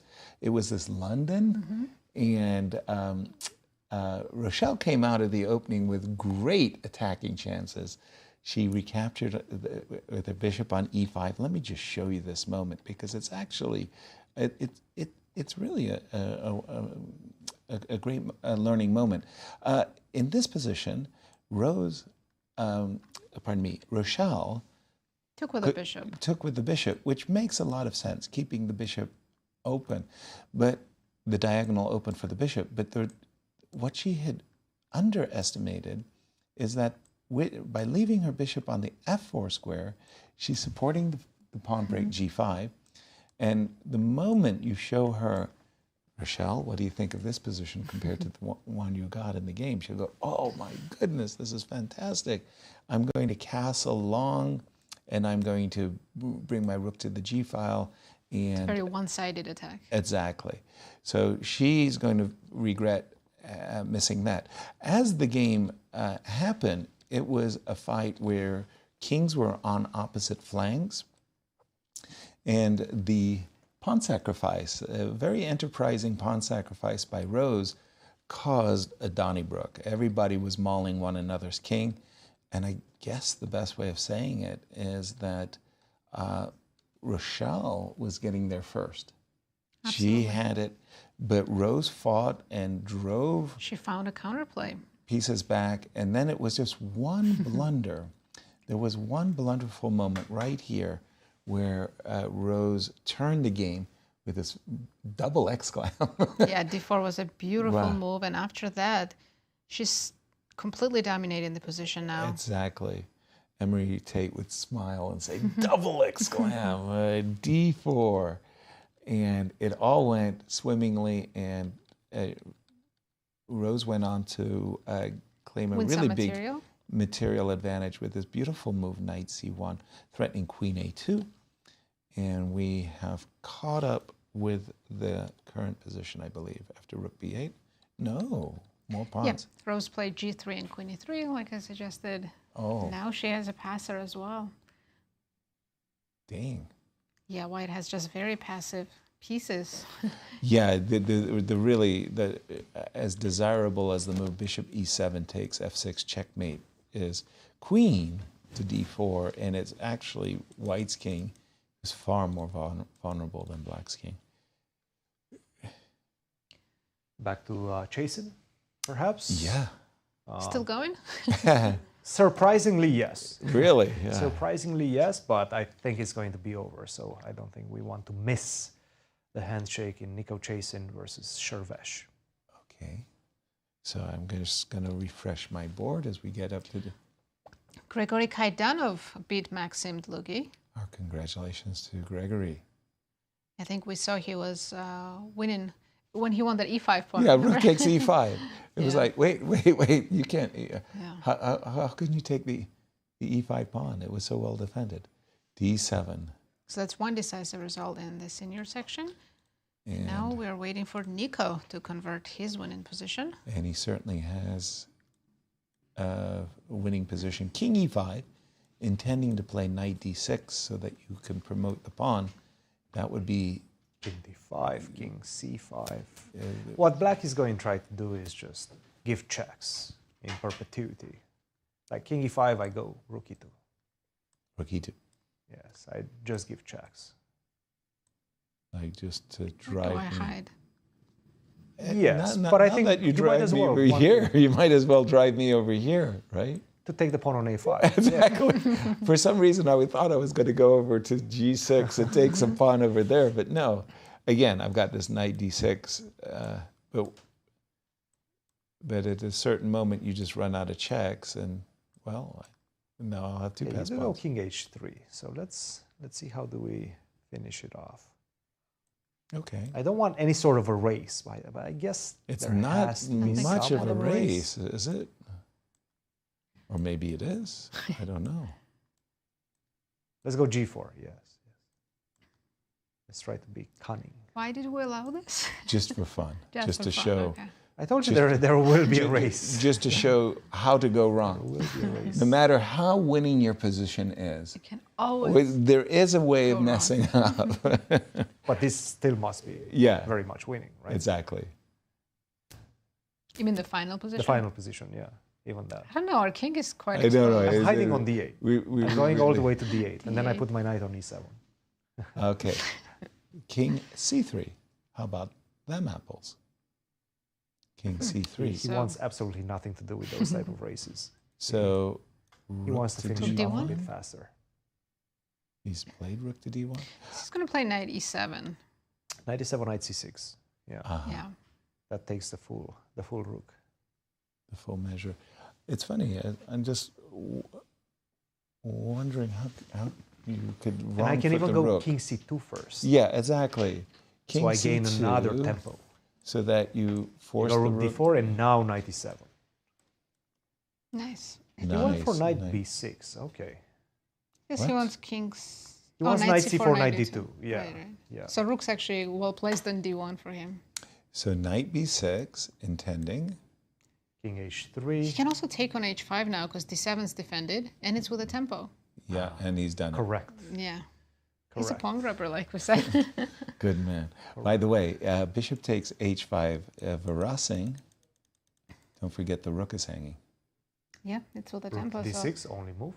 And then Personally, I would kind of crawl back towards right, and now when I go down, you have knight d5. Exactly. That's probably the best way, actually. Yeah. I like that. Yeah. That's the way to do it. King c4, king c5, and knight d5, and that will finish the job. Let's stay with this one. Yeah, king c4. Nico has. By the way, just an extra consideration, king c4, just like double checking that everything is okay, copacetic. King c5 and knight d5, that's the finishing touch for Nico. Sharvish. We get an extra queen in 2 moves. Yeah. Let me in, coach. I can handle this one with an extra queen. Yeah.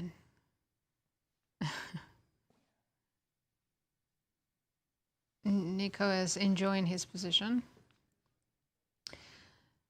Well, while they're still thinking, let's check in the senior results. Indeed, as we have our first decisive win of the day in the seniors, Gregory Kaidanov taking down Maxim. The other Dlugy. 3 games were a draw. Joel Benjamin drew against Igor Novikov, Larry Christiansen drew against Tim Taylor, and Vladimir Akopian against Alex Shabalov also ended in a draw. That was a crazy game. We couldn't believe that Vladimir saved that game. That was just like wild. How on earth did that happen? Yeah. But we do have a special guest in the studio, the winner of this round, Gregory Kaidanov. Welcome. Thank you. Welcome. It was great to be here. How was it today? What happened? Max blundered the pawn in the opening, as you could imagine. It was robbery on the chessboard, Gregory. I wasn't 100% sure whether it was a blunder or sacrifice. Right. Because he did get some play for that, but it looks like it was not enough. You want to know something crazy? According to the engine, in the position where he blundered his e-pawn, had he blundered his e-pawn by using his other rook, rook takes, rook c8, he's actually getting some play. No, of course. Yeah, because there's some b5 and knight b4 business. Yeah, I mean, even with a rook A on d8, he got some play. And with those 2 rooks, there was something going on. It would be unclear. Yeah. But sorry to interrupt you. Nico did win his game. That's his first win in the event. Congrats to Nico. Absolutely. As things turned out, when did you feel like, okay, life is very good? Like I am now convinced you're pawn up, but now when were you convinced that things were really in your favor? I mean, I always felt that position should be much better, if not winning, borderline winning all the time. But bishop g5 was a very nice move because there was a nice tactic after bishop takes g5. Show us. So if black plays bishop takes g5, then white plays rook takes... No. Rook takes d5. Oh, nasty. Rook takes d5. Rook e8 check. That's beautiful. King f7 and queen e6 checkmate. So, nice. So I was very pleased to find this one. Nice. Good one.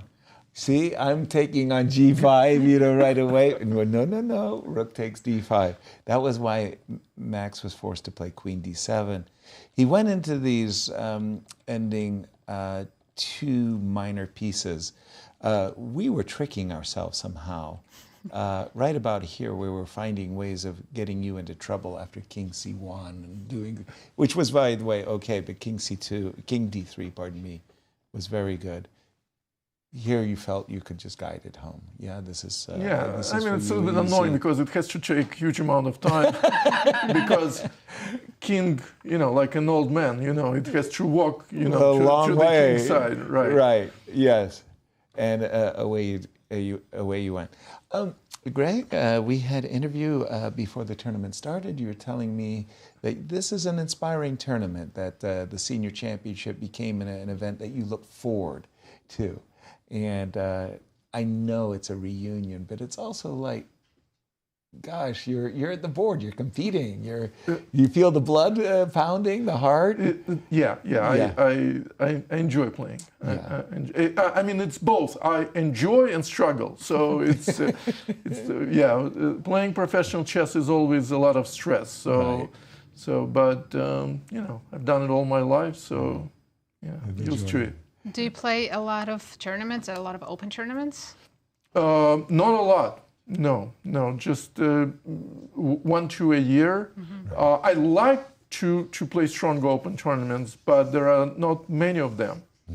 They are disappearing. So, Gregory, have you been joining the U.S. senior team championships? I know we won some gold medals. Yeah, I've been part of it 3 times, I think. And all the time you get the gold?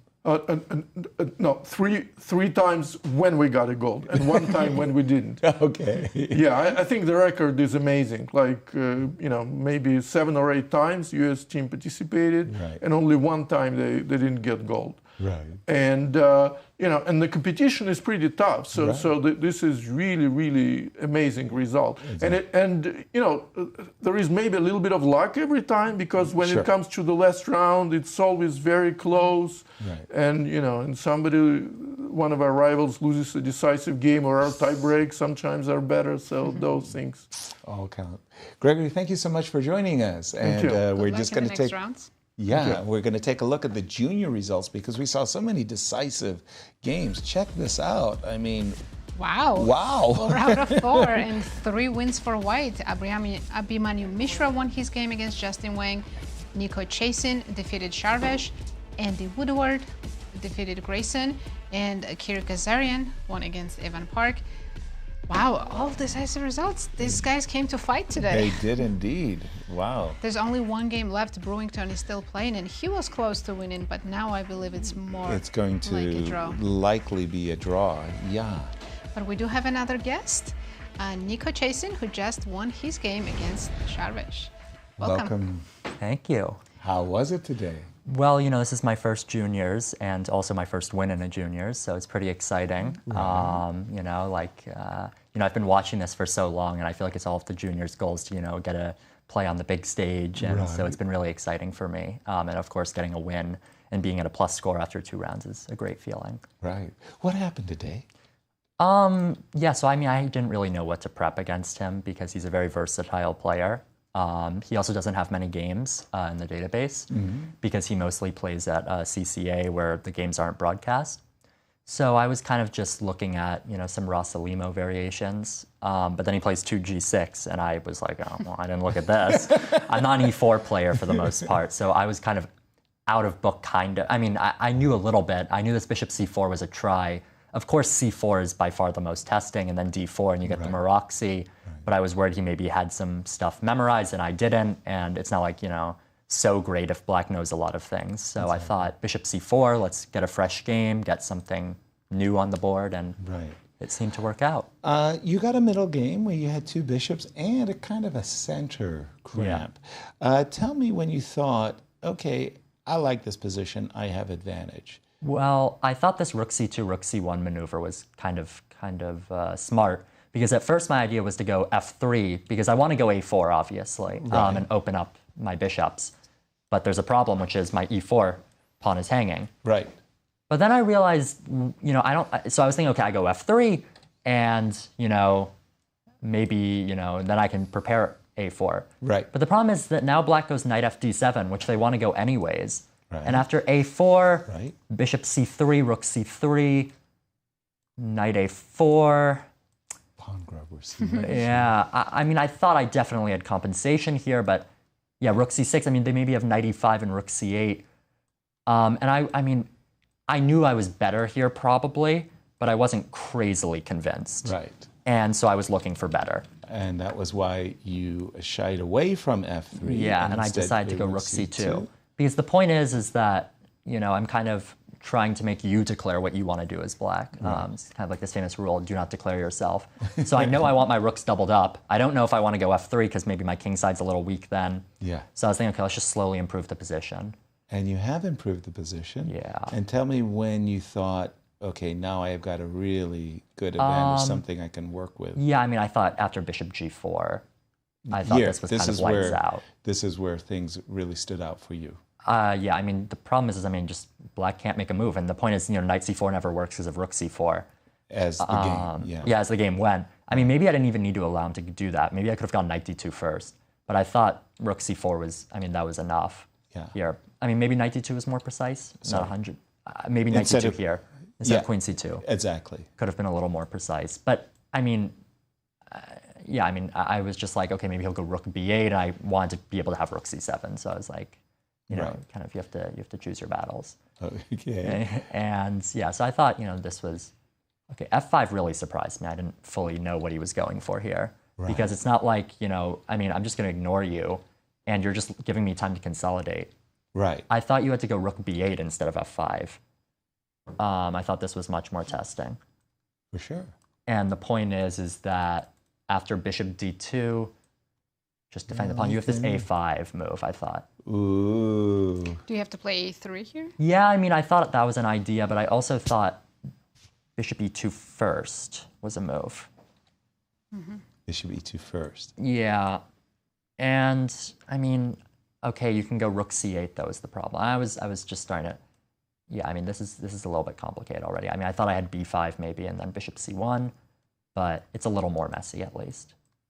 Yeah, and then I want to go knight a3, knight c2. Well, here he's actually forcing you to find some really, really good moves. Yeah. Because, as you say, in the game, it's just you kind of got f5 just really was very helpful. Yeah, I mean, now I just get, once I get c4, I mean, black doesn't really have a whole lot of counterplay. When you're going a5 in this position, you kind of know something's gone wrong, right? Right, and this was it. Yeah, and I don't think I gave him any chances from here.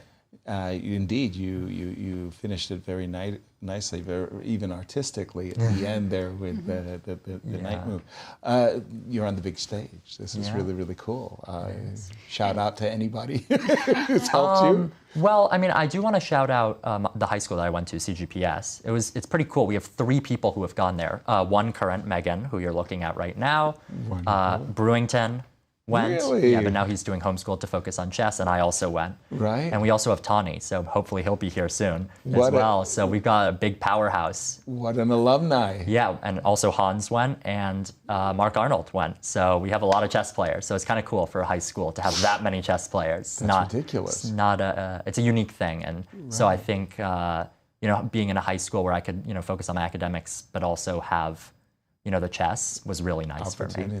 Yeah. And Nico, you said it's your first time playing the juniors, but Yes. have you played any other tournaments in St. Louis before? Yes, I got to play the St. Louis Masters. The Open tournament. Yeah, the one in December. That Danchenko won against Fabiano. Yes. Yes. You're right. Wait, was that at? Oh yeah. Theodoro beat him at. Yes, the one that Danchenko won. How did you do? I gained rating. I got one GM scalp who might be in the studio. So that was nice. The interview went. Why did you ask? Went 2 minutes too long. Why did you ask? Cut it off. Yeah. Come on, Yasser. Too many questions. No. Too many questions. So that was nice. I got to play Theodoro round 1, who had just beaten Fabiano. Right. I made a draw. It was a really awesome experience. I love coming to St. Louis. I've been here. I mean, I used to go to the camps here way back before COVID even. Right. And now getting to play here is really a special thing. Wonderful. Nico, St. Louis welcomes you. Thank you. Thank you so much for being with us and sharing today's game. We hope we get to interview you more. Yes, I hope so too. I hope Exactly. I can. That's always the goal. Results. Let's see. We've got more. Look at this. Well, we have a draw. Brewington drew his game. The only draw of the junior. Huge miss by Brewington because he knew he was winning, but yeah, I have to say, Black defended very well. Yeah, Black definitely. defended very Credit where tenaciously. credit is due. The only draw in the junior section. And not much of the... Another one game just ended. What's that? I think Black Megan won. Megan won. Megan Paragua won. Megan won. Megan won. And she Same won. high school. 3 moves ago, yeah, it was a complete draw. 3 moves ago. I will show you in just a second what happened in that one. Oh. Because Lori had so much time on her clock, about 20 minutes at What this has point. happened? This was the critical position. 2 versus 1, Lori is with the white pieces, but you understand that you need to fend off the checkmate. Yeah, there's king issues. The checkmate is coming, right? Right. What she had to do was go rook to g6. Check. Check first, get the king on f3, and then get the knight back. Right. There's no more checkmate, right? Yeah. You go to f2, that's fine. I'll give you a check, and you're not going to be able to set it up. Exactly. She played knight e6 first. Oh, no. But now I can set it up with king g3 first. There's no way to kick me off the g5. You have to go king f1. And now, well, you have one square to escape. That's via e2. I'm going to control that. Rook d1 is coming next. No way to escape it. Oh, no. That's it. You also took away your e6 square to go back to e1. So everything works in black's favor. And you're basically forced to resign at this point. You can go rook d6 and start giving up your material. But this is over. It was over in 3 moves, out of nothing, out of an equal position. So huge win by Megan. A gift. Fortunate, but important victory. I'm trying to get caught up because I think there wasn't that many games in the tournament playing hall. Only 2 games left. We have Rochelle will playing against Rose. Well, let's check in because again, that game of and 2 Alexes playing each other, but that's the equal rook end game that they've been playing for a while. For a while,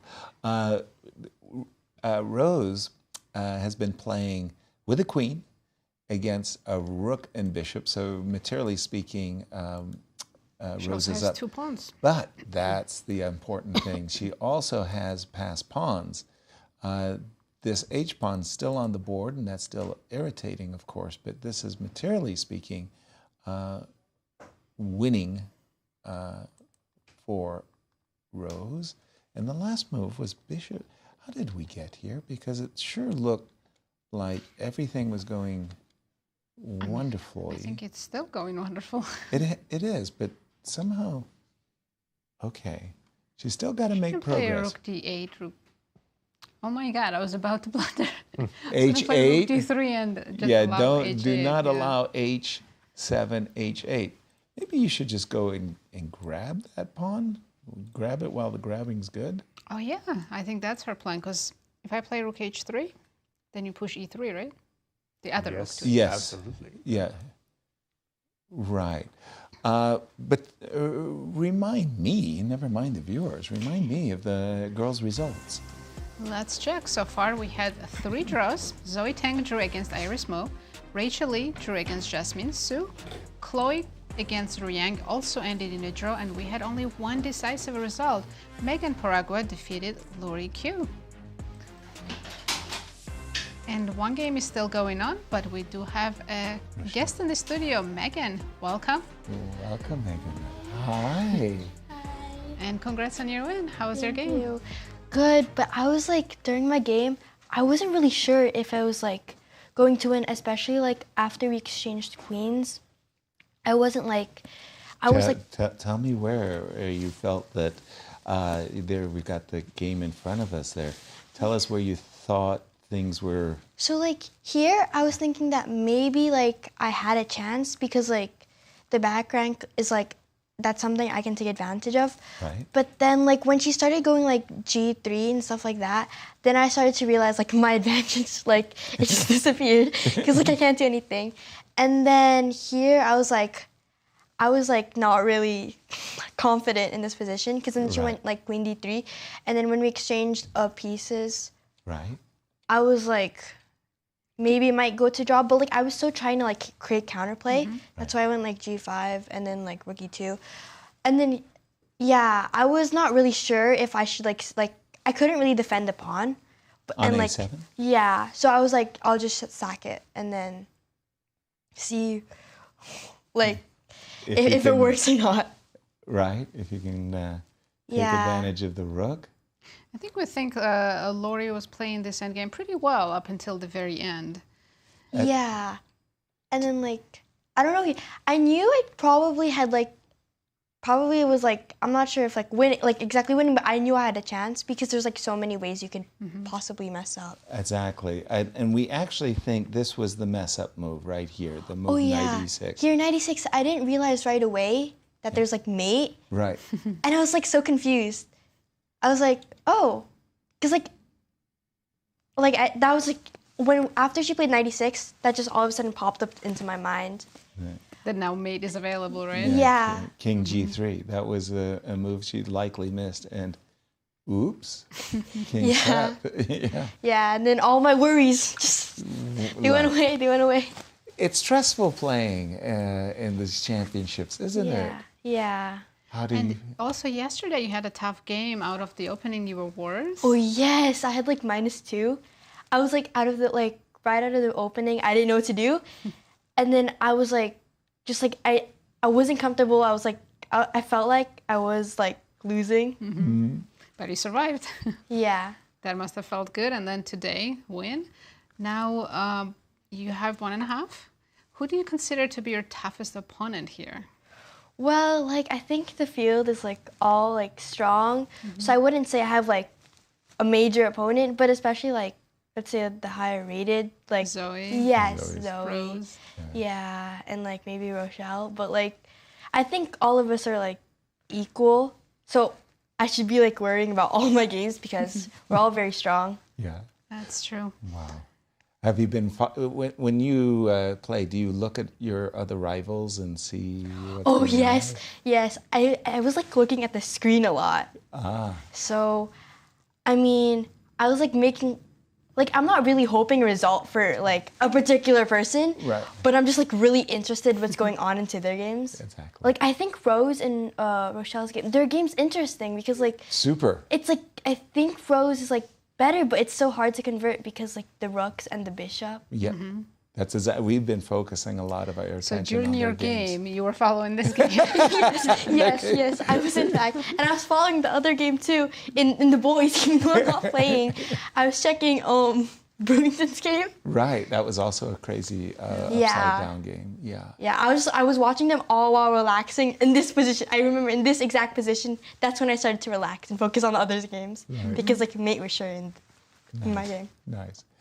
Thank you so much, Megan, for joining Thank us. you. Good luck in the rest of the tournament. We hope you, Thank you. become a frequent guest. Yes, good luck. I hope so too. Last year I only like came one time. I Right. think.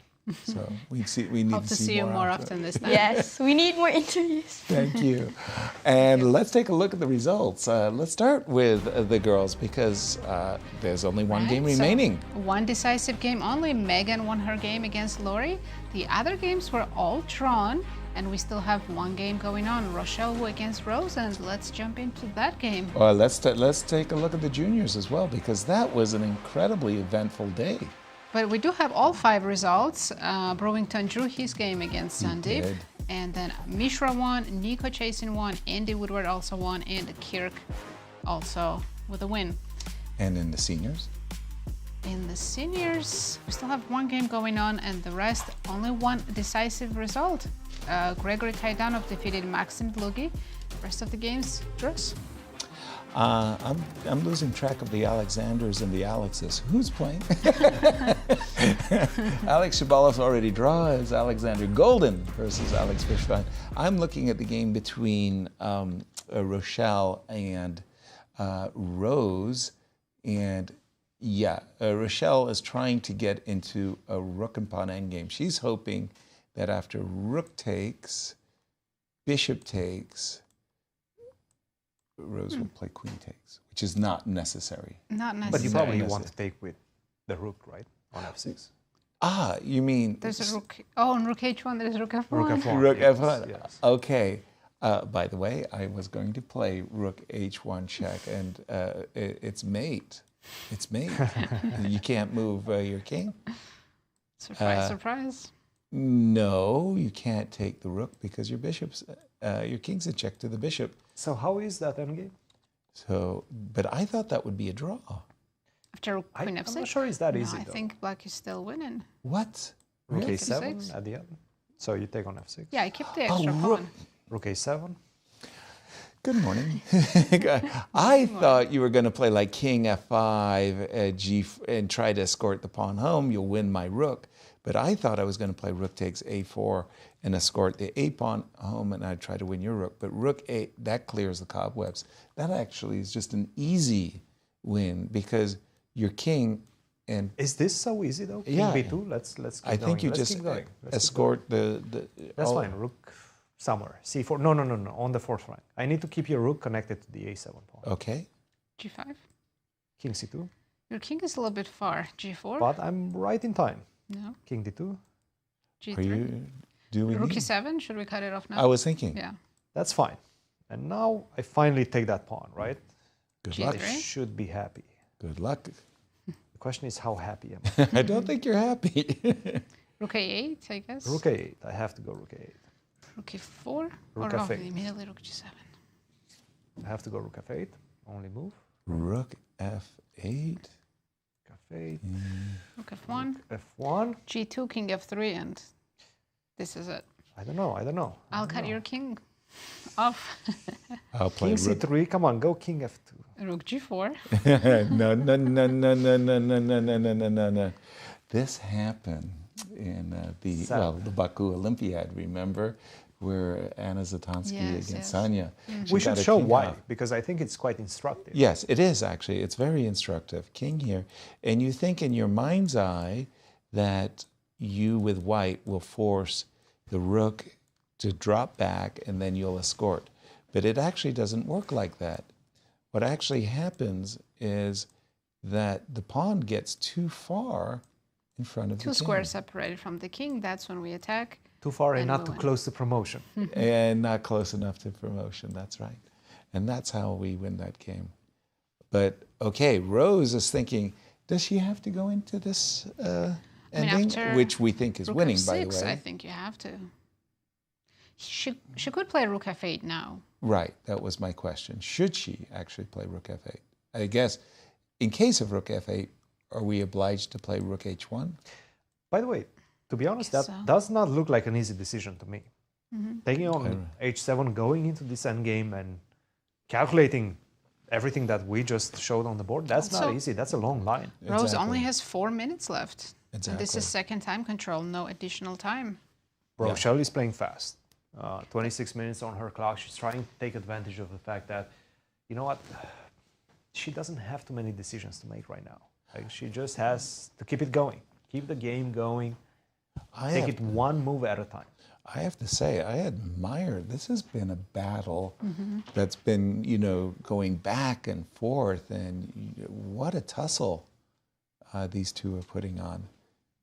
Rochelle's just doing her very, very, very best to make it as difficult as possible for Rose. Rook f1, threatening rook takes f6. I think the more she thinks, Rose, and lower she gets on time, she will just take on h7 and play Exactly. the game, right? Play the simple rook and pawn endgame positions because it's only a 2 result. Whereas weird things can happen if... I'm not so sure. I'm not so sure. I think she's going to go rook f8. I don't think she's going to take that big decision with rook takes h7. I think she's going to go rook f8, put the king on h8. Back? Well, she's played it. Guess what? You were right, Christian. Rook f8. Rook h1. But she wants to put the king back on h8. But then what's the follow-up is the question. Like, how do you make you push progress? the g pawn, but it doesn't go farther than g4. Yeah, rook h1 is on the board. Indeed. King h8. No, rook h8. Okay, maybe they repeat once. Oh, rook, excuse me, Yes, sorry. she did repeat. Okay. So she gained 1 minute. Every little bit helps. So if she goes rook f8, is that third time repetition? Let's see. It's second. Just second time, Just second. But then after rook h1, if she goes back to h8, that would be third. So she would have to play king h8. Yes. Not to allow yes. the remove.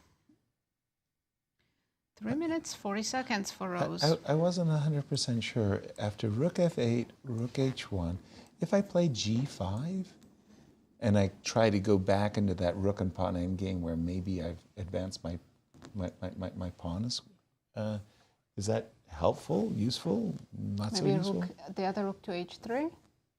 It's winning as well, yes. Yeah, It's it all should winning. be, yeah. And rook Maybe goes- rook h6 here. Whoa. Okay. Rook h6 was a kind of a scary move. But I think it's just the worst Still endgame. lost. Yeah, it's just the worst endgame. Scared you for a second, but that's all I've got. That's all you got. I just want to check in on the remaining game in the senior championships because I can't say that one takes is H7. too exciting right now. Yeah, it can definitely get exciting. Let me see the lack of excitement. It's a rook ending. 4 versus 4. But wait a minute. Wait a minute. Wait, the B pawn is dangerous. The B pawn is definitely White's got the dangerous passer, right? Yes. So White is pressing. Definitely White's pressing. How is Black supposed to save this?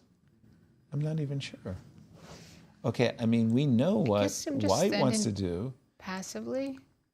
Oh, well, I'll give you checks from the... How are you going to give me checks? You're going to go... Okay, let's make him king d6. King d6, excellent. King...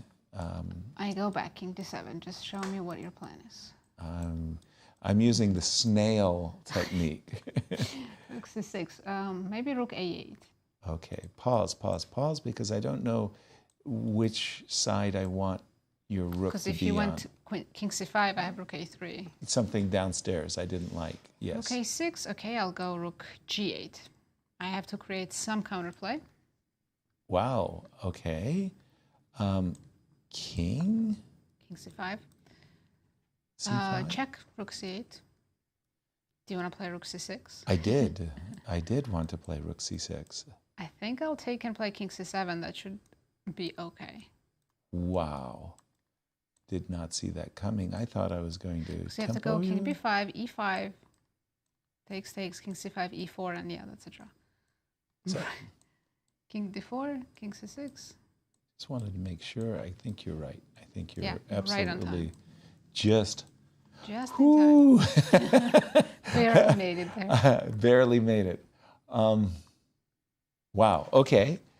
That was a good sprint to the finish there. By the way, we do have king b4, rook a8 right away.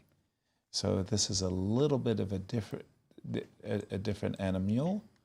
Oh, pardon me. What did it? Okay, takes, rook a8, Okay. king b4. Sorry. Now maybe black can play rook Alexander. a2 and play more active, or rook a1, whatever. Okay. Yeah. Or you. I'm trying to push my pawn home. Check. King. Maybe include king d6. King d6. I'll have to drop my rook back. Okay.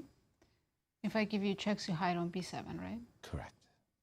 Now you could Maybe I play should go e5. e5. Yes. Okay, so let me Let me still. Okay, that's a little scary.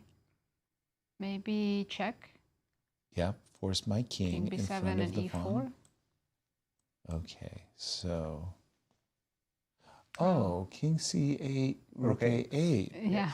How annoying. Okay. We're making a draw. King d5. b7. King d4. Okay, pause. Because I have king here. Rook b2. Okay. Now I can't play the crafty rook c2 with the tempo. What's going on? I don't know. Aren't I making a queen first? You definitely are. Yay. Yay me.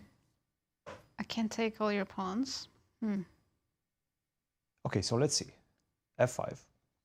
F5, queen. I take. Take. E3. Why did we start with f5? We could have done e3 too, no?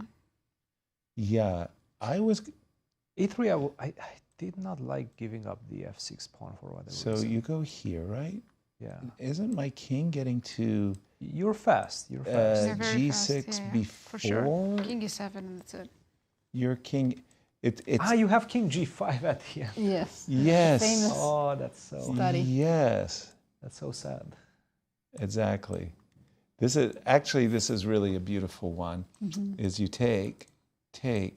Now, h5 is promising, f5 is promising, neither is the best. King g5 and it wins. I just saw Rose gave up the a4 pawn. She's no longer winning. What?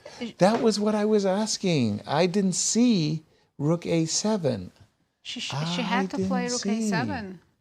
Oh. I mean, 5 hours of concentrated effort in one single slip? Not completely clear to me. Not Like, completely there's clear, only two but- moves that make a draw in this position. For white? For white. Only two moves. Only two moves make a draw. Rook b4 and rook c4. Okay. Now, if you ask me why, No. I wouldn't be able to tell you. Well, I guess rook d4 walks into king e5 with a tempo. Yeah. That's clear. But rook g4 does make a lot of sense. Okay, you're But keeping... rook a8 is very tempting. I wanted to say, I mean, every fiber of my being G4, wants to right? play rook a8. Idea is you play rook rook b4 and you g8. give checks from the side. Now, Oh, the Vancura Mhm. study. Is you go, oh, that's nice. Because this one would be losing, right? Because again, the separation of Your king king is and cut off. pawn. just rook h5 probably. Yeah, and that is Mhm. Ventura. So But the rook- point is, in the current position, so the idea is you play rook b4, you still need to play this, and then you check from the side. Yeah. Well, okay, Or you sure. play I a4. go king g6. Let's keep going. Okay. What's the follow-up? Check. King What? h5. Rook b5. Oh, you hide on h4. h4. Okay, okay. I shouldn't have allowed that. No. Okay, so from the beginning, rook b4, king. Should we include? Maybe this? when the king is on g6, it's better. Should we include? And I'm a little bit worried that I'm falling into the same trap that your king. So, at what position should No, I actually, be giving the one checks? that we played was correct. And after king Really? h5, just rook b8. Yeah. Apologies, I'm just going to do this again. Okay, tell me what we did right. Check. Yep. Another one. Yep. And on king h5, drop down to b8. Ah, 'Cause you can't go reminding there's a skewer. Mhm. Okay. Yeah, this is pretty much impossible. This is truly impossible. Truly, wow. Okay, rook f2. Rook b4. Rook b4 is fine. That's fine. I Rochelle. understand that she will find this, but if she finds this whole sequence, I mean, this is absolutely brilliant. So rook f2. How do you continue? Well, I assume I want your king in front. Rook h8 is the only move. Yeah, I want the king King in front g4? of the King G. g4, and now you have a4. only one move. I have to go back. No, you have to go rook g8. Why? Rook g8. That makes no sense. It's And so then it's- king. Yeah. So I'm Yeah. stopping you from playing king g3 or something? Yes. Oh. So now yeah, after no. king h4, now you go a4.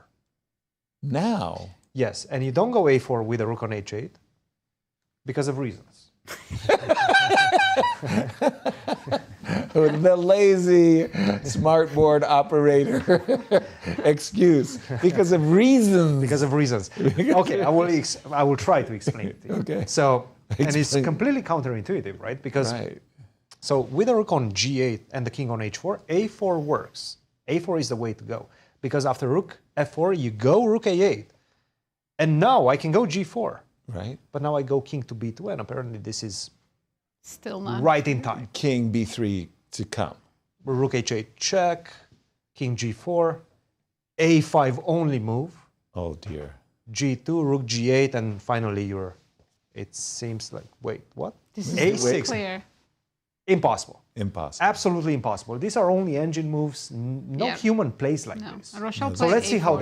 they. Let's see how they play. It's already lost after a4. Wow. Yeah, this is No. absolutely impossible. No, I mean, no, seriously, even for me, that complexity of playing rook to a8 when the king is on h4 versus. This requires a few hours of analysis, and then you forget it the next day. that's how this sort of endgames work. Like, there's no way you will. How do you remember this. brand There's that no into your pattern or mind? something to remember. Right. There's- How do you brand that into your It mind? seems random, like that rook It is g8 very move. random. Yes. Yeah. Yeah. But now it seems like an easy win for black.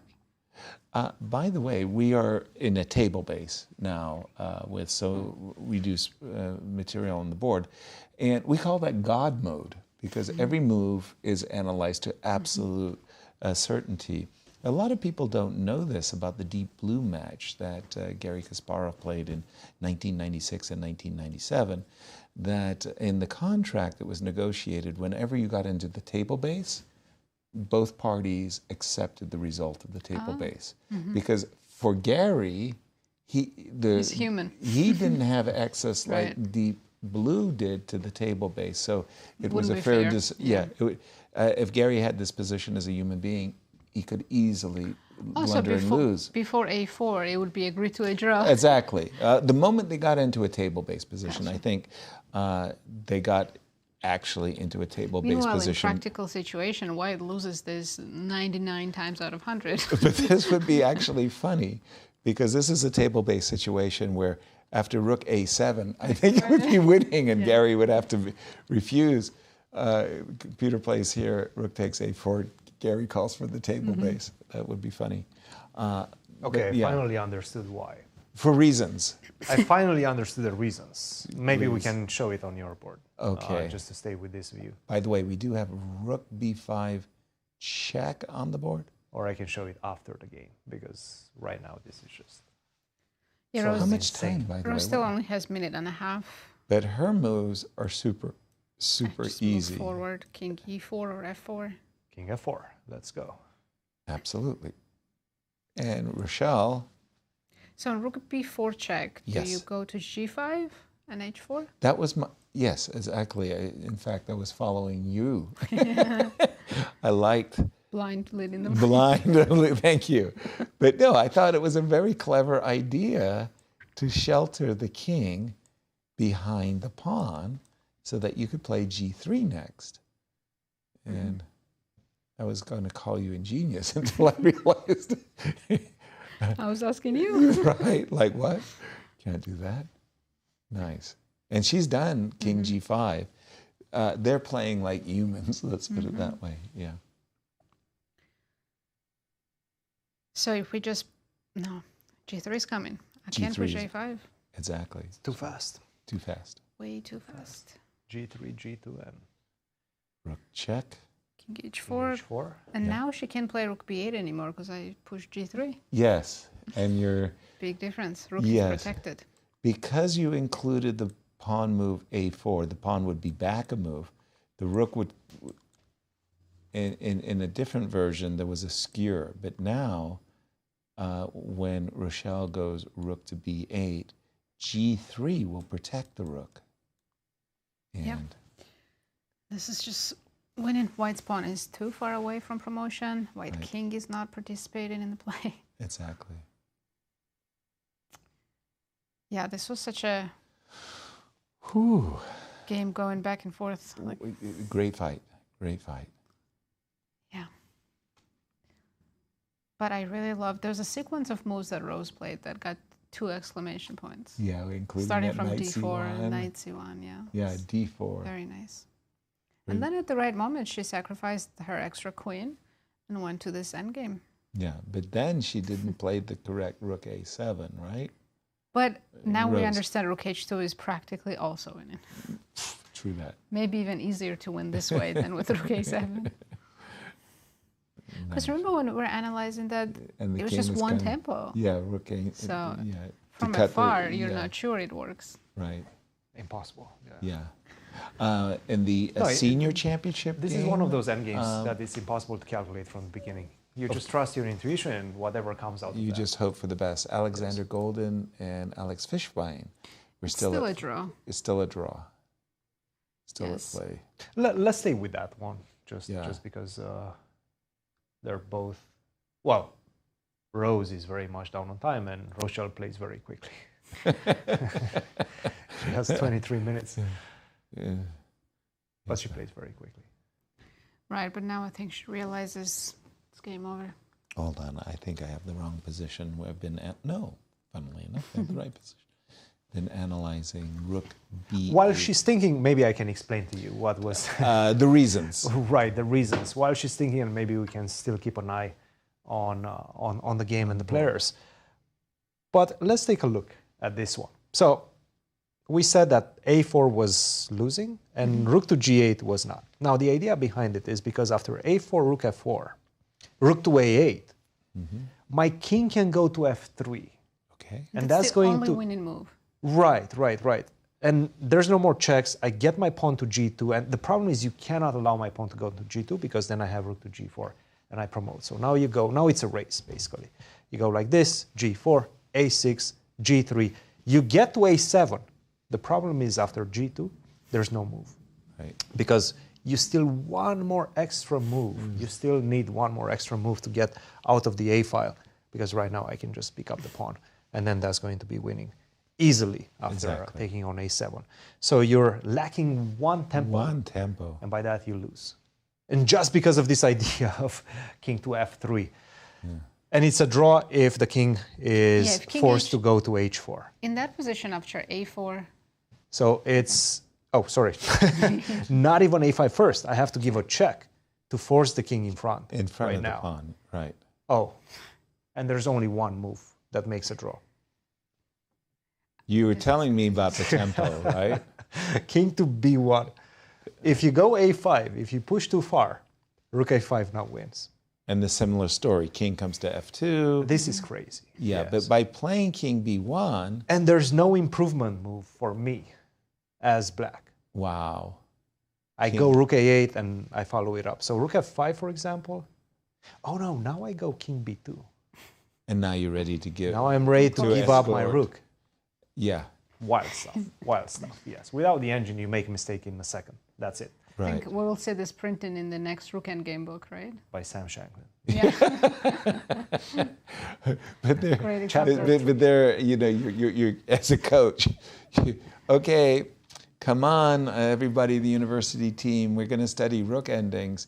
And wouldn't you know it, the very, very position that you study comes up in the game, and the player plays it just completely terribly. I mean, this kind of rook end games, no matter how much you study, you'll forget when it actually happens in your game. You forget the next day. Like if I will ask you tomorrow. Right. I will ask you tomorrow if you remember all of these details. I mean, no way. Chapeau. But I don't and know if you change the position slightly, then I will be lost again. Right. Yes. Exactly. Yeah. Now, that was a painful experience. I had visited Victor Korchnoi in Switzerland at his home. I come into his home, and in his living room, he's got this 4 versus 4 rook ending. White has 3 pawns on the king side. Black has 4 pawns on the king side. White has a passer on the b file. Mm-hmm. He says, Yasser, I've been studying this position for 3 months. I'm writing a book on rook endings. I've been studying this position for 3 months. Give me your judgment. Oh, easy draw. Easy draw. Very good. I couldn't draw once. He just wins every time. So I go, you're right. It's winning. Oh, winning. Oh, very good. I couldn't win. I mean, the rook endings and that and his book. They're really humbling, right? Yeah, you think truly. You're a good chess player, and then right, like I felt like a schoolboy. You know. Yeah, there was a point where I realized that studying this type of rook end games might not be that beneficial because in your real game you won't remember it anyways. Right. It's okay. Wait a minute. G3, right? G3, G3, G2. Threatening the girl. Yeah, G3 is the only winning move. If she gives rook h1 check, it's no longer winning. Wow. After king b2. Okay. I don't think she will. I don't think. No, I think G3 actually plays check? itself because you're ready to go. Yeah, it unfortunately it's but also so visibly good. Why is rook h1 not winning? Oh, because then I'll sack the rook and my king will be close. Right. Right. That much I understand. Yeah. You just feel like. So now on rook b3, what do you do? G2. Rook b3. Confidently G2. Very with great confidence. Well, now I can just bring my king back. I think I drop back so I can play G2. Because I'm ready to go I'll start G2. Checking. It doesn't matter. I just bring my king all the way towards your rook. Because once I play G2 with my rook on H2, I only need the rook to promote. Exactly. All the best. So what we are talking about, just to share with the audience, is that once our pawn lands on G2, there's no stopping rook H1 check, followed by G1, which the means... king on A1 is so badly placed. which This is the means key to this that I can give up and allow you to bring your rook behind, but it's too late. A6, check, as mentioned. King b2, queen, and that's all she wrote. If the white king were on b7, it's a different story. It's not there, and black wins. So that's them apples. That's all she wrote. Yeah, g3. I mean, you have to try rook b3 though, right? You don't have any other moves. Exactly. Well, the white king is just so unfortunately placed on a1. If it was pretty much anywhere else. It's really bad, funny square that the move king b1. Yeah. That was So with the king amazing. on b1, it might just be a draw. From the beginning of the endgame. Right. With the king on b1 might be a draw. With the king on a1. Wow. Wow. So what's the takeaway from this? That you don't put the king in the corner? That Well- endgames are very tough. Well, very tough. Yeah, she's played rook b3. Rook b3. Maybe Well, I last mean- hope. Maybe she will go king g2. Well, I remember in my calculus classes, they give us these incredibly mathematical problems, and the answer, x equals what? And it was always like 1. But figuring out how to get there.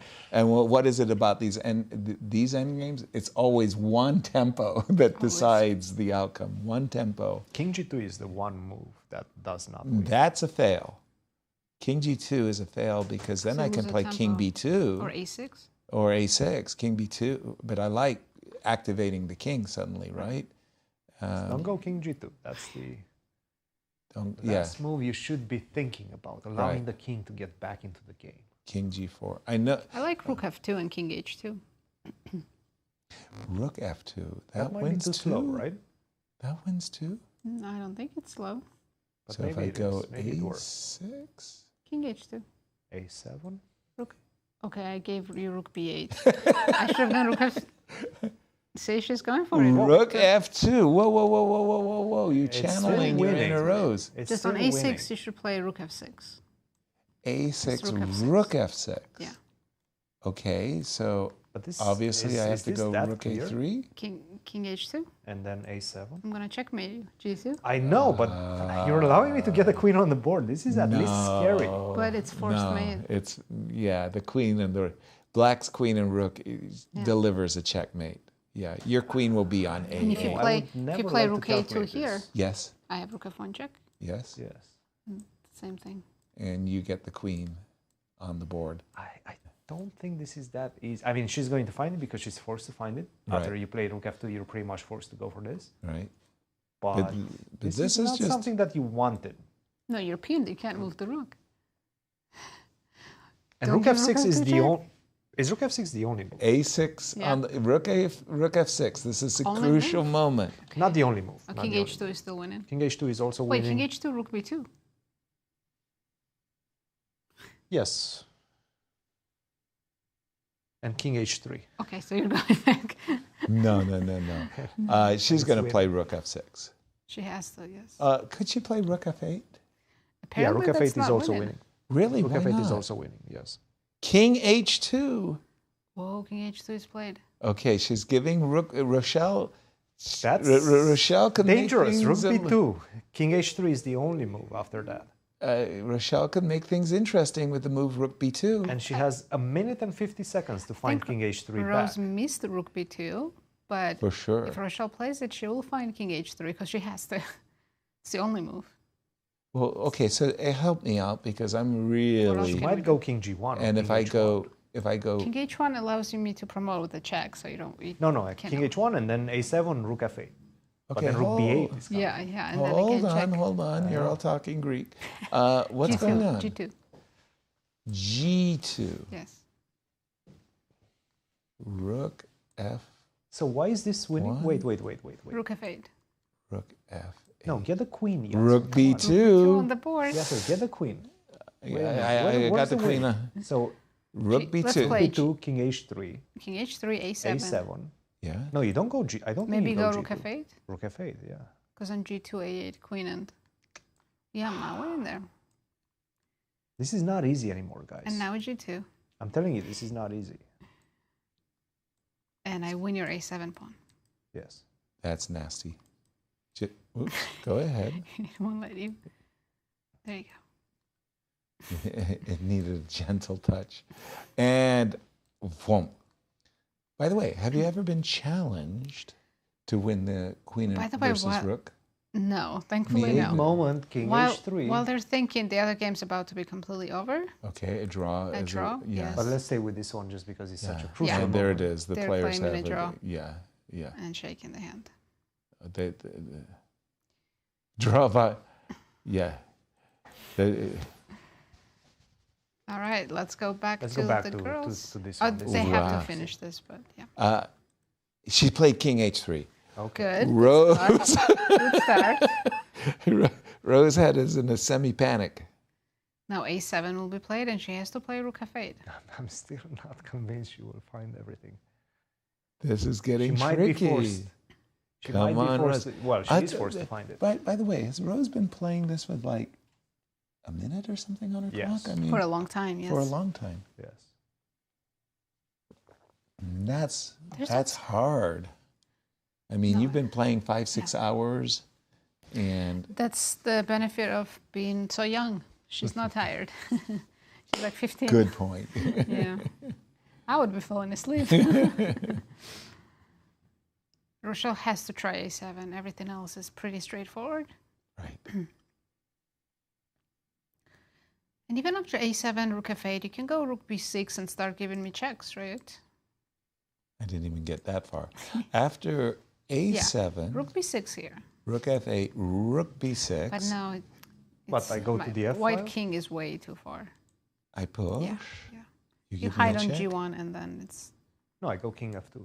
King. I'm going to go Yeah. king f2. Well, I thought I had rook f6, but I don't. You do, but you It's not play good. rook queen versus queen. Queen versus queen. Okay, big moment. Once again, rook f8, only move. Which probably she will find. There's Yeah, if she plays g2... Considering it's a the draw. alternatives, right? Yeah, rook f8 will be played. By the way, Rose is wearing hold on. What? the US Masters swag. Isn't G2 winning? No, G2 A8. No, a8. And I hide on a2. Yes. You have no more checks. She found rook is f8. Crazy. She found rook f8. Rook f8. So here we think that Rochelle's best chance of putting up any resistance is to go into a queen. king and rook. No. Just get a queen. What? Get a queen. For white? Because otherwise, queen versus rook is lost. The rook is very far away. I know, but it's very hard to win. I think you queen. lose it right away with checks. Do I lose my rook right away? If I take, you go queen, yeah? Do I lose my rook? Okay. Check. Oh. You have to go... Oh, you think I think it's lost, right? Right It has to be. away. Yeah. It's way too far. It has to be lost. I think you're right. Very good. Oh, boy. Well, then I have to reach for the queen. Yeah, and then hope that Rose doesn't checkmate you, but she will. I think she will. So what we're discussing Let's now... take a look. Rook b8. Rook b8. G2. G2. A8 queen. A8 equals queen. G8 queen. G1, sorry. King a2. Now, if you give me a rook f2 check, I'll be very happy. I'll play rook queen b2. h2, I think. Right. It's the So I have to give you a check. My the queen. queen h2 wins right away. Queen h2 is unfortunately too simple, I think. That's way too simple. I like simple. That's a very Especially power. after 5 hours of play. Yes. So that's a king very- a3, let's keep going because you do have at least Rook b8. You couple don't of have a checks. check. You have queen f3, Queen but then g3. queen g3. Oops. Yeah. No checks. When is no checks? That's the way. Yeah. That's the way to do it. And somewhat of a sad situation for Rochelle because she was getting so close to finally. She fought so hard to this Rook to position, B2. considering what she was facing. And Oh then my king goodness. h3 was found, the only move. Like she was so close and yet so far. This is like an epic novel, like a Dr. Zhivago with more twists and turns. My goodness. And it's worse to lose after 5 hours of fight than losing it quickly after 2 Right. hours, you know? Right. And Much worse. Hold on. We've got Much worse. You got rook Okay, now she can play B3. rook a8, Yeah. and that's it. That makes it. That's the easiest way sadly- to win. I'm sure sadly- King H2 wins too and everything else, but Wait, how do you win after rook 8, rook b7? G2. Now I you're start gonna giving go you check, checks. check. You check me to G1, and it's not the end. But of the you game don't yet. have to go to g1 because you have rook takes a7. It is good enough. Actually, it is good enough. Why is my king not on b1? Exactly. Can I have my king on b1, please? Well, you can get your king on b1 in just a second, because you can check me, force me to in front of the promotion well, I'm square. not going there. No, you're No, not King going F2. there. You go King F2 and walk the other way.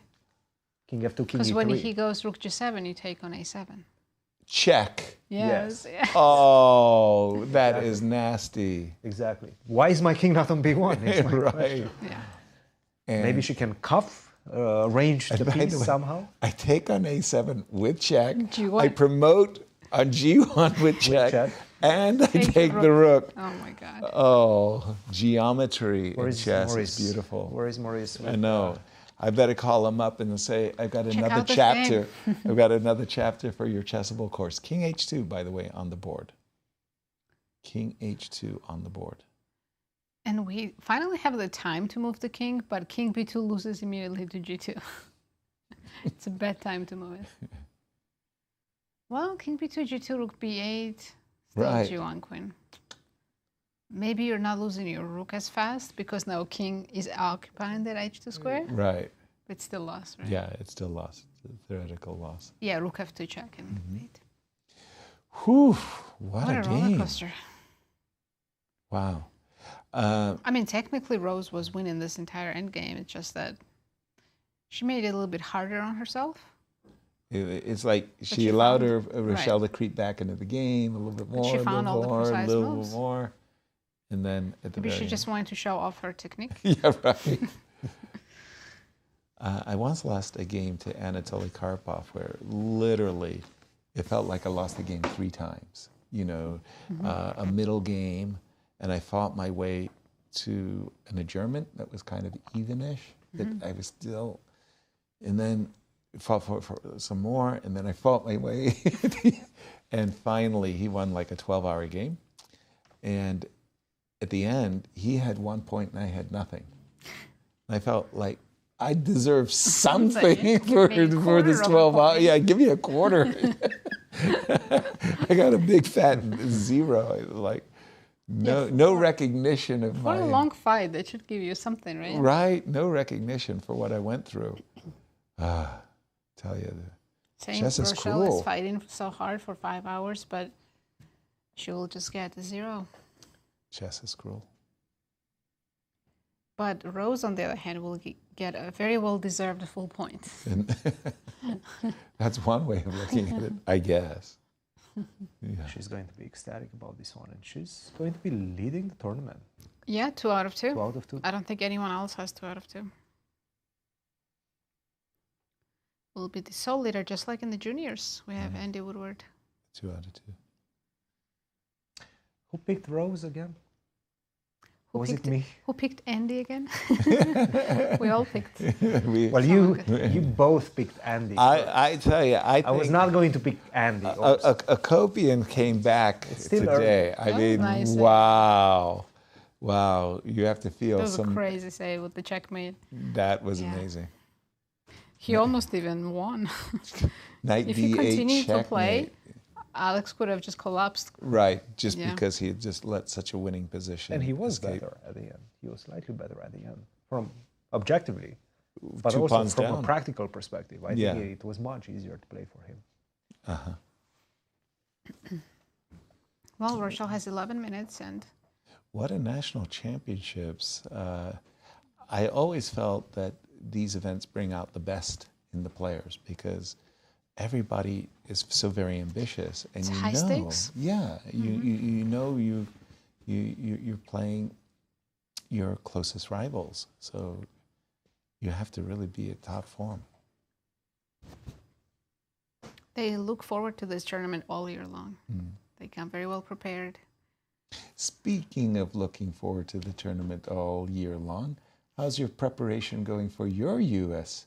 What do you Women's think I'm doing right now? Championship. Studying the rook upon endings. Exactly. Very good. Which I won't remember by October, but Very good. But that training might come in use handy. I hope some of it sticks. Right, by the time October rolls around. Christian, do you have any tournaments coming up? Tournaments? Yeah. Yes, no, sir. Tournaments. I am retired. If you don't mind, I mean, Just like Nico was happy to not, share.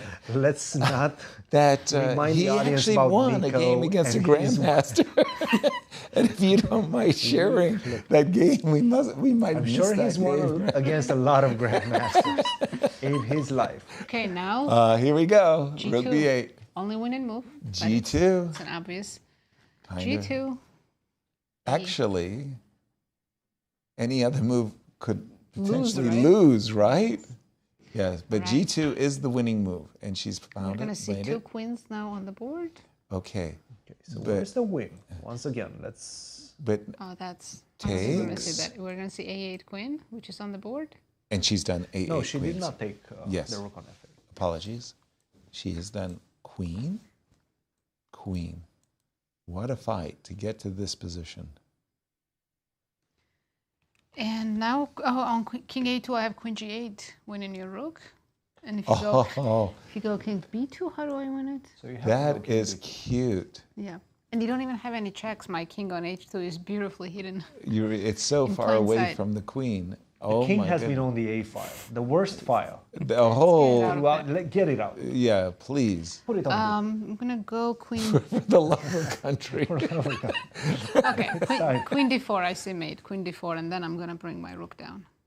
Queen D4, and you see mate. Yeah. She's played King B2.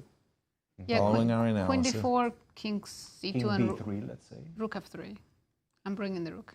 I take your rook. I will take your Oh my god. All right, 5 hours is too much. Good morning, St. Louis. But perhaps you can go Queen E3. I have to give another check first. Yes. No, now Queen E3. Yes. Yes, Queen E3. And if you go on the then- 4th rank, I go Queen 12. Well, if I go on the 2nd rank, now Nazi's rook F2 well, is mate. King A2 and Rook B2. Okay. King Is it A2. that easy? No. What is happening? Oh, Queen E6 check. And now if you go King B2, Queen E5. If you go on any Slowly dark but squares, surely, I will find. I win the rook. I will Yes. find the path. A3, there's D6. B2, there's E5. A1, But I go there's King E5. B1. Let's keep going. Queen E6, King B1. You're staying on the white squares. Yes, But now Rook F1 should be winning, right? Yes. I don't know. This better be made. This better be made. King B2. Let's keep going. Wow. I've played so far. I might Yeah, as I well mean, stick since we're already here, we might as well just. 37 seconds for Rose. She needs to find the right moves. Sorry, what were the right moves at this point? Well, Queen D4 is... Queen D4 is. Or Rook F2 is also winning. The Queen see what she D4. chooses. No, Queen D4 is Queen D4 by looks far better. the most compelling. 20 seconds. 20 She needs to not forget about seconds. the clock. Wow. Queen F2. Queen F2 is winning as well. But now... Oh, if I go on the 3rd rank, you have Queen No, you have to D3. go on the 1st rank. No. So any move to the 3rd rank with the king allows Queen G3 check to the king, spears the rook. You've convinced me. I go back to A1. Oh, no. And now I go that's admitting defeat. Queen D4 check, right? Okay. Now you can't play King rook A2? B2 No, check because I take it with check. Yes. Oh, my. Check, Wow. check, check. Yes, yes. Right? Check, check, check, That's crazy. But I go King A2. King, what? And cheat- Queen D4, King Queen A2, but D4. now Rook F2, right? Now finally I got the mechanism This has to be made. that works. Now you have to go to the 3rd rank. Rook B2 and Queen C3. Yes. Thank you.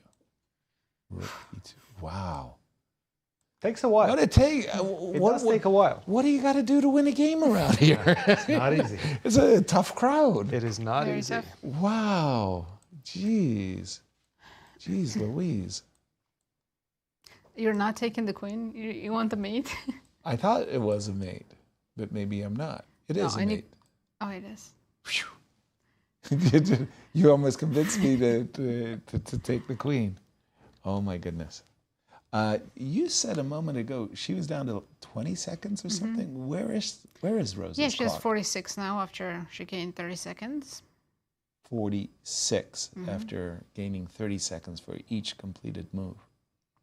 Have you ever done that? Made a move and forgot to press the clock? I have not, but I won a very important game that way. That I was completely lost, and my opponent made a move and forgot to click. Right. And I just waited 30 seconds. Said, "Oh, I'm sorry." And I became European champion under 16. By the forfeit win because your opponent. And I won the scholarship to the U.S. That's how I'm here, actually. Dang, dang. That was the luckiest break in my chess career. Wow. That completely changed the trajectory of my life. Gary Kasparov forgot to press his clock in his World Championship match in Seville. Did he lose? No, he actually pressed his clock like when his flag almost was falling because he just thought for 2-3 minutes and Karpov wasn't moving. How about you, Christian? Ever happened in your career that you failed to press your clock after making a move, or the Nazi story where I can't remember right a time like that, but I'm sure it happened. Yeah, I think it happens to everybody. Yeah, at least whenever you are in your young, early stages of your career. Exactly. Later, it just becomes absolutely second nature. In later stages, yes. So you won the game, you won the championship, you won a scholarship. It all happened because as a result of that to one.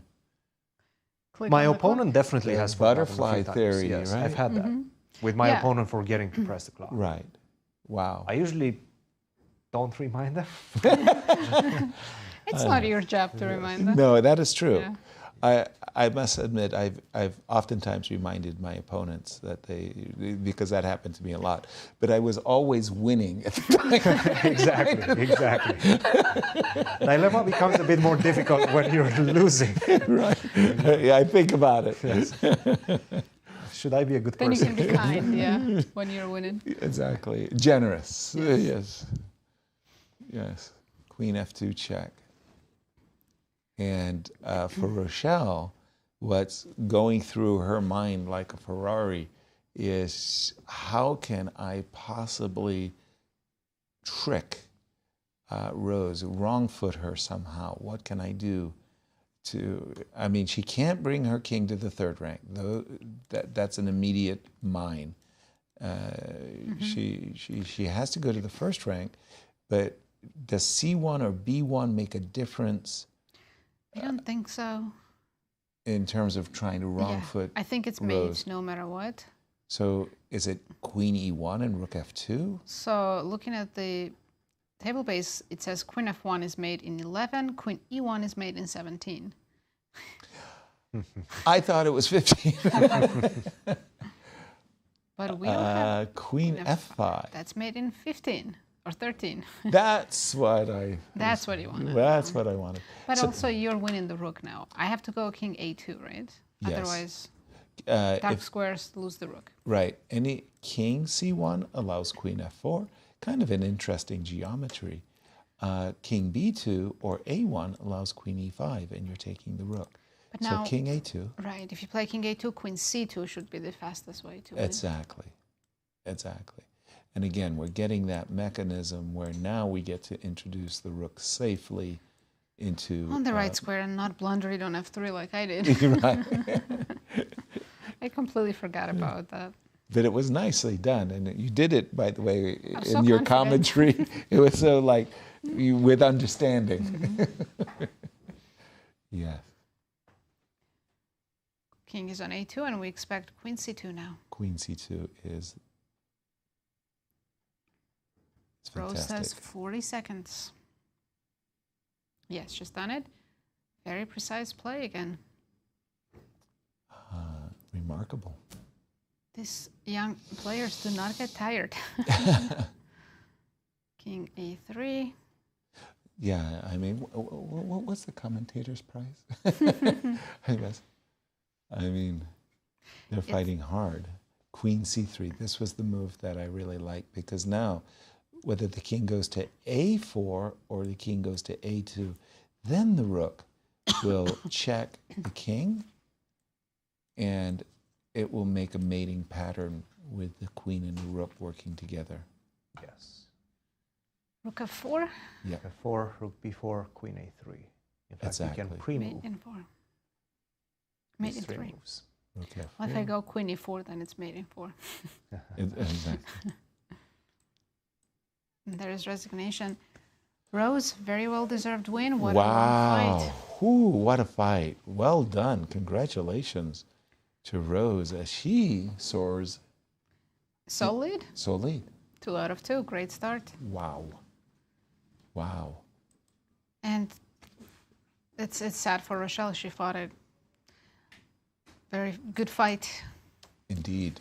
Well, whenever you win games like this, yeah, it's long an achievement. games, it's a huge achievement. Absolutely. You start feeling that, you know, things might be working in my favor in this event. I belong. I belong. Right, and then things spiral out of control in your advantage throughout the event. And I think this is what she's starting to feel, Rose, that is. Of course, for Rochelle, it's the complete opposite. Yesterday, she was winning out of the opening, played a great game, then made a mistake that cost her half a point against the rating favorite of the event. That must have stung for her as well. And right now, this loss with the white pieces, she got great preparation. Out of the opening, she had this wonderful attack, big attack. She had a beautiful attack, got her pawn all the way to h7, and then slowly got outplayed by Rose. It's not a good feeling for Rochelle. Yeah. Let's take a look at the standings. After a very eventful day, too. Wow. Well, this is not updated. Why not? Because Rose is supposed to have 2 points. She does. Oh, it does. Okay, I was reading round 2 result. All right. All right, there you go. And tied for second, a three-way tie. So Rose for in clear first with 2 points, and tied for second are 3 players: Ru Yang, Iris Mo, and Megan Paragua with 1.5. 1.5 point behind. Yeah, my pick, Zoe Tang, rating favorite. 2 draws in a row. How about the juniors? Let's have a look. We also know we have a sole leader here, Andy Woodward with 2 points. And then also 3 players sharing second. That's Mishra, Kirk, and Nico. Those 3 players sharing second, by the way. The victories today were impressive. Big, nice victory by Kirk, especially. That really stood out for me. And in the seniors? In the seniors, we have no sole leader. Wow, 4-way tie. Larry Christiansen, Gregory Kaidanov, Alexander Goldin, and Igor Novikov with 1.5. And then 2 players at 50%, Vladimir Akopian and Joel Benjamin.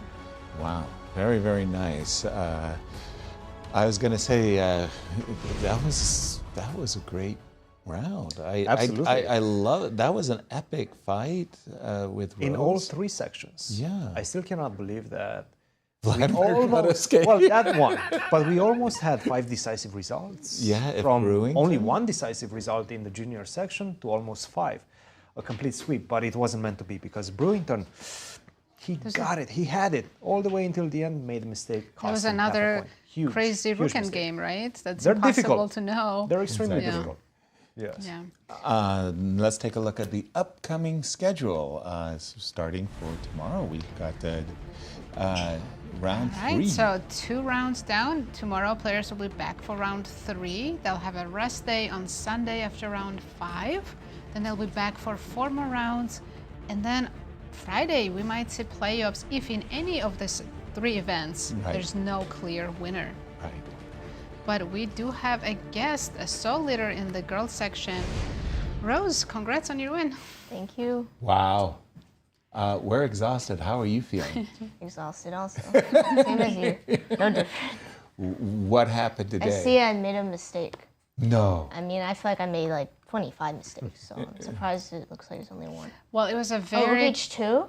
Yes, it's a What was I absolutely supposed to crazy do rook instead? Rook game. a7? Rook a7. But then she can get her king out. We can pull it up on your board Oh, to for show sure. it. Yeah, but it's still winning. First of all, let's just kind of go through the game. We'll go rather quickly. I did not expect London. Right? Mm-hmm. She's more of an e4 player, right? No, normally she does d4, but I don't think London. We thought she missed a real chance here, Rose. Yeah, I thought. Wait. Takes. Well, knight has to go to h7. Oh, you want to go to h7? Yeah, if knight d7, white is much better, but knight h7 is much better. Because we were looking at these positions with rook g1 and g5, and we were thinking white's got a big attack. But knight goes back to h7. But even so, the knight is Not happy. not a happy camper, right? Something like knight f3, Long castle. castles, Yeah. rook to g1. Should be nice for white. That did not happen. Tell me when you thought things were actually going. What was the pawn sacrifice all about? Well, like when I was making that move, I was thinking, what would Yasser say? Well, like, okay, so Yasser will reprimand me. So b5, queen takes b5.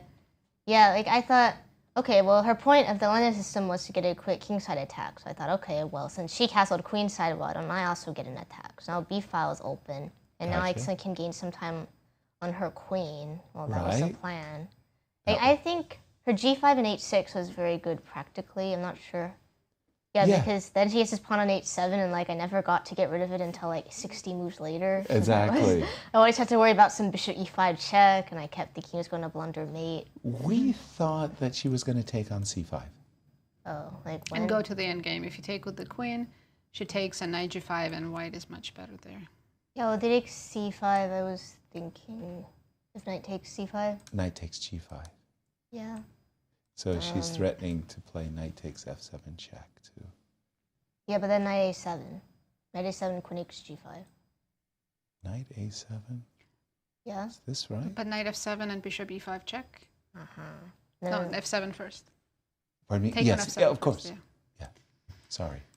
I See, apologize. this is what I'm talking about. That pawn on h7. Yeah, it didn't happen because what happened instead, she went queen b7, queen e8. Oops, that was my bad. Apologies. the way back. Very, very fast. She went queen b7, you went queen e8. She took this pawn, Yeah. f6. Again, how did you feel exactly at this moment? Were you happy, optimistic? I had no idea what's going on, and we were getting low on time before move 40. So it's just Rook a7. Again, she could have gone queen b7. Were you going to take a draw in that case, by the way? I was I don't think she thinking about it, but She can I can't take go on queen? c5?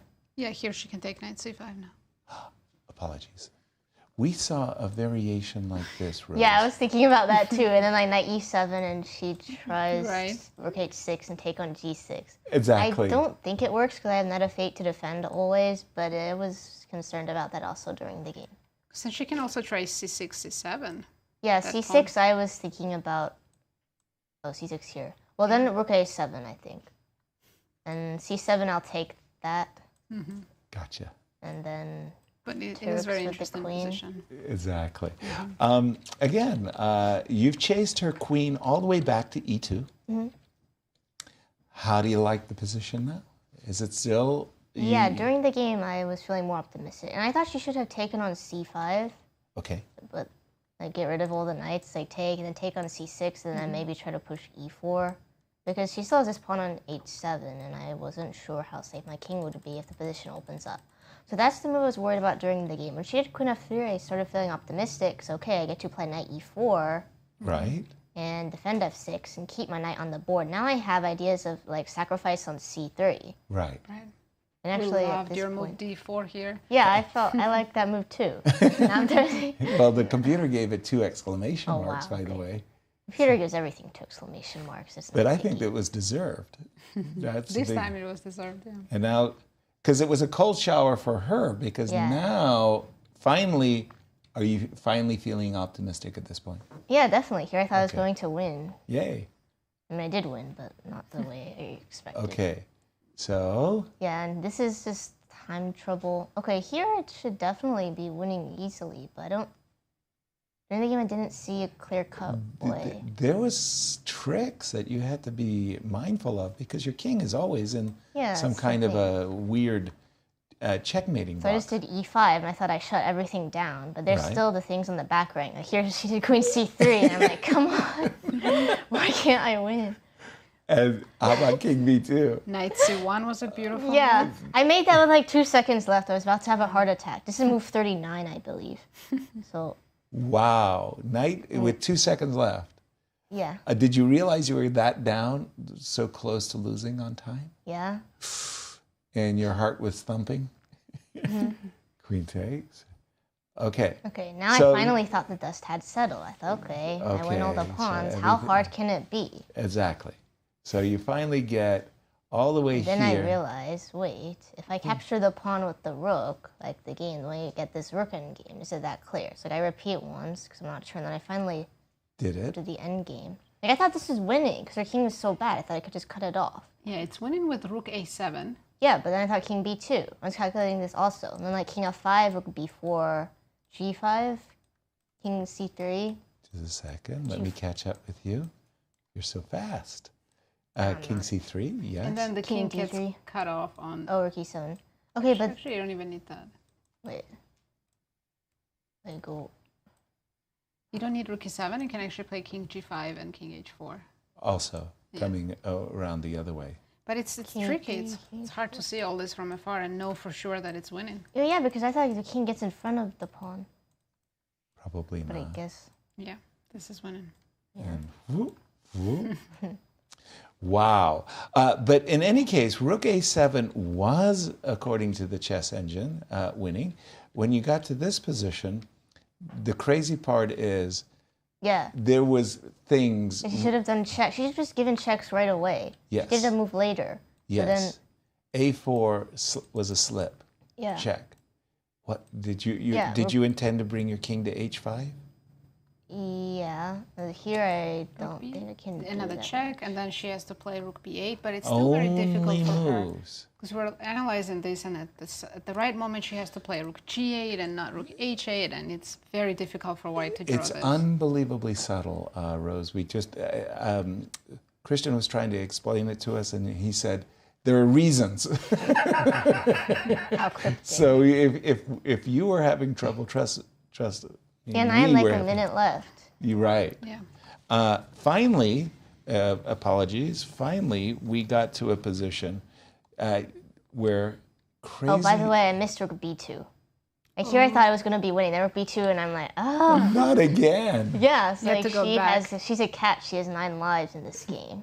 It So was then- crazy. But I'm lucky her king is to be on the back ring. So when I promote, it's with a chess, and I and get her pawn. A1. Yeah. And A1. The geometry. You know, if the king was on b1, in a lot of lines it's a draw, but Really? king on a1 is losing, which is absolutely crazy. And this is fun because now when you started this rook ending, you had no idea you were going to get. You're both going to have queens on the board, right? Yeah, luckily it's my turn to move. I'm the first one to give a check. Exactly. So And do a then- few checks and then bring in the rook. Nicely done. Thank you. What an epic struggle! Wow, congratulations! Really, that was Very that was nice good. win. And tomorrow you're playing the top seed Zoe Tang. Yeah. What's your score against her? Okay, we've played maybe 5 or 6 times so far, and a lifetime record. I mean, we've played all over the place. We've played in Las Vegas. We've played in a Norm tournament in New York. We played in St. Louis. We played in Seattle, near Zoe's hometown. Okay, so in our first few games, she would always win. But I'm a year younger, so recently I've been starting to even out the score more. Like I think in our past 3 games, I have 2.5 out of 3. If I'm Against getting Zoe? that right. Yeah, I think she might still have a +4, but we'll see after tomorrow. Wonderful. Well, thank you so much for joining us, and we Thank hope you. we have a lot more interviews with you, Rose. Keep Thank up the you. good work. And rest As- well after today's game. Absolutely. And once more, taking a look at our standings after what an eventful round. Wow, there she is, Rose Atwell at the top. So leader with a perfect score. And then 3 players are chasing her, half point behind Ruyang Yang, Iris Mo, and Megan Paragua. Megan winning at just the last 3 moves of that game. And finally, not finally, but in the juniors, The juniors also saw leader Andy Woodward with a perfect score, and 3 players behind him, half point behind Mishra, Kirk, and Nico. those of you joining us late, do check out that victory by Kirk. It was just a remarkable turnaround of dark squares versus light squares. Now we have the answer, which is better, right? And in the senior championships. In the seniors, there's a four-way tie for the first place. Larry Christiansen, Gregory Kaidanov, Alexander Goldin, and Igor Novikov with 1.5. No one has perfect score. Exactly, and you're going to get the last word of the round here. Well, we're starting to see the leaders of each pack sort of emerge a little right separation, now, yeah. Especially in the juniors. I have to say, Woodward has been very, very impressive so Right. far. Not only the fact that he's winning, but the quality of his games as well. He's just making the right decisions. He's playing confidently and fast. The same can be said for Rose as well. Sure, maybe not as fast, but still very confidently. And she comes in here and she's giving great answers as Right. well. So those two players definitely impressing so far. Let's take a look at the predictions. Oh, who picked that? Well, who picked Rose? Wow, even a blind chicken Thank can you very find, much. Thank you can very find much. a kernel. Thank you very much. Mishra, Speaking you guys of blind copied chickens. each other. You guys talked with each other before the event started. Right. You got lucky on that one. Right. Well, okay. This one is very, Yeah, very today even my so guy far. was Very so competitive. close, so close. But Varusian, he's just such a wise man. Just, he impresses all the time. Akopian. I mean, come on. That one was pretty obvious. Namesake. Yeah. That one was pretty He's obvious. got to support his namesake. We're having a lot of fun, guys, so far. Yeah. And just a reminder, tomorrow players will be back for round 3, and there's no rest day for 3 more rounds. After that, on Sunday, everyone, including us, will have Yay! rest day. Exactly. Laundry day. Nazi, Christian, thank you. It was great fun calling all the action with you both. Really, really great. Thank you, everybody, for joining us. Tell your friends where you're hanging out. We'll see you all tomorrow. Have a good night and see you soon. Good night.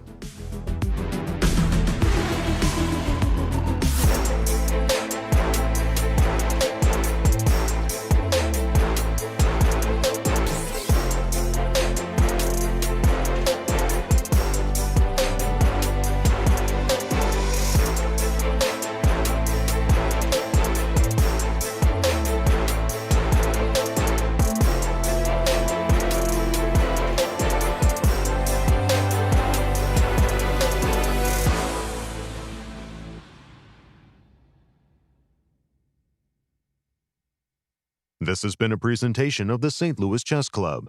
Any reproduction or distribution of this content without the express written consent of the St. Louis Chess Club is prohibited.